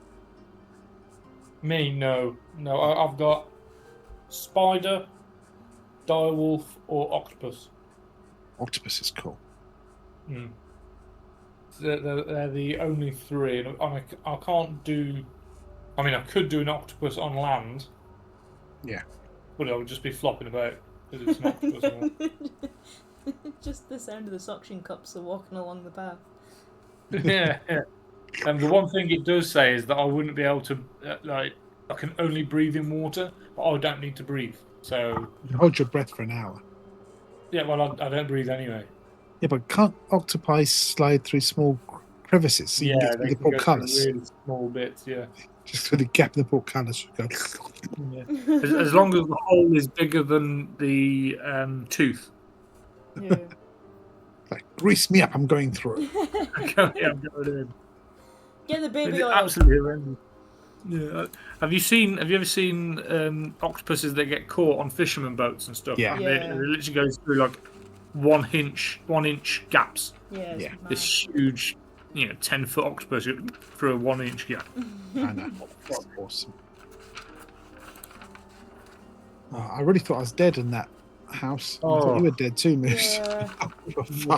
There's no way that Rive doesn't show up for one session and we lose 2 party members off the bat. No danger.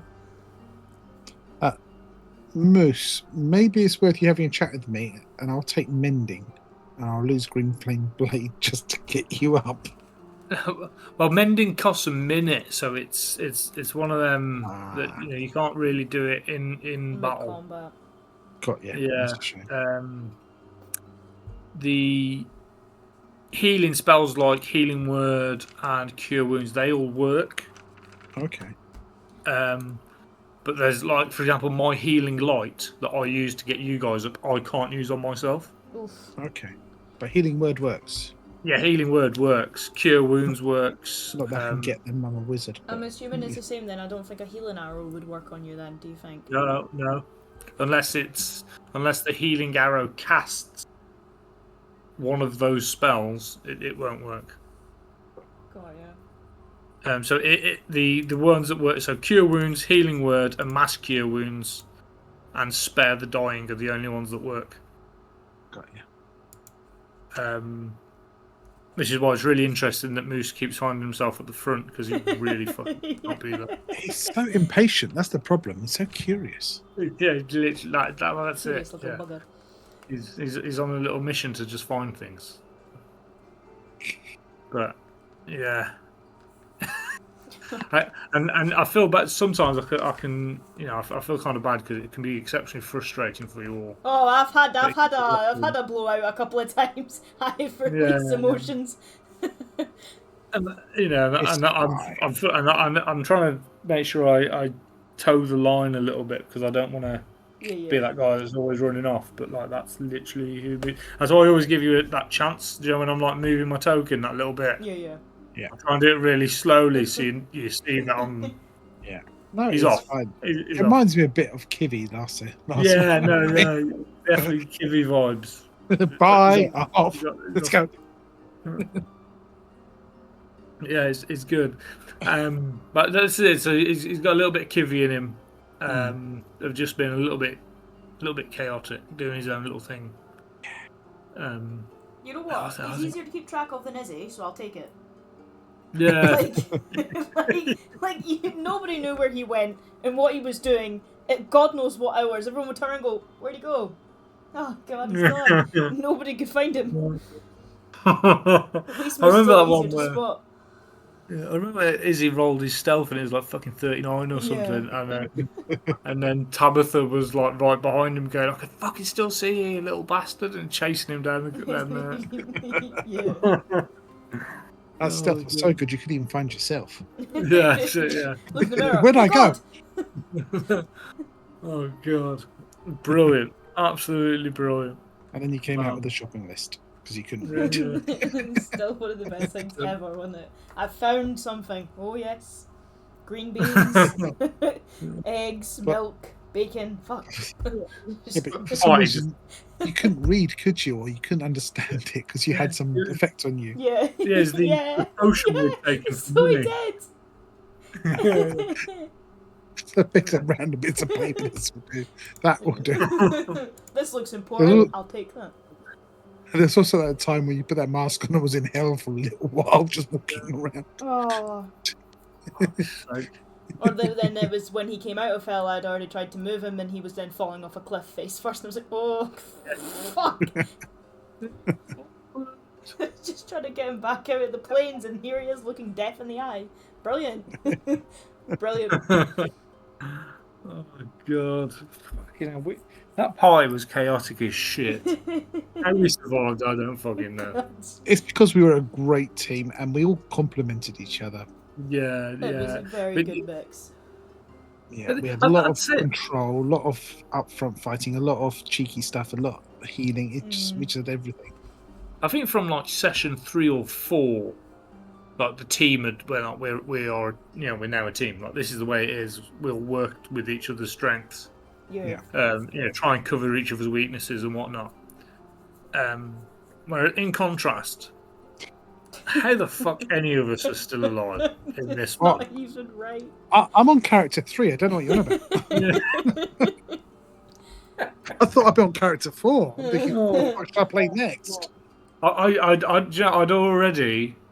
already cut and paste Moose's stats to the dead column, and then I asked Jordan whether that ring would work because I thought he was going to tell me that was only in that mansion thing because I was fully expecting Moose is dead. Yeah, and he was like, "No, yeah, you're right, it worked." I was like, "Oh my fucking god!"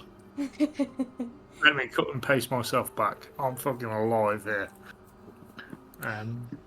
But yeah, interestingly, you're the only one who's had permadeaths so far. Yeah. One was outright with the fucking tube. That really fucked me up because I had plans for Orsa. Yeah.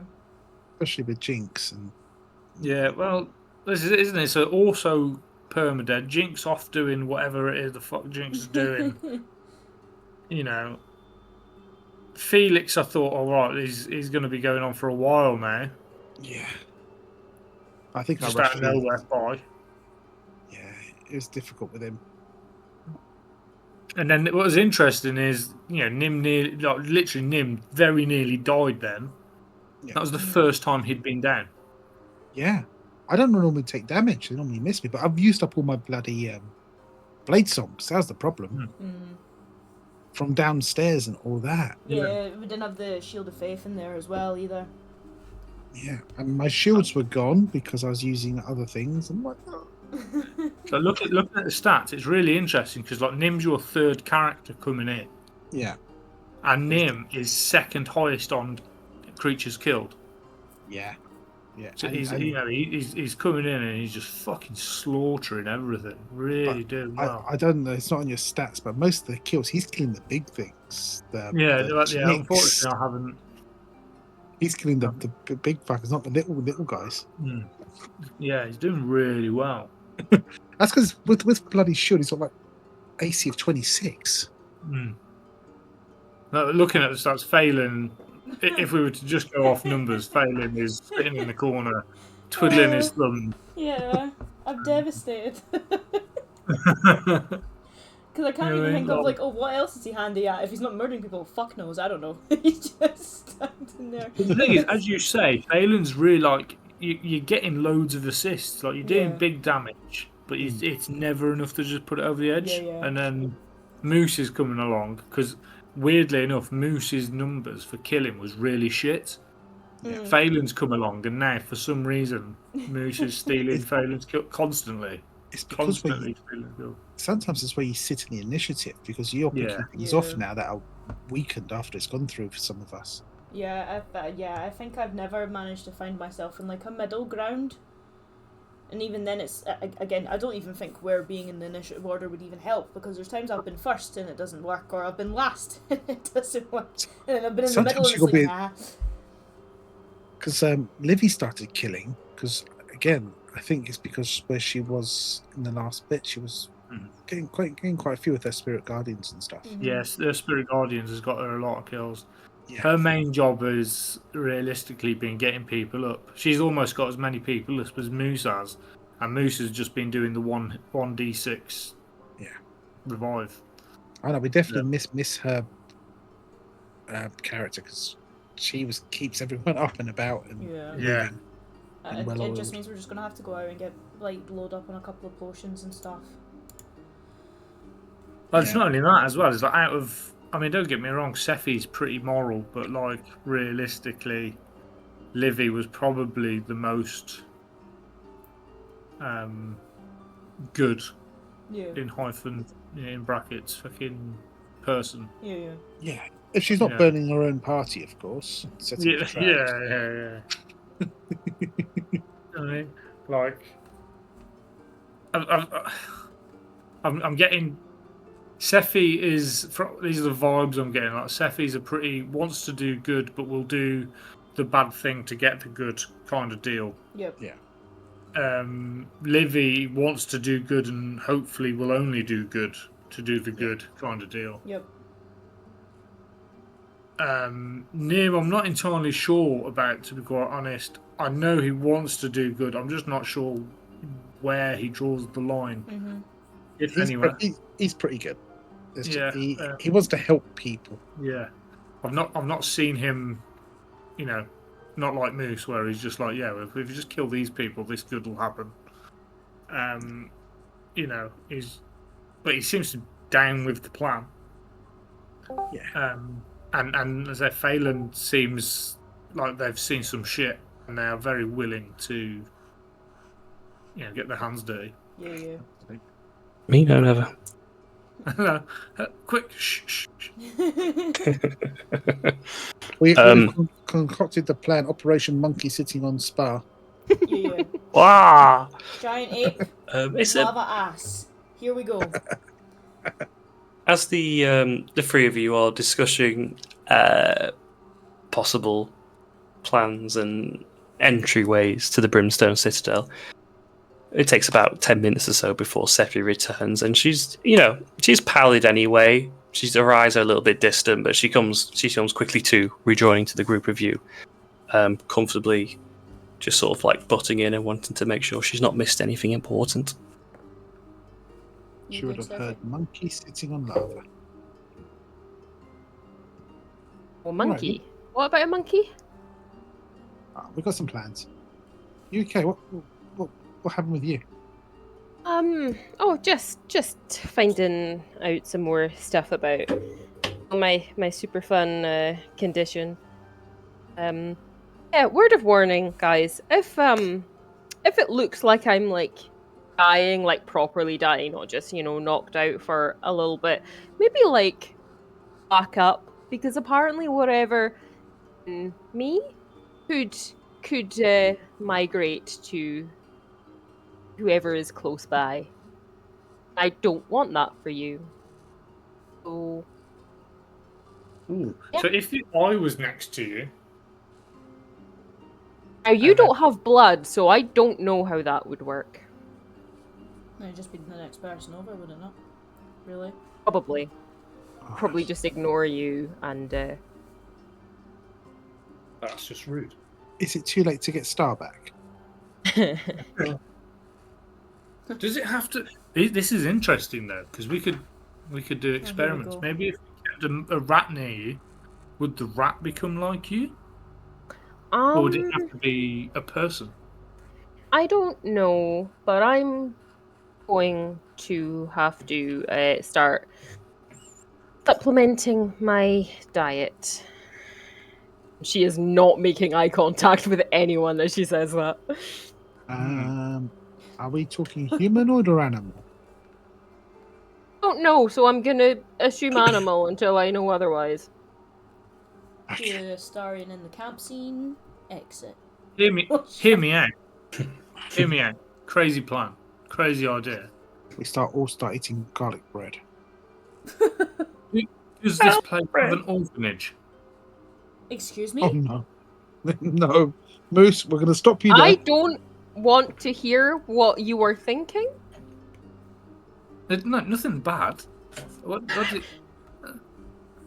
Moose, Yes.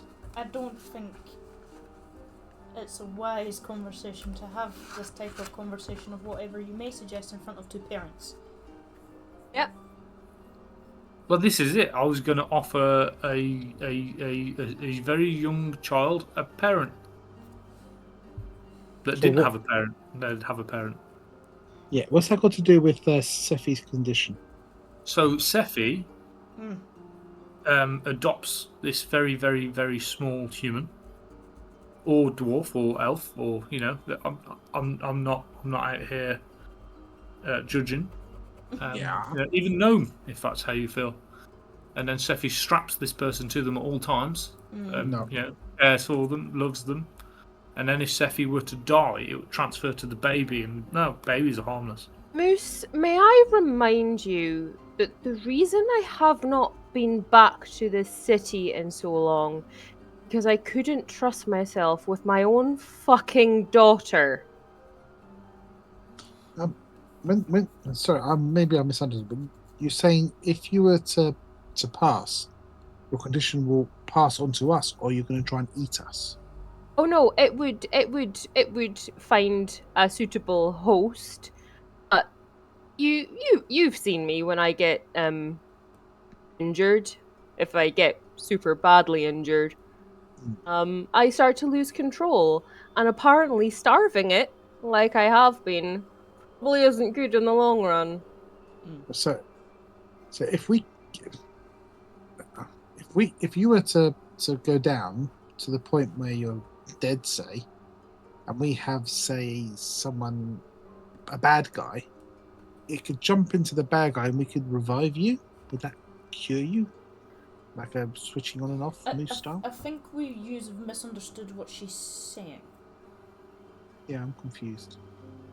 I think what she's saying is the condition that she has, right, for what's happening, and if she's obviously been taking certain ways to avoid endeavouring and doing what she needs to do as that for that condition, is that when she gets to the breaking point of existence, is that she then loses control, and what she latches onto is whoever's closest. Got ya.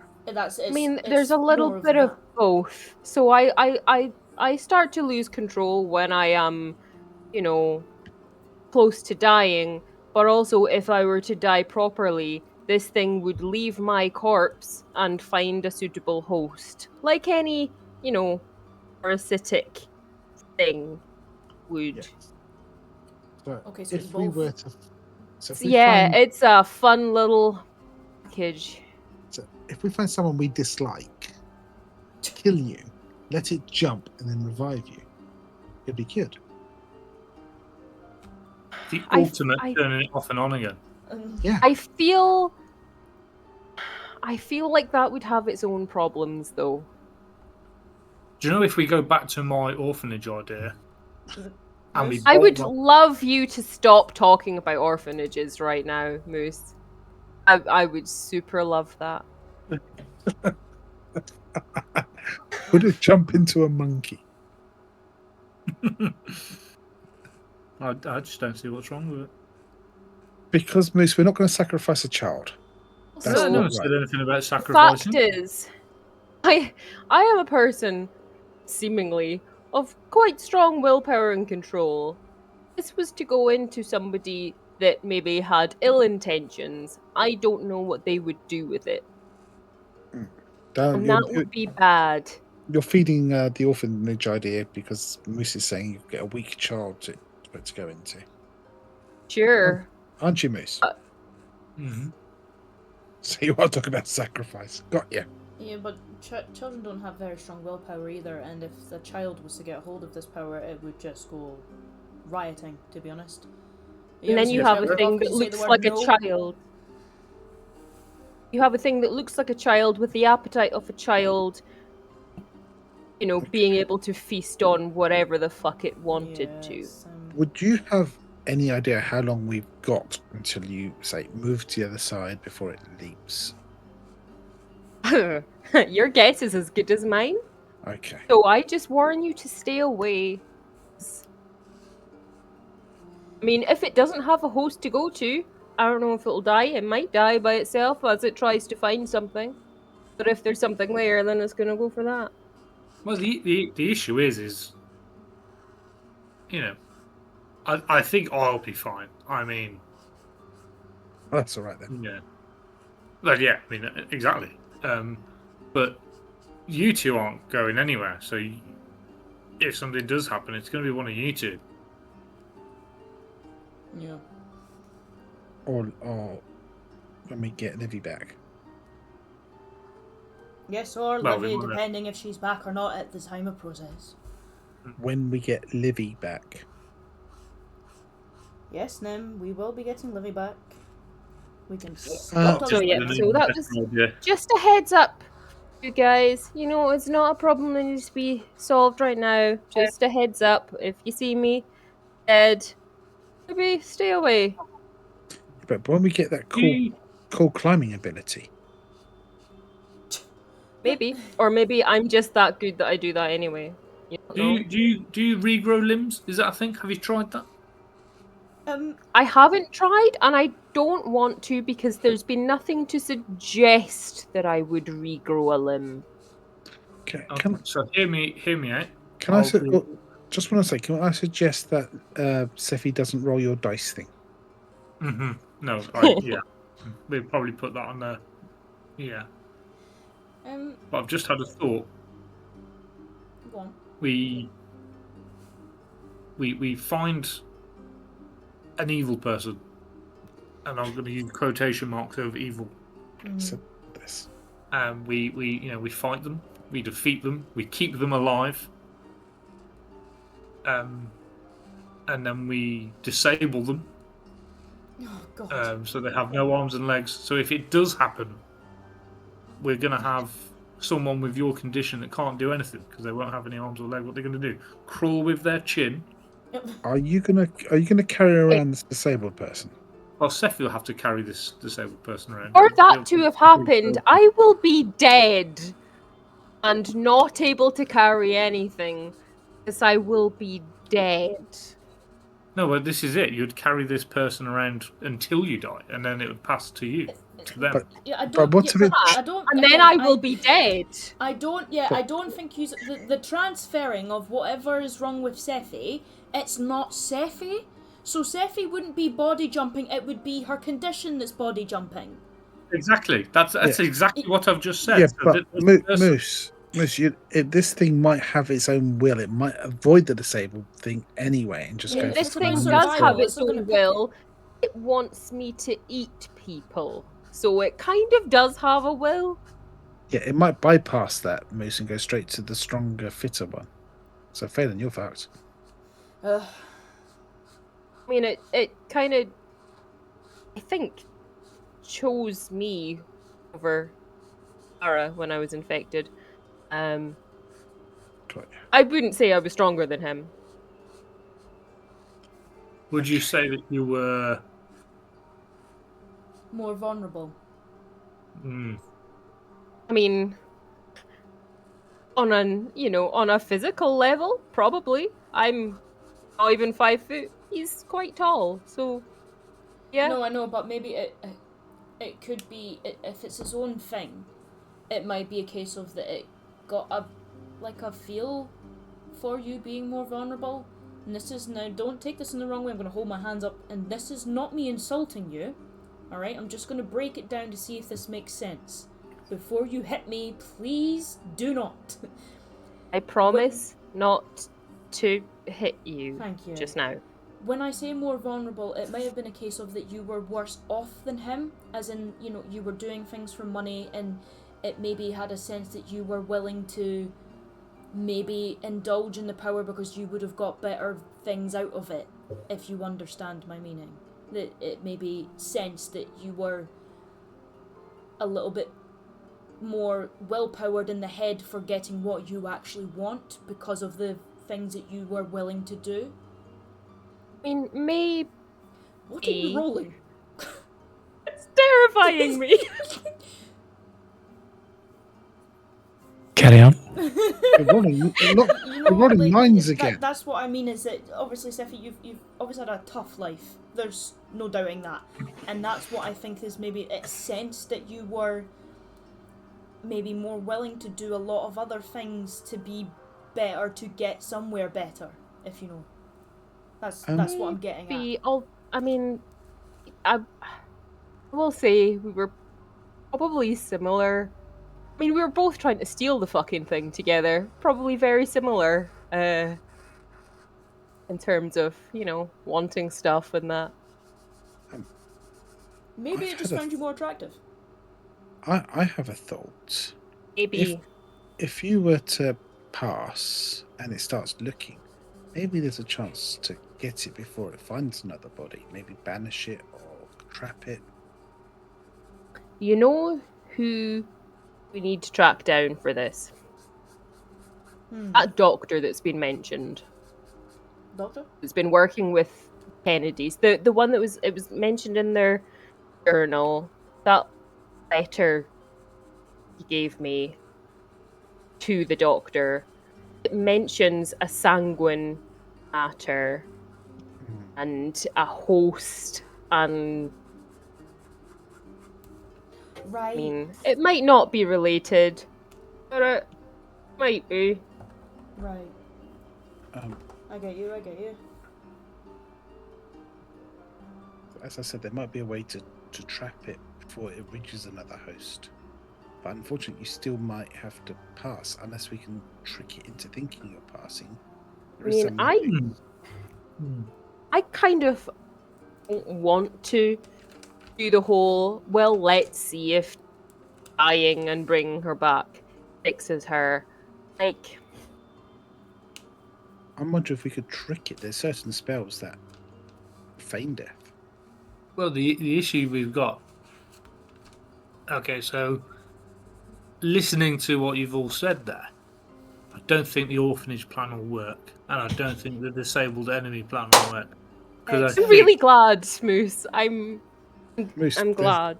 There is another plan, which is a bit horrific. But if we break Sephi's legs and arms... Right, let's not. Okay. I'm going to put a pin in this conversation. I love that you guys are problem solving. That's great. But I don't think this is how you fix me. Anything involving, you know, breaking my limbs, killing me, I'm not really up for. Just gonna put that out there. I also wouldn't say that Sephi's broken. She's fine. No. Well, this is no offense, Sephi, but we can't have this conversation with you here. Wow. Just wait till I'm asleep then, guys. It's fine. No, even then. And I'll tell you why. Is if you're a host, it means that this thing isn't just a virus or a disease. It means, at minimum, it's a parasite which has its own cognizance, which means that it is also in this conversation right now, which means anything that we've now planned, it now knows. So if we're going to plan to try and do something about you and it, you can't be part of the plan.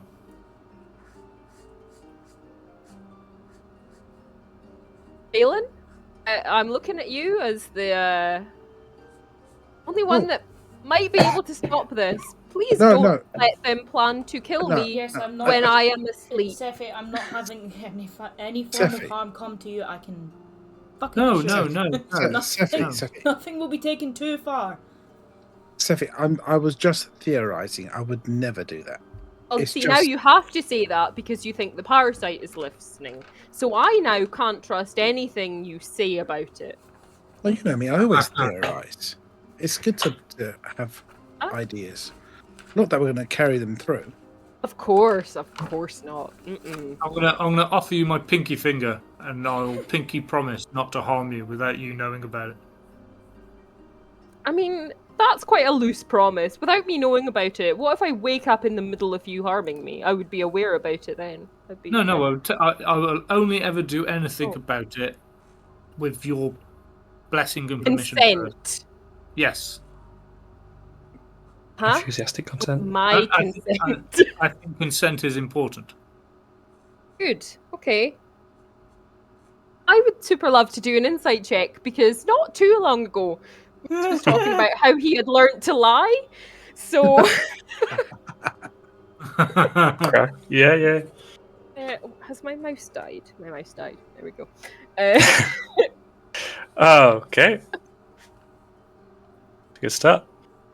I mean, it's a 12 when it eventually decides to go through. Moose got a 1. Yeah. I mean, the chance of me getting a 1 was also there, so.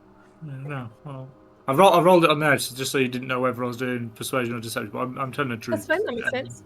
I am 100% as Moose. I will not do anything without your consent first. So I will ask before I do the horrible thing.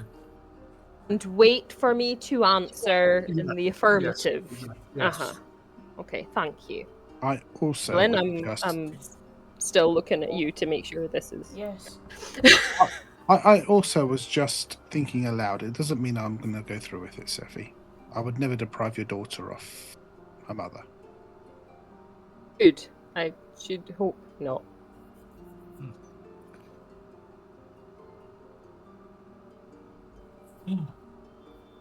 As the night draws on and the conversations start to peter, it's getting quite late. It's almost midnight. The sun has completely set the darkness in the sky. The odd smoke cloud pillowing, one of which you're responsible for, and probably gives you a little bit of a smile, having seen it coming from the east side. If everyone would happy to take a long rest, and we will conclude the session there. Excellent. Yes. We are getting quite late, and I think we've covered quite a lot of ground. Comfortably so. I'm quite shocked that you all didn't get behind my orphanage plan, to be quite honest. Stop. As soon as you said the fucking word orphanage, I was like, no. Yes.